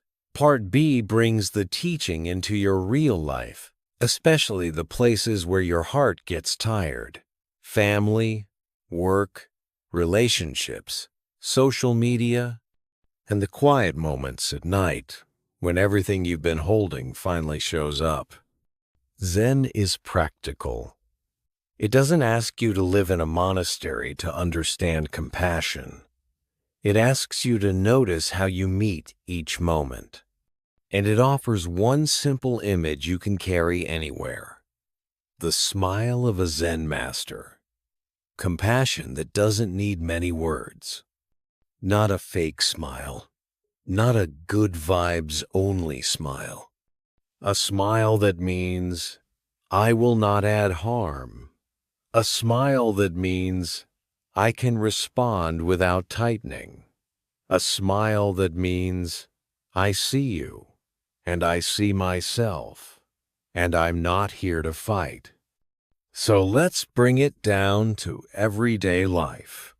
Think about how often conflict grows because of tone, speed, and ego.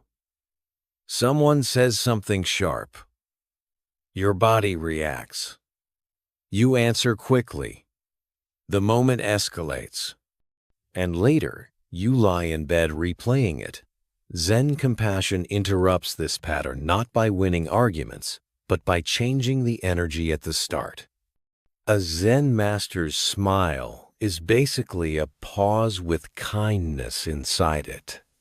The pause is powerful. In Buddhism, mindfulness creates a gap between impulse and action. That gap is where freedom lives. Without the gap, we speak from habit, not from wisdom. So the first practice of wordless compassion is simple. Pause. When you feel triggered, pause long enough to exhale once. One exhale is a small bow. One exhale is the umbrella opening. One exhale is the candle staying steady.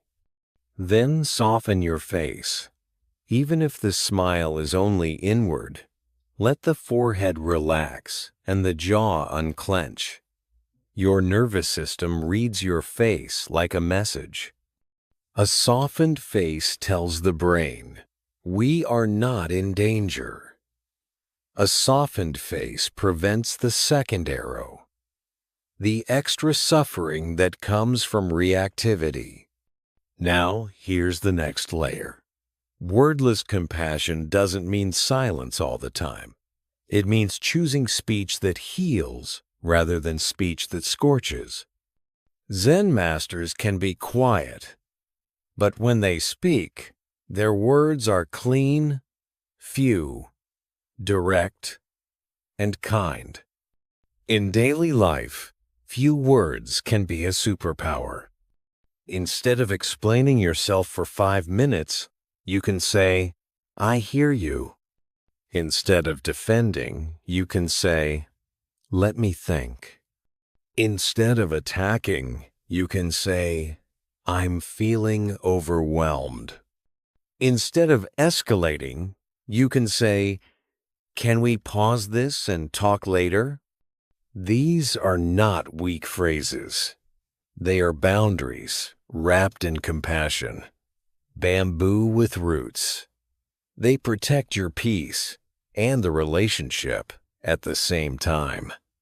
And this is especially helpful if you're someone who gets drained by emotional storms around you. When you over-explain, you often feed the storm. Zen offers simple, grounded responses like placing the bowl down gently instead of throwing it. Now let's talk about compassion toward yourself, because this is where most people lose sleep. Many people treat themselves with a harsh inner voice. "You should have done better. You messed up again. Why are you like this?" That voice is not discipline. It's inner harm. Zen smile is an antidote. It says, "You can learn without cruelty." Try this. The next time you catch yourself in self-attack, imagine the Zen master from the stories. He doesn't argue with your feelings. He doesn't shame you. He simply smiles and offers tea. He's saying, "Come back. Start again." The practice is to borrow that energy and aim it inward. A simple self-compassion pause can be: hand on chest. Long exhale. One sentence. "I'm human. I'm learning." That's it. That's the uncarved block returning.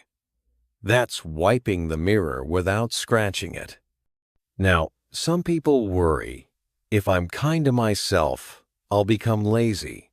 Zen doesn't support laziness. It supports clarity.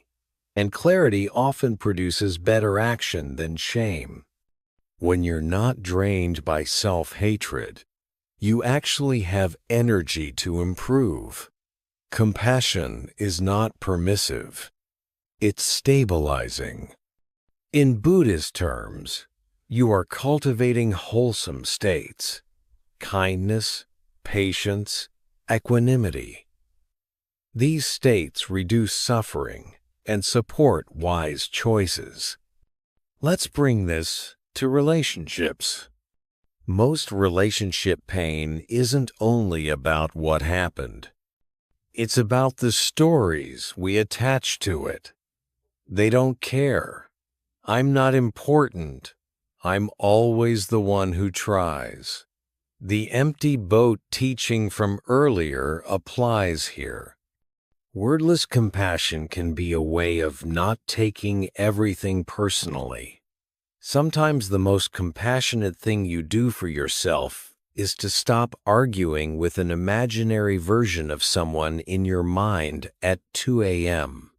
When you feel the mind building stories at night, you can use a Zen response. Maybe this isn't about me. Then return to breath. Or, this is a thought. Then return to the body. The master's smile means you don't have to believe every thought to be safe. Now, social media. Social media is like rain, constant input, constant comparison, constant emotion. If you take it in right before bed, your mind stays wet. Zen would say, don't be surprised if you can't sleep when you keep your nervous system in a storm. Wordless compassion toward yourself might be setting a gentle limit.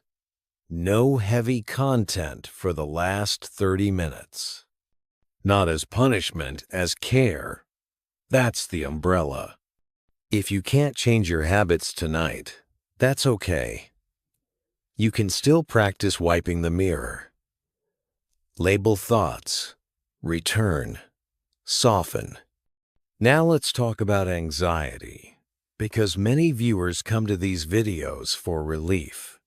Zen doesn't shame anxiety. It teaches you how to relate to it. Anxiety is often a mind-body alarm that's too sensitive. If you fight it, it grows. If you make space for it, it often softens. That's the listening bowl. So if anxiety appears tonight, try this. Name it. Anxiety is here. Breathe. Long exhale. Soften. Jaw. Shoulders. Belly. Allow. This can be here. Return. Here. Now. This is compassion without many words. Simple, steady, repeated. Now, here's a key teaching that ties all Part B together. Compassion is not a mood, it's a decision. It's the decision not to add harm, not to yourself, not to others, not to the moment. A Zen master's smile is that decision made visible. You can practice it in the grocery store, in traffic, at work, in your home, and most importantly, in bed. Because bedtime is where your unspoken day shows up.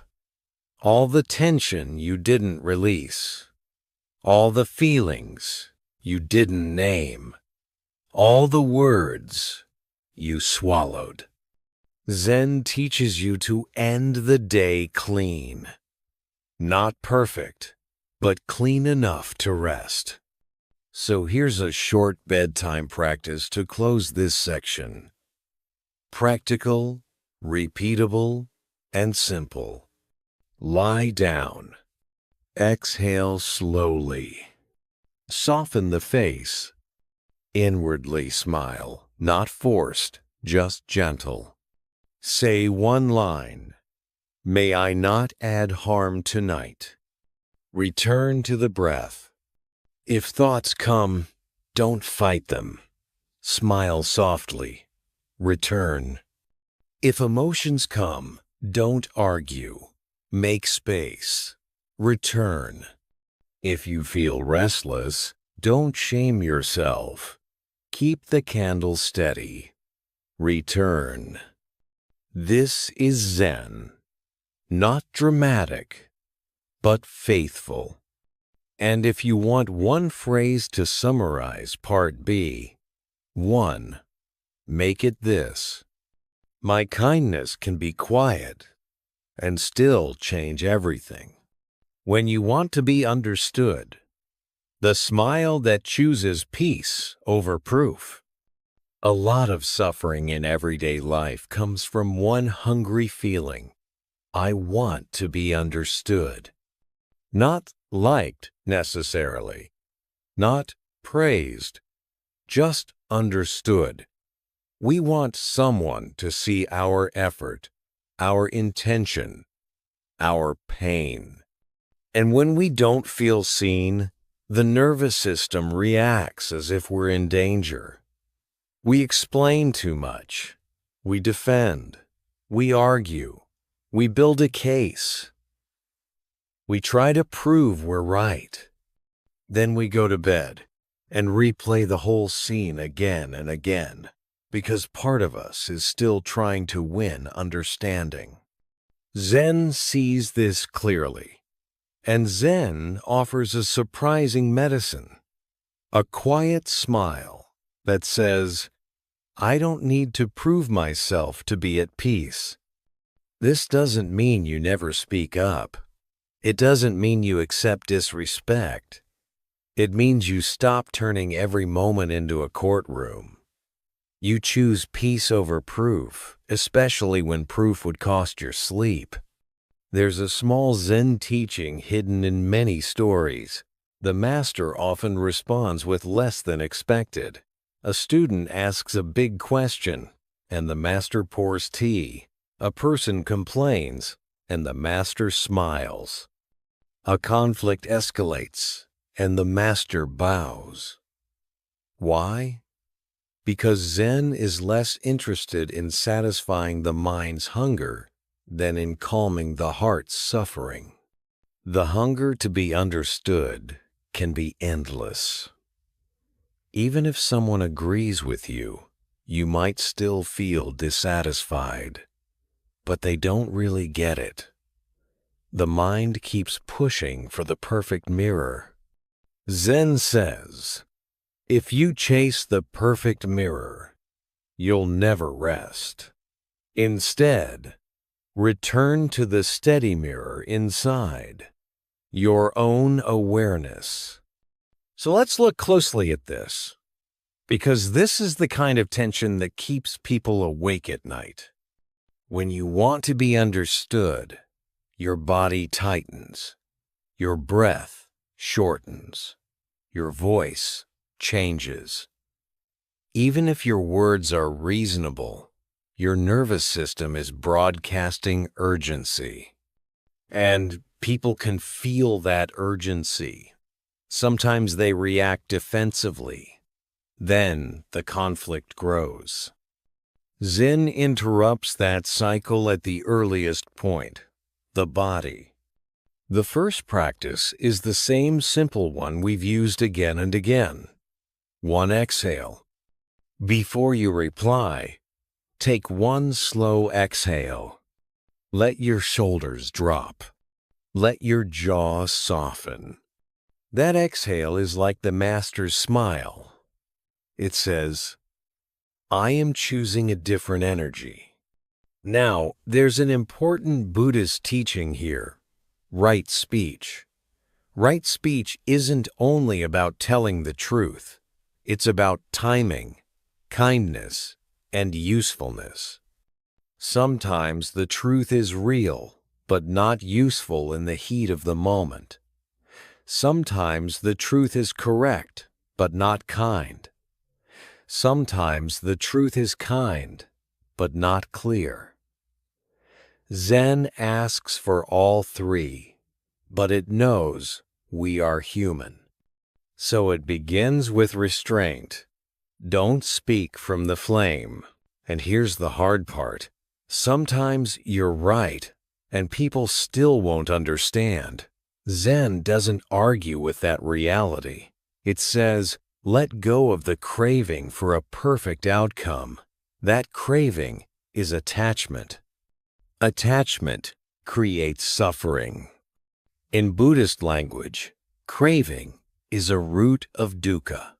Craving for praise, craving for control, craving for being seen exactly as you wish to be seen. These cravings are normal, but they're exhausting. Zen compassion doesn't shame them. It simply asks, is this craving worth your peace tonight? So what does choosing peace over proof actually look like? It can look like saying less. It can look like not answering every comment. It can look like letting someone misunderstand you temporarily. It can look like walking away and returning later when you're calmer. That last one is especially important. Zen is not passive. It's strategic. It understands that the mind cannot solve conflict while flooded with emotion. When you're flooded, you don't need to win. You need to downshift. Here's a practical Zen script you can use in real life, short and grounded. I hear you. I need a moment. Let's talk when we're calmer. These lines are compassionate boundaries, bamboo with roots. Now, let's bring this into the family setting, because family is where the hunger to be understood is strongest. With family, misunderstandings touch identity. They don't see who I really am. They still treat me like I'm a child. They don't respect my effort. This pain is deep. And deep pain often tries to heal itself through explanation. But here's the truth. Explanation doesn't always heal. Sometimes it fuels the cycle. The other person hears your explanation as accusation. Then they defend. Then you defend. Then you both lose. Zen offers a different healing: presence and boundaries. Presence. You listen, you breathe, you soften. Boundaries. You don't keep walking into the same fire. If you want to be understood, Zen suggests you start by understanding yourself. This is not selfish. It's stabilizing. When you know your own truth, you don't need everyone to agree for you to feel real. You can be steady even when someone else is confused. At night, this is the key. Because nighttime rumination is often the mind trying to force understanding after the conversation is over. Your brain keeps producing new arguments, better sentences, sharper evidence, but none of that can reach the other person at midnight. It only reaches your nervous system, and it keeps it awake. So Zen gives you a bedtime boundary. No court sessions after dark. If your mind starts rehearsing, you can say gently, "Not now. This can wait. I choose rest. This is not avoidance. It is timing. Tomorrow, you can speak again. Tonight, you protect your mind." Now, there's also a compassion practice for the hunger itself. The hunger to be understood is often the inner child asking for safety. It's a tender place, so treat it kindly. You can place a hand on your chest and say, "I see you. You want to be seen. That makes sense." Then breathe out slowly and add, "And I can still be at peace." This is the master's smile turned inward. It's a way of giving yourself what you were hoping to receive from others: recognition and softness. In Buddhist terms, this is a form of self-compassion and mindfulness. You are observing a craving without obeying it. You are holding it like the listening bowl. You are not shaming yourself for wanting to be understood.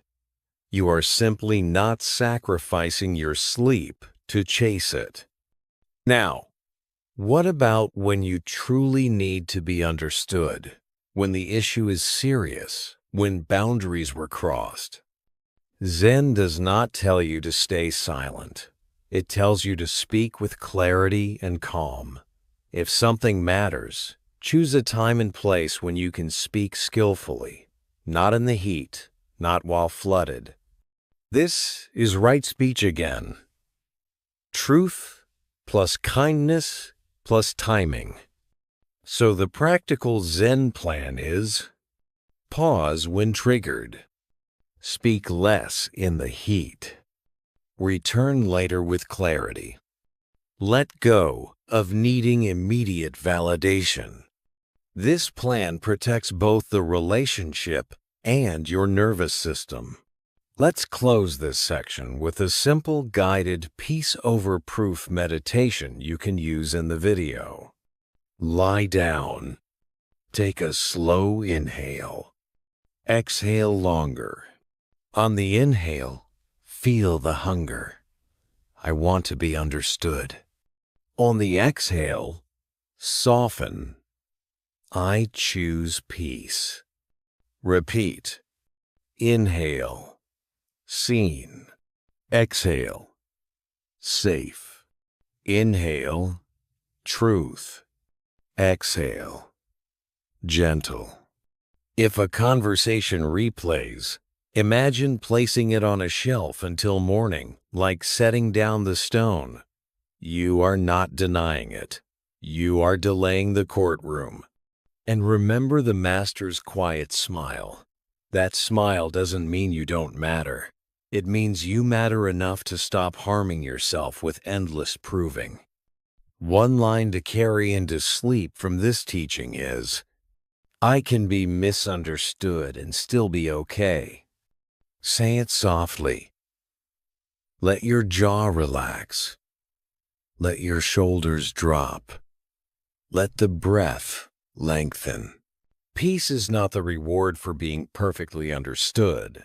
Peace is the choice to stop fighting in your mind when the fight is no longer useful. When someone hurts you, the smile that protects your heart without hardening. When people hear compassion, they sometimes imagine becoming soft in a way that invites more harm. Zen compassion is not that. Zen compassion is softness with backbone, a heart that stays kind without becoming naive, a mind that stays clear without becoming cold.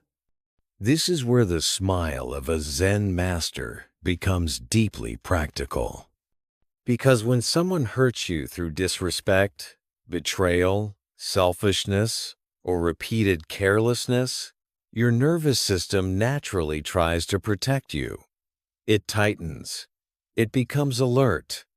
It wants a strategy. Sometimes that strategy becomes anger. Anger can feel like power, like armor. But armor has a cost. It keeps the body braced, the mind restless, and the heart guarded. If you wear armor all day, you cannot sleep at night. Zen does not say, don't be angry. Zen says, don't let anger become your home. The master's smile is not approval of harm. It's a reminder. You can protect yourself without poisoning yourself. There's a quiet truth in Buddhist teaching. Suffering has layers. The first layer is what happened. The second layer is what we add: rumination, self-blame, revenge fantasies, endless replay. This is the second arrow again. When someone hurts you, the first arrow may be real and painful. Zen helps you avoid shooting the second arrow into your own mind every night. So let's talk about protection the Zen way. Protection begins with clarity. When someone hurts you, your mind may rush to global conclusions. They're always like this. I can't trust anyone. I'm stupid for caring. Those conclusions feel protective, but they often make you harder, not safer.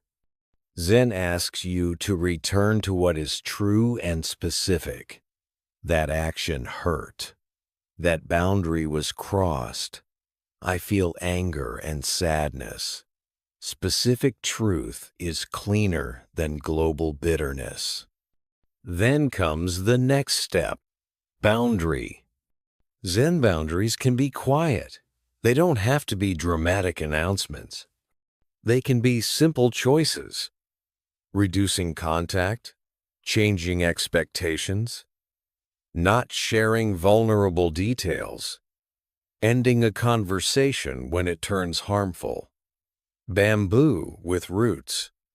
Remember, compassion without boundaries becomes self-harm. In Buddhist ethics, self-harm is still harm. So the smile of a Zen master at this moment does not mean, come closer. It often means, step back with a clean heart. The reason Zen emphasizes clean heart is this.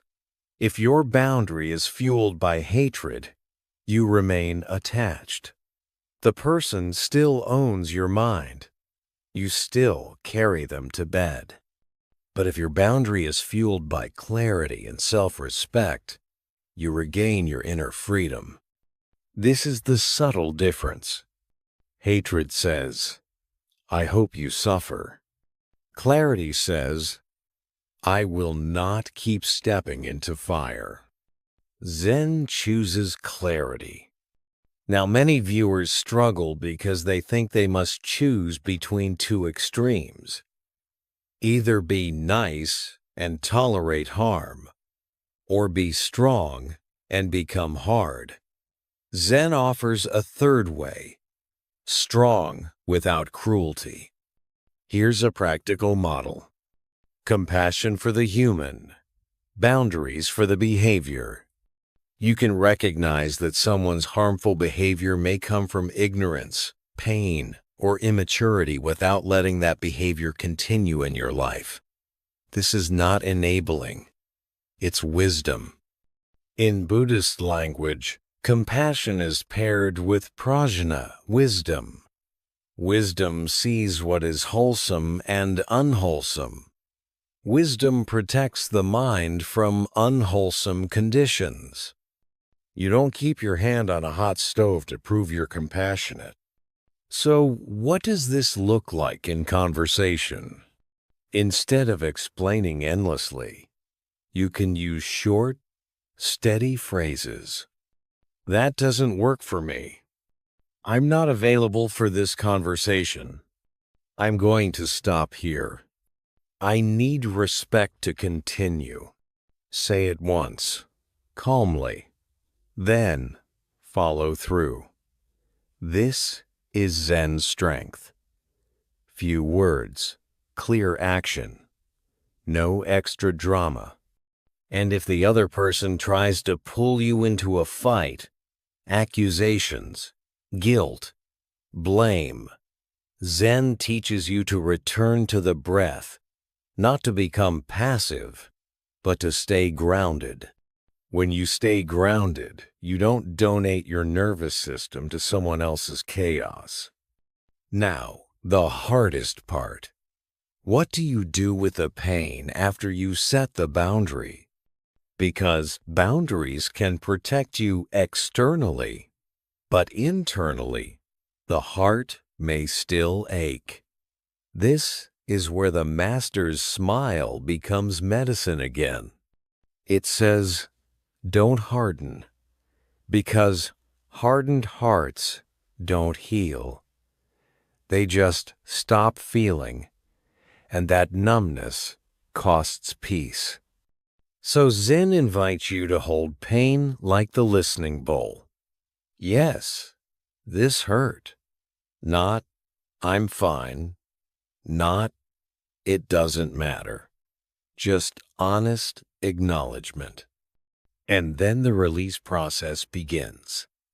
Release does not mean forgetting. It means not letting this pain become your identity. One helpful Zen reflection is this. Bitterness is like drinking poison and hoping the other person gets sick. This is a common teaching across wisdom traditions. The point is not to shame you for feeling bitter. The point is to ask, is this poison helping you? Most of the time, it is only keeping you awake. So tonight, if someone hurt you, here is a Zen practice that combines protection and softness. Name the truth. That hurt. Name the boundary. I will protect myself. Name the intention. I will not harden. Return to breath. You can do it in bed, quietly, like a vow. Now, there is also a forgiveness dimension, but Zen never forces forgiveness on a timetable. Forgiveness cannot be demanded. It is like the last leaf it loosens when the heart is ready. But you can begin by releasing one small thing, the replay. Replaying is the mind's attempt to regain control. It imagines new endings, stronger words, better defenses. But replaying doesn't change the past. It just keeps your nervous system activated. So the first release is not forgive them. The first release is, I will stop replaying this tonight. That is compassion for yourself. Here's a phrase you can use when the replay starts. Not now. I choose rest. I can deal with this tomorrow. Then return to the exhale. If the pain is deep, add loving kindness. May I be safe. May my heart be protected. May I be free from bitterness. Notice, you are not blessing harm. You are blessing your own freedom. Now let's talk about the spiritual depth of the Master's smile here. The Master's smile is not naive optimism. It is equanimity, the steadiness that comes from seeing impermanence and karma, cause and effect. If someone acts unskillfully, it will bear fruit in their life. You do not need to become the punishment. You do not need to carry the role of judge. That role is exhausting. Zen says, let reality teach. You focus on your own mind. This is incredibly liberating at bedtime. When you stop trying to manage other people's outcomes, your mind becomes lighter. To close this section, here is a gentle guided meditation you can include in your video. Lie down. Place one hand on your chest. Inhale slowly. Exhale longer. Whisper inwardly. Truth.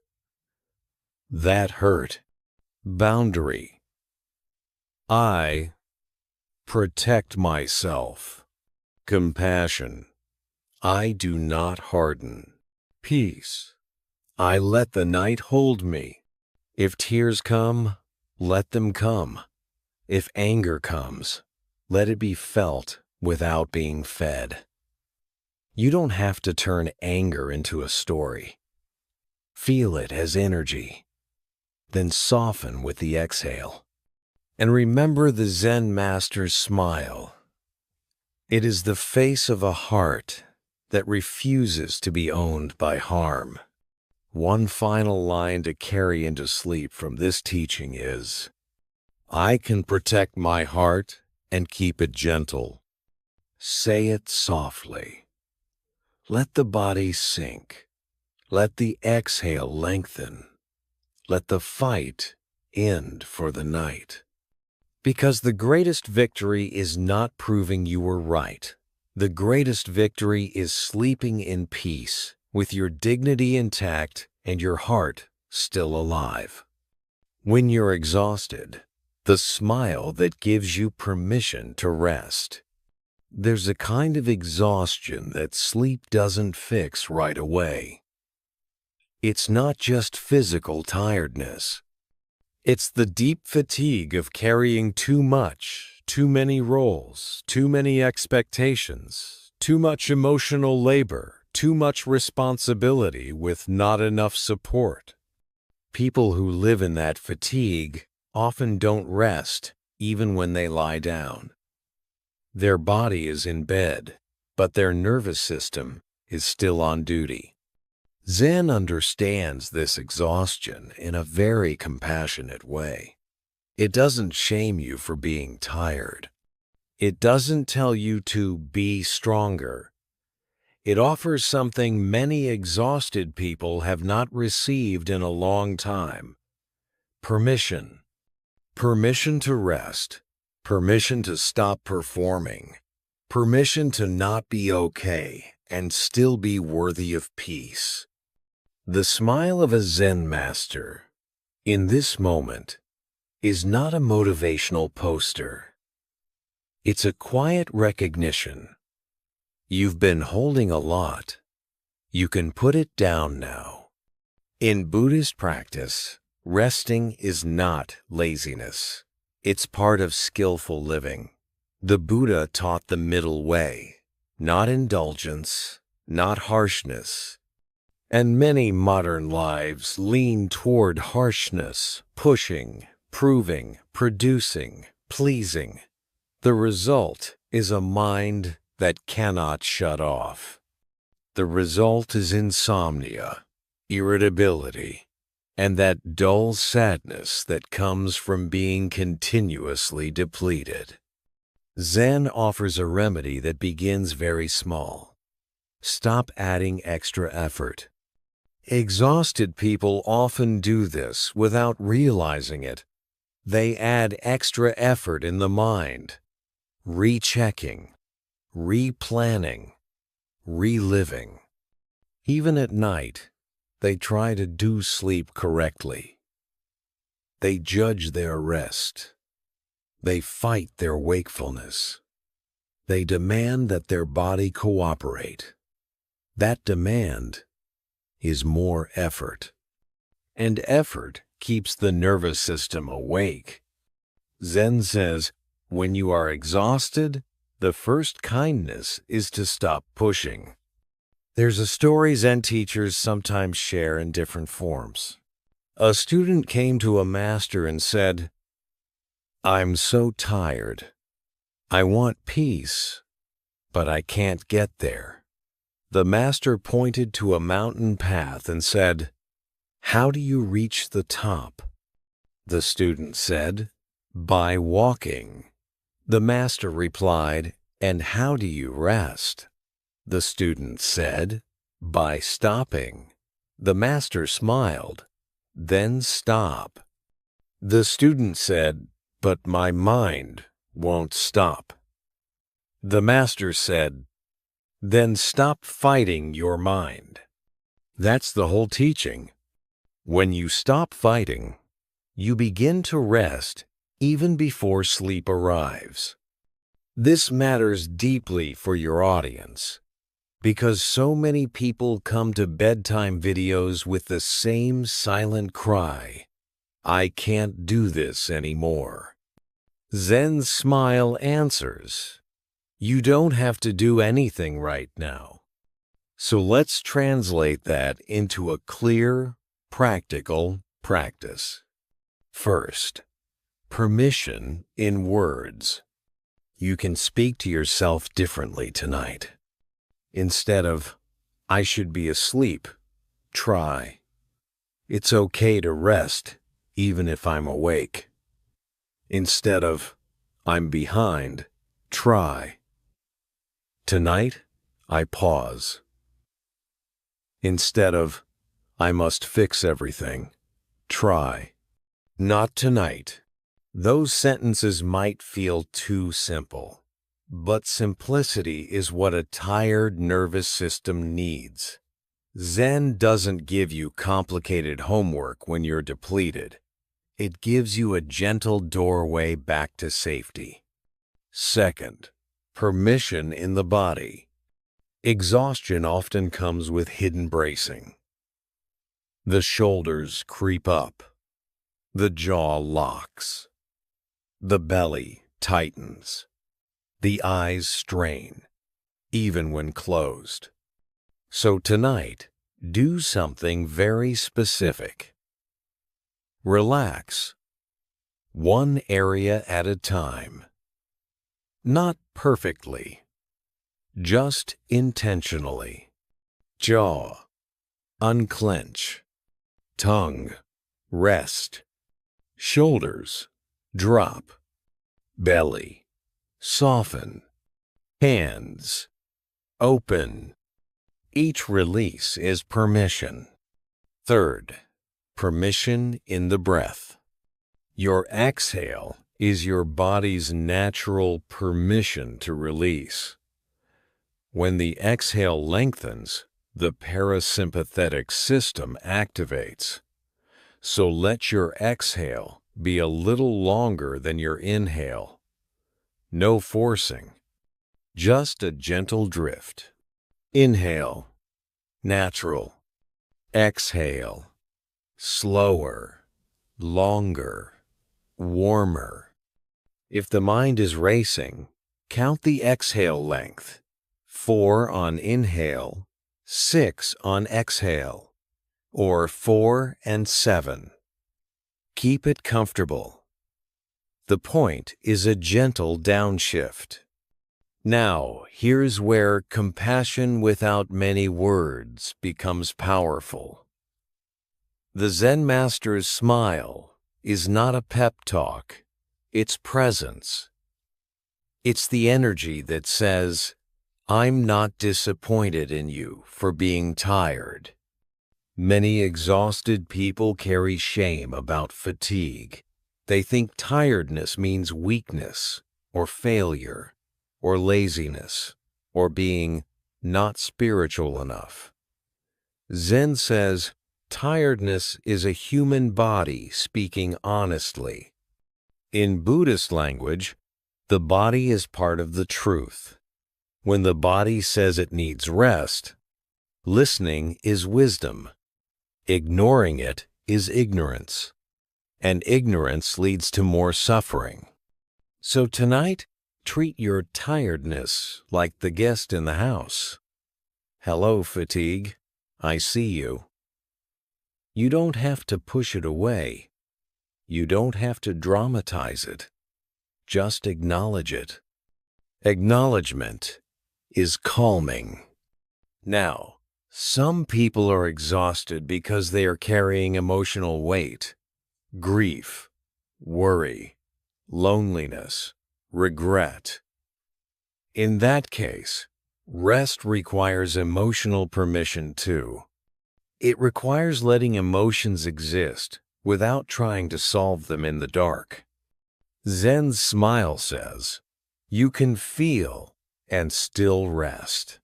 You don't have to be fixed to lie down in peace. This is a crucial teaching. Rest is not earned by perfection.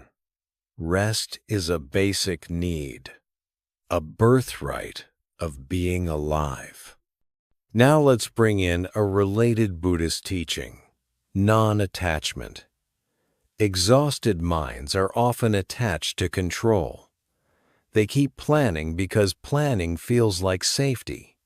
But planning at midnight isn't productive. It's nervous energy. Zen asks you to loosen the grip on control at night.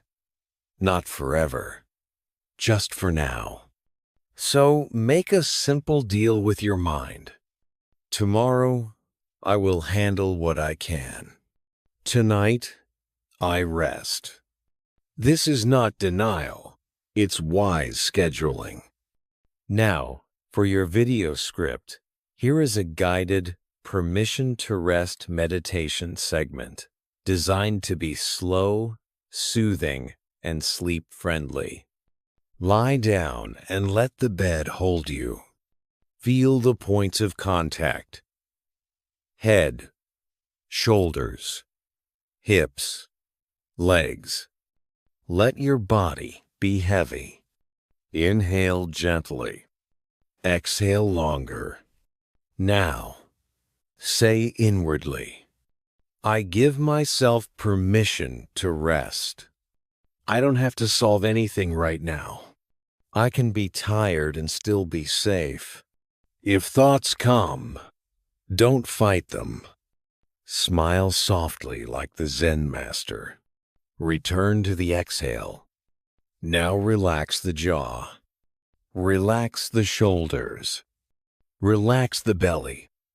Let the breath become quiet. If you are still awake, it's okay. Rest is still happening. You are still healing. That last line is important. Rest can happen without sleep. Sleep is ideal, but rest is already medicine. When you stop judging your wakefulness, you stop feeding the stress loop. Often, sleep comes after that.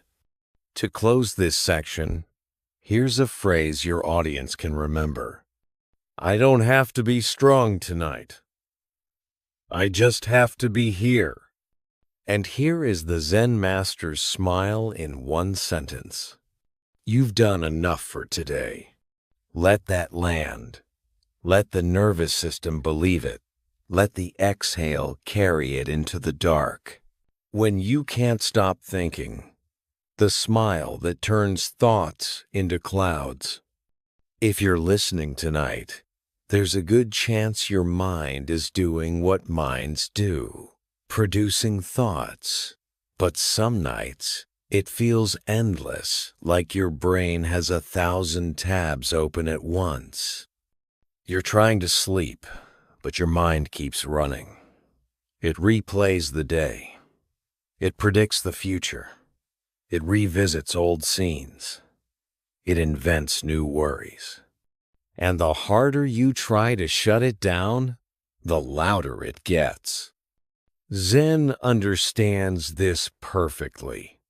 And Zen offers a gentle shift that can change everything. Stop treating thoughts like enemies. Treat them like clouds. A Zen master's smile, when your mind is racing, is not saying, "Why are you still thinking?" The smile says, "Of course you're thinking." Then it teaches you how to relate to thinking in a way that doesn't steal your peace. In Buddhist practice, the goal is not to eliminate thoughts. The goal is to stop being carried away by them. Think of it like this. You can watch clouds move across the sky without chasing each one. You don't have to jump up and follow a cloud down the street. You simply see it and let it pass. Zen invites you to become the sky wide enough for all thoughts without becoming the storm. This is a powerful teaching for sleep because insomnia often becomes a battle. You battle your mind. You battle the clock. You battle the fear of being tired tomorrow. The battle creates tension. Tension creates more thoughts. It's a loop. Zen breaks the loop with acceptance plus returning. Acceptance. Thoughts are here. Returning.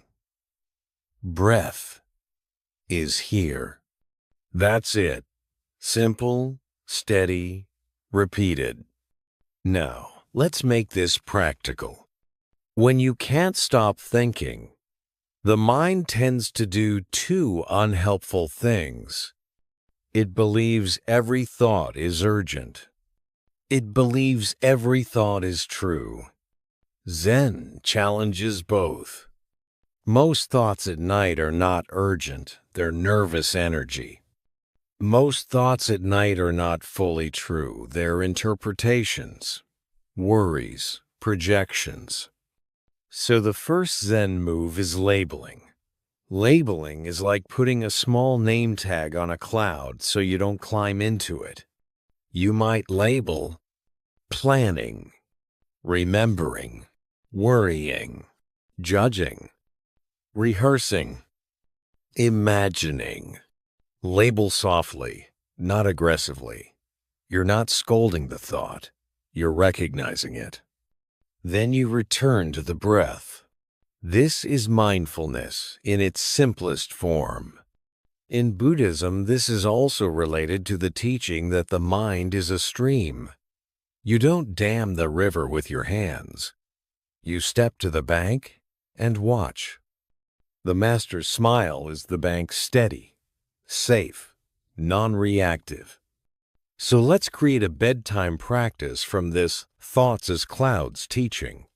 Step 1. Choose one anchor. Pick the breath at the nostrils, or the rise and fall of the belly, or the feeling of the bed under your body. Choose one. Keep it simple. Step 2. Lengthen the exhale a little. The exhale signals safety to the nervous system. A longer exhale is like widening the sky. Step 3. When thoughts appear, label and return. Example: thought, what if tomorrow goes wrong? Label, worrying. Return to breath. If another thought comes, I should have said that differently. Label, rehearsing. Return to breath. If another thought comes, why can't I sleep? Label, judging. Return to breath. Each return is a small smile. Each return is compassion. You're not punishing yourself for being human. Now, there's a deeper layer that makes this even more powerful. Many thoughts are fueled by emotion in the body. If the body is tense, the mind produces more content. So along with labeling, soften the body. Release. Shoulders. Drop. Belly. Soften. Hands. Open. You're telling the nervous system, we are safe enough to rest. The mind often follows. Now, Zen also offers a phrase that works like a key in a lock. Not now. When the mind insists, think about this, you answer gently, not now. Not never, not denial, just not now. This phrase is especially helpful because the mind is often trying to protect you. It thinks thinking is solving. So you don't attack the mind. You set a bedtime boundary. You say, tomorrow. You say, in the morning. Then you return to breath. This is wordless compassion. Firm, but gentle. Now, in Buddhist terms, this practice is training equanimity, the ability to stay steady even when experience moves. Equanimity is not coldness, it's balance. It's a calm heart that doesn't get dragged by every wave. For sleep, equanimity is gold. It means your mind can have thoughts without turning them into emergencies. So here's a short guided meditation segment you can place in your video, designed specifically for overthinking. Close your eyes. Feel the bed supporting you. Inhale naturally. Exhale longer. Now imagine your mind is the sky. Thoughts are clouds. Some are thin, some are dark, but all of them move. When a thought appears, whisper inwardly, cloud, then return to the breath. If another thought appears, whisper, cloud, then return. No argument, no chase. Now, with each exhale, imagine the sky widening.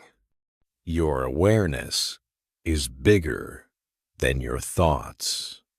Your presence is bigger than your worry. If the mind pulls you into a story, gently step back. Label it story. Return. You are not failing. You are practicing. Now, a common problem is the sleep panic. The thought, if I don't sleep, tomorrow will be ruined. This thought makes the body spike with stress. Zen responds with compassion and realism. Even rest helps. I can handle tomorrow. My body knows how to recover. These are not guarantees. They are grounding truths. They take the emergency out of the moment. So if sleep panic appears, label it fear. Then return to breath. Then soften the belly. Fear lives in the belly. A soft belly is a safe signal. Also, if you find that your mind keeps returning to a specific topic, work, relationships, money, Zen suggests one simple action. Write it down tomorrow. Not now. For now, the mind gets permission to stop. You can tell it, I won't forget. I'll handle it when the sun is up. That is compassion with structure. And here's a final Zen insight. Sometimes the mind races because it's tired, not because it's powerful, like a child who gets more hyper when exhausted. If you treat the mind like a tired child, you don't yell at it. You soothe it. You lower lights. You speak gently. You let it settle. The master's smile is exactly that, soothing without indulgence. One line to carry into sleep from this teaching is, I can let thoughts pass without following them. Say it once, then let it go. Return to breath. Return to the feeling of your body being held. Return to the simple truth. This moment is enough. And if you're still awake, keep practicing. Each return is a win. Each return is the path. When you feel lonely, the smile that reminds you you're not separate. Loneliness at night can feel louder than loneliness during the day. In daylight, you can distract yourself. Work, errands, messages, noise. But at night, when the room is quiet, the heart starts speaking. And sometimes what it says is simple and painful. I'm alone. Zen doesn't dismiss that feeling. It doesn't tell you to be grateful or think positive. It meets loneliness with a kind of compassion that doesn't need many words. Because loneliness is not solved by a speech. It's not even solved by a perfect idea. Loneliness is softened by presence, by the sense of being connected to something larger than the story in your mind. A Zen master's smile, when you feel lonely, is like a gentle hand on the shoulder. It says, I'm here, and then it points you toward a deeper truth. You are not as separate as you think. In Buddhist teaching, separation is often a perception shaped by the mind. The body feels alone. The mind turns it into a belief. No one cares. I don't belong. I'm forgotten. But those beliefs are not always reality. They are interpretations. And even when you truly are physically alone, you are still not separate from life itself. Breath, earth, water, time, the countless beings who make your moment possible. Zen doesn't romanticize this. It simply invites you to look. So let's take this gently and practically. When loneliness appears at night, two things often happen. Your mind starts searching for proof of abandonment. Your body starts bracing, like it's unsafe. Zen addresses both, starting with the body. First, soften the body. Loneliness often lives in the chest. It can feel like a hollow ache or a tight heaviness. The instinct is to collapse inward or to tense. But Zen asks for a different posture. Soften without collapsing. Place one hand over your chest. Feel warmth. Feel contact. That contact alone is already connection. Then breathe out slowly. A longer exhale tells the nervous system, I am safe enough right now. Now, the mind.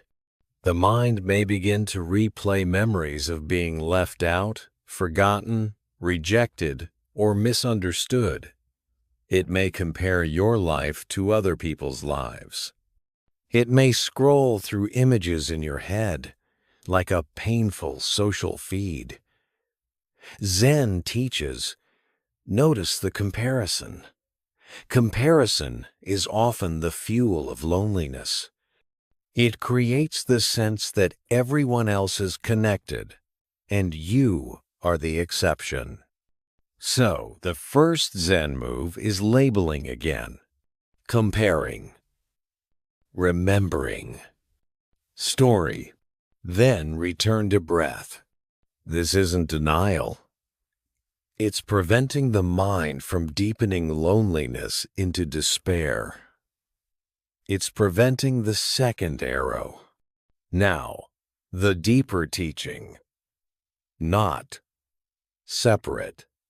In Buddhism, there is a strong emphasis on interdependence, the idea that nothing exists alone. Your life is made of countless conditions. The air you breathe, the food grown by farmers, the water carried through pipes, the people who built your home, the ancestors who gave you a body, the teachers who gave you language. Even if your phone is silent tonight, you are still held by an entire web of life. Zen masters sometimes use very simple images to express this.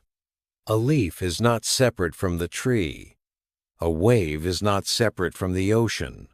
A flame is not separate from oxygen. You are not separate from the conditions that hold you. Loneliness is real as a feeling, but separation is not as solid as it seems. This is not just philosophy. This is medicine for sleep. When you feel connected, the nervous system relaxes. When you feel separate and abandoned, the system stays alert. Connection is safety. So, how do you cultivate felt connection at night? Zen offers something called returning to the senses. When the mind is lonely, it is often living in mental images. Returning to the senses brings you back to the real environment, which is often gentler than the mind's story. Feel the blanket on your skin. Feel the air at your nostrils. Hear the sound in the room. Fan. Distant traffic. Rain. Feel the bed supporting you. The bed is holding you. That is not nothing. Now, add one more layer. Loving kindness. In Buddhism, loving kindness, metta, is a direct practice for loneliness because it turns the heart outward without requiring anyone else to be present in the room. You generate a field of warmth, like lighting a candle in the chest. Loneliness is often the heart going cold. Metta warms it. Try these phrases slowly. May I be safe. May I be peaceful. May I feel connected. May I be held by life. Then, extend it gently beyond yourself. May others who feel lonely tonight be safe. May they be peaceful. May they be held too. Notice what happens when you do this. The heart often softens because it realizes you are not the only one. Millions of people are in beds tonight feeling exactly what you feel. When you include them in compassion, loneliness becomes a shared human condition rather than a private shame. Zen compassion doesn't need many words because it doesn't need to convince you.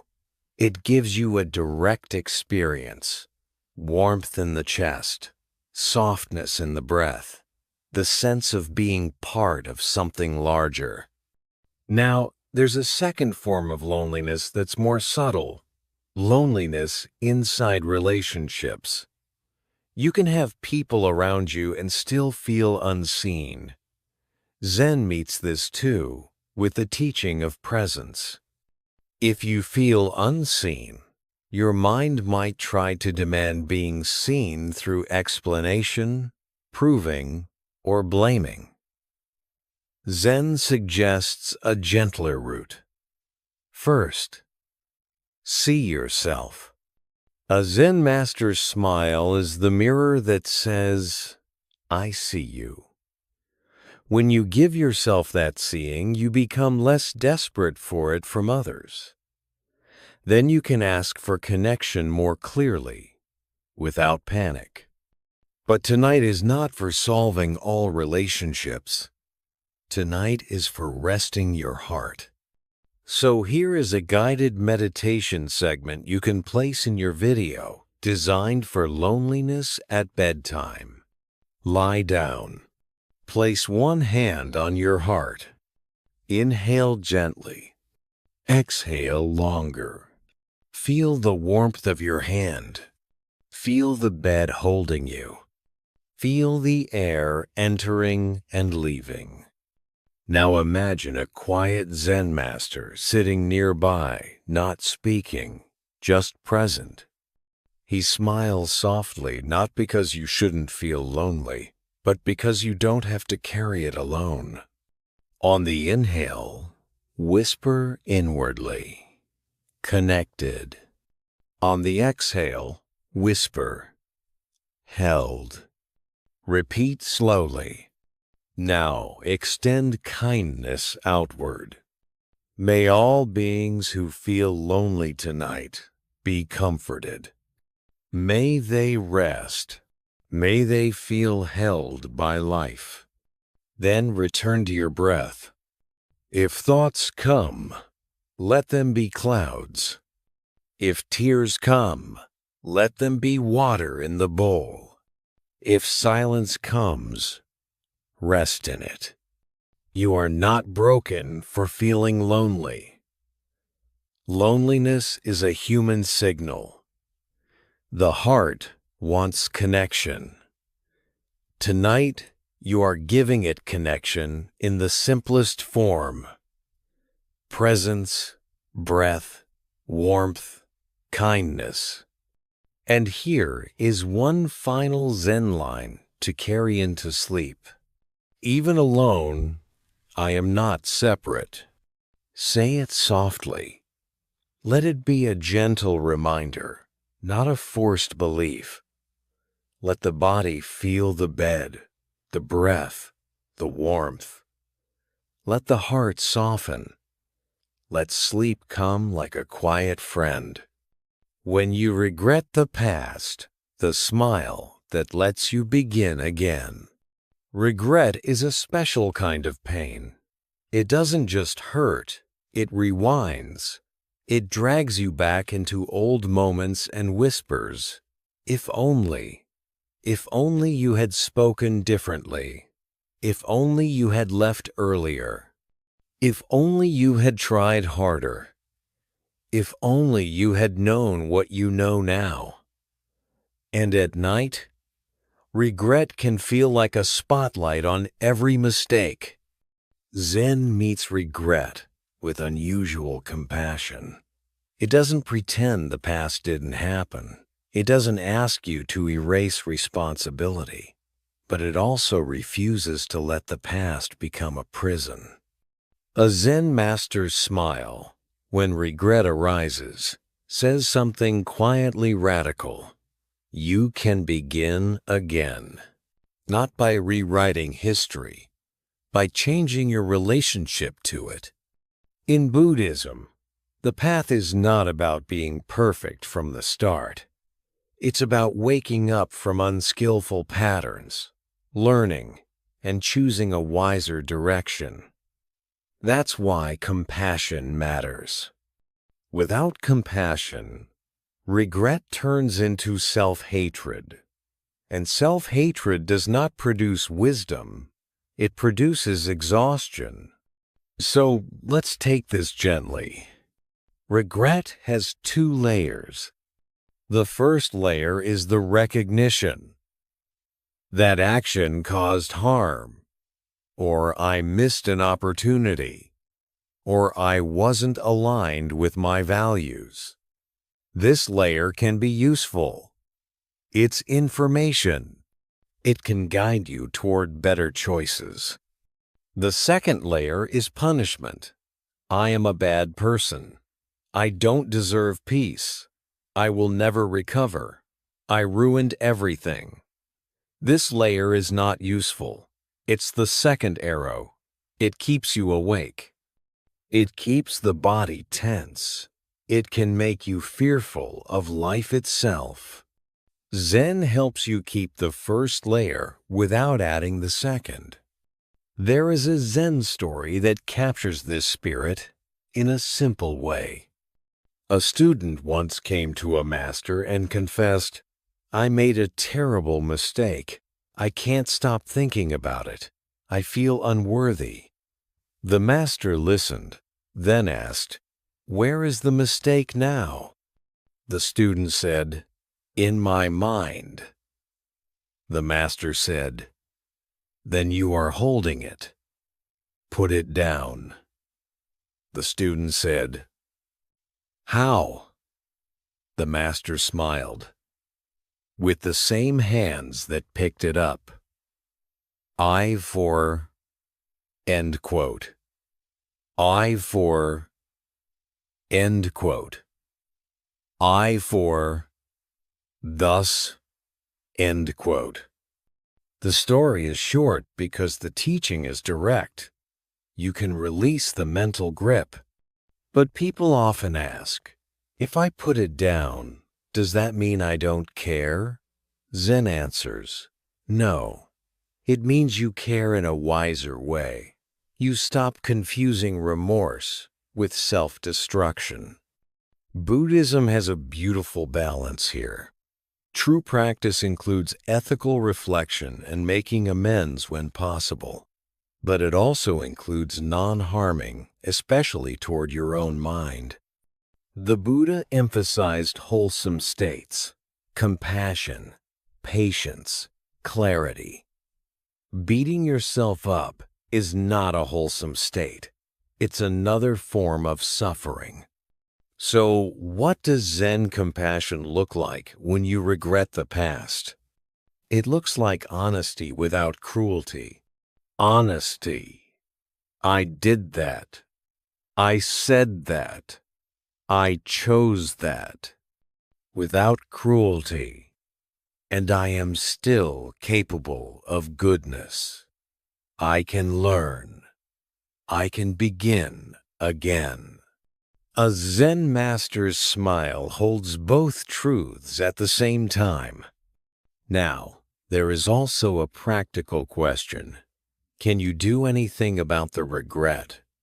Sometimes, yes. Sometimes, no. If you can make amends, apologize, repair, correct. Zen supports that. But Zen also asks for timing. You don't do repairs from panic at midnight. You do repairs from clarity in daylight.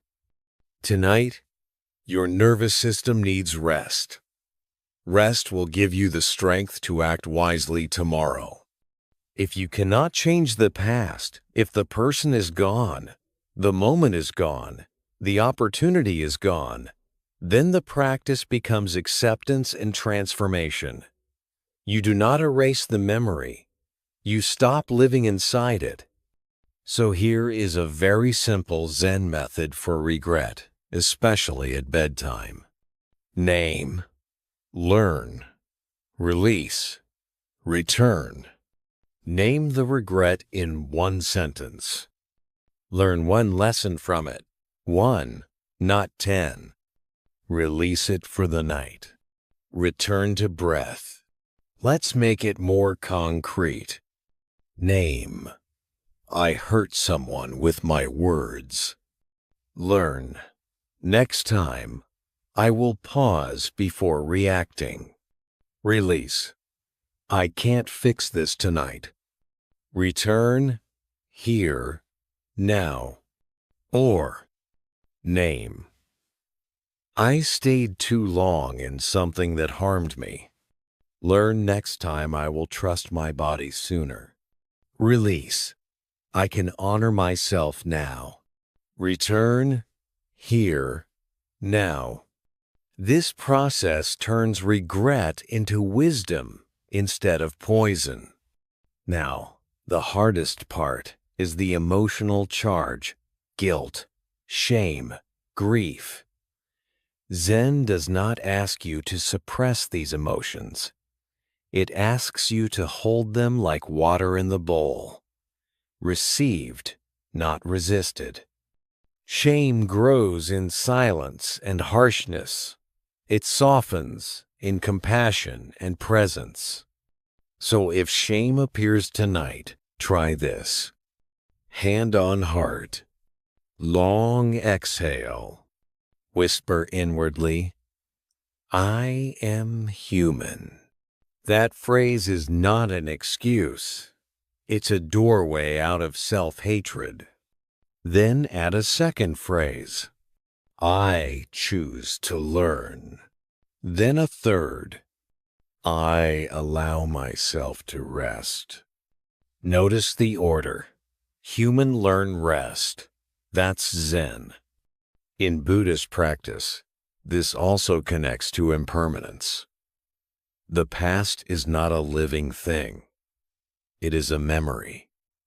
Memories arise and pass like clouds. The mind makes them feel solid by replaying them.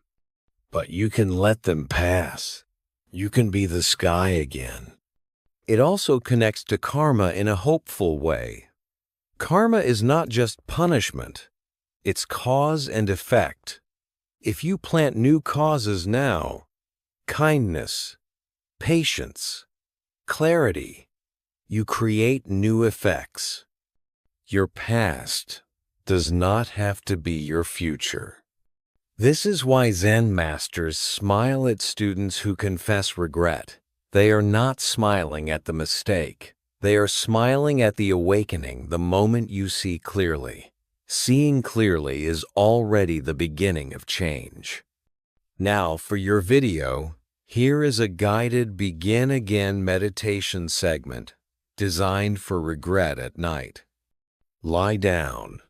Feel the bed holding you. Inhale gently. Exhale longer. Now bring to mind one regret. Just one. Don't dive into the whole story. Just the feeling. Name it softly. Regret. Now place a hand on your heart and whisper, I see this. I learn. I begin again. On the next exhale, imagine setting the regret down beside the bed like a heavy bag. You are not throwing it away. You are placing it down so you can rest. Say inwardly, "Tomorrow, I will take one wise step. Tonight, I rest." Return to the breath. Inhale. Here. Exhale. Now. If the mind returns to the regret, don't fight it. Smile softly. Repeat, "I learn. I begin again." Then return. This practice is simple, but it's powerful because it retrains the nervous system. It teaches your body that regret is not an emergency. It's information. It's a teacher, not a jailer. One final line to carry into sleep from this teaching is, "My past is a lesson, not a life sentence." Say it gently. Let the shoulders drop. Let the jaw soften. Let the breath lengthen. Let the night be kind to you. Because Zen compassion, without many words, is often just this: a small smile that whispers, "Start again." The last smile before sleep, turning the teaching into a nightly ritual. We've reached the end of the body of this script, and Zen would want to do something simple here. Not add more ideas, but weave everything into a nightly ritual you can actually live. Because wisdom that stays in the head won't help you sleep. Wisdom has to touch the nervous system. It has to become a felt experience, like a softened jaw, a longer exhale, a quieter heart. So Part B, 8 is the bridge. It turns the Zen master's smile into a repeatable bedtime practice, a small ceremony of compassion without many words. In Zen, ceremonies are not about being fancy. They're about attention. A ceremony says, "This moment matters." And bedtime is one of the most important moments of the day because it's when your body asks for safety. Your mind may still be noisy. Your life may still be messy. But sleep requires a sense of enoughness. Zen gives you that. Enough breath, enough softness, enough kindness to rest. Let's take the teachings we used: tea, bowl, umbrella, candle, stone, clouds, bow, and turn them into a gentle sequence. You can guide your audience through this in the video, slowly, with pauses, and it will feel like being cared for. First, the threshold.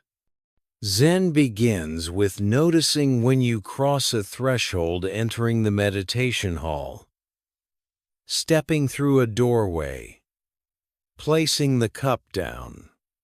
Bedtime is a threshold too. So the first step is a simple act that marks the transition from doing to resting. It can be as small as this. When you get into bed, place your phone out of reach or turn it face down and take one slow exhale. That exhale is your threshold bell. It says, "The day is done." Not solved, done. The Zen master's smile begins there, not in perfection, but in completion. Second, the bow. We use the silent apology story to show the power of a bow. At bedtime, a bow becomes a way of letting go of pride and struggle. You don't have to physically bow if you're lying down. You can bow in the heart. A heart bow sounds like this: "I did my best today," or "I am human," or "May I not add harm tonight." A bow is not weakness. It's humility. It's the moment you stop fighting reality. And when you stop fighting reality, the body relaxes. Third, the listening bowl. We use the bowl story to show how being received can heal. At bedtime, you become the listening bowl. You stop pushing feelings away, and you stop drowning in them. You simply make space. So the next step is a gentle check-in. Place one hand on your chest or belly. Ask, what is here? Answer with one feeling word. Tired, anxious, sad, lonely, angry, numb. Then say softly, this can be here. That sentence is not surrender to suffering. It's compassion. It prevents the second arrow. Fourth, the stone.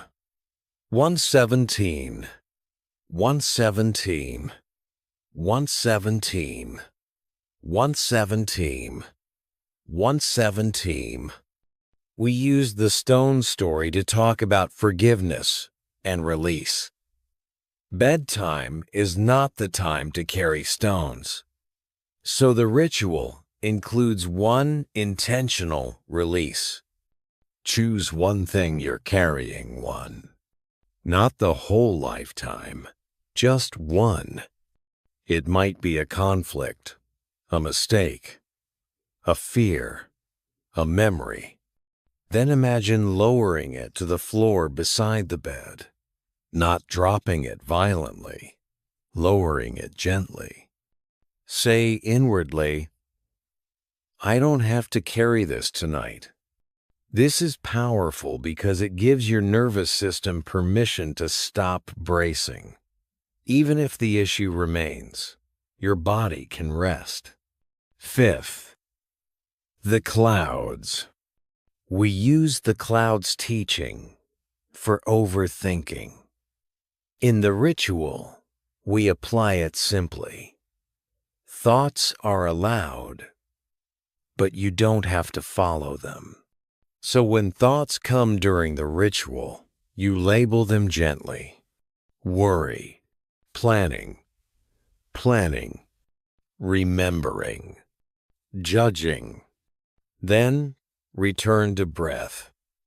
Each return is the Zen master's smile. This turns the mind from a courtroom into a sky. Sixth, the candle. We use the candle story to teach steady awareness. In the ritual, the candle is your breath. So now you choose one anchor. Breath at the nostrils, or belly rise, or the feeling of the bed. And you keep it simple. Inhale naturally. Exhale longer. If the mind wanders, return without blame. The flame flickers. It still lights the room. Seventh, the umbrella. We use the umbrella story to teach quiet giving and gentleness. In the ritual, the umbrella is self-kindness.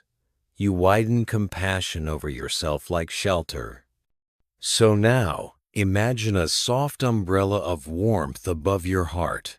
You don't need to earn it. You simply receive it. Repeat slowly. May I be safe. May I be at ease. May I rest. If you want to extend this outward, you can add, may all beings who are struggling tonight be at ease. This is beautiful because it transforms loneliness. It reminds you you're part of humanity. Eighth, the final smile. Now we gather it all into one quiet, wordless gesture. The inner smile. Zen teachers often speak about a gentle inner smile, not forced happiness, but a softening of the face that communicates safety. The face is the front door of the nervous system. When you soften the face, the body receives the message. We can relax now. So let your forehead smooth. Let the corners of the mouth lift slightly, not performatively, just enough to soften. Let the eyes rest back in their sockets. Let the jaw unclench. Then take 3 slow breaths with longer exhales. You don't need to chase sleep. You only need to stop chasing control. Sleep often arrives when chasing ends.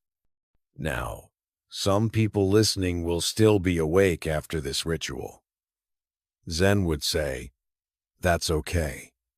You've already practiced. You've already reduced harm. You've already softened. You've already given your body a different message than panic. The ritual is not a guarantee. It's a path. And paths work through repetition. So end with a gentle closure line, something your audience can repeat nightly. Here, now, enough. Or, I rest in kindness. Or, I let the night hold me. Then, silence. That silence is important. Zen doesn't fill every space. It trusts the quiet. If you want a single sentence to summarize the entire teaching of this video, it might be, compassion doesn't need many words, just a steady return. That is the Zen master's smile. It's tea offered, a bowl receiving tears, a stone lowered gently, clouds passing, a candle burning, an umbrella widening, a bow of humility, a face softening, a breath returning, and the night finally becoming kind. Tonight, you don't have to become a different person to deserve peace. Zen is not asking you to erase your past, control your future, or silence your mind by force. It's asking you to soften one breath at a time. The smile of a Zen master is compassion that doesn't need many words. A quiet presence that says, don't add harm, not to others, and not to yourself. If the day felt heavy, let it be heavy, and still let it end. If your mind is loud, let it be loud, and still let your body rest. Like clouds moving across the sky, thoughts can pass without being followed. Like a candle in a dark room, awareness can stay steady even when everything isn't perfect. And, like an umbrella in the rain, kindness can shelter you right where you are. So as you drift towards sleep, take one long exhale and make a simple vow. Tonight, I return. Return to the breath. Return to the body. Return to gentleness. And if sleep comes slowly, that's okay. Your returning is already healing. May you be safe. May you be at ease. May you rest in deep peace.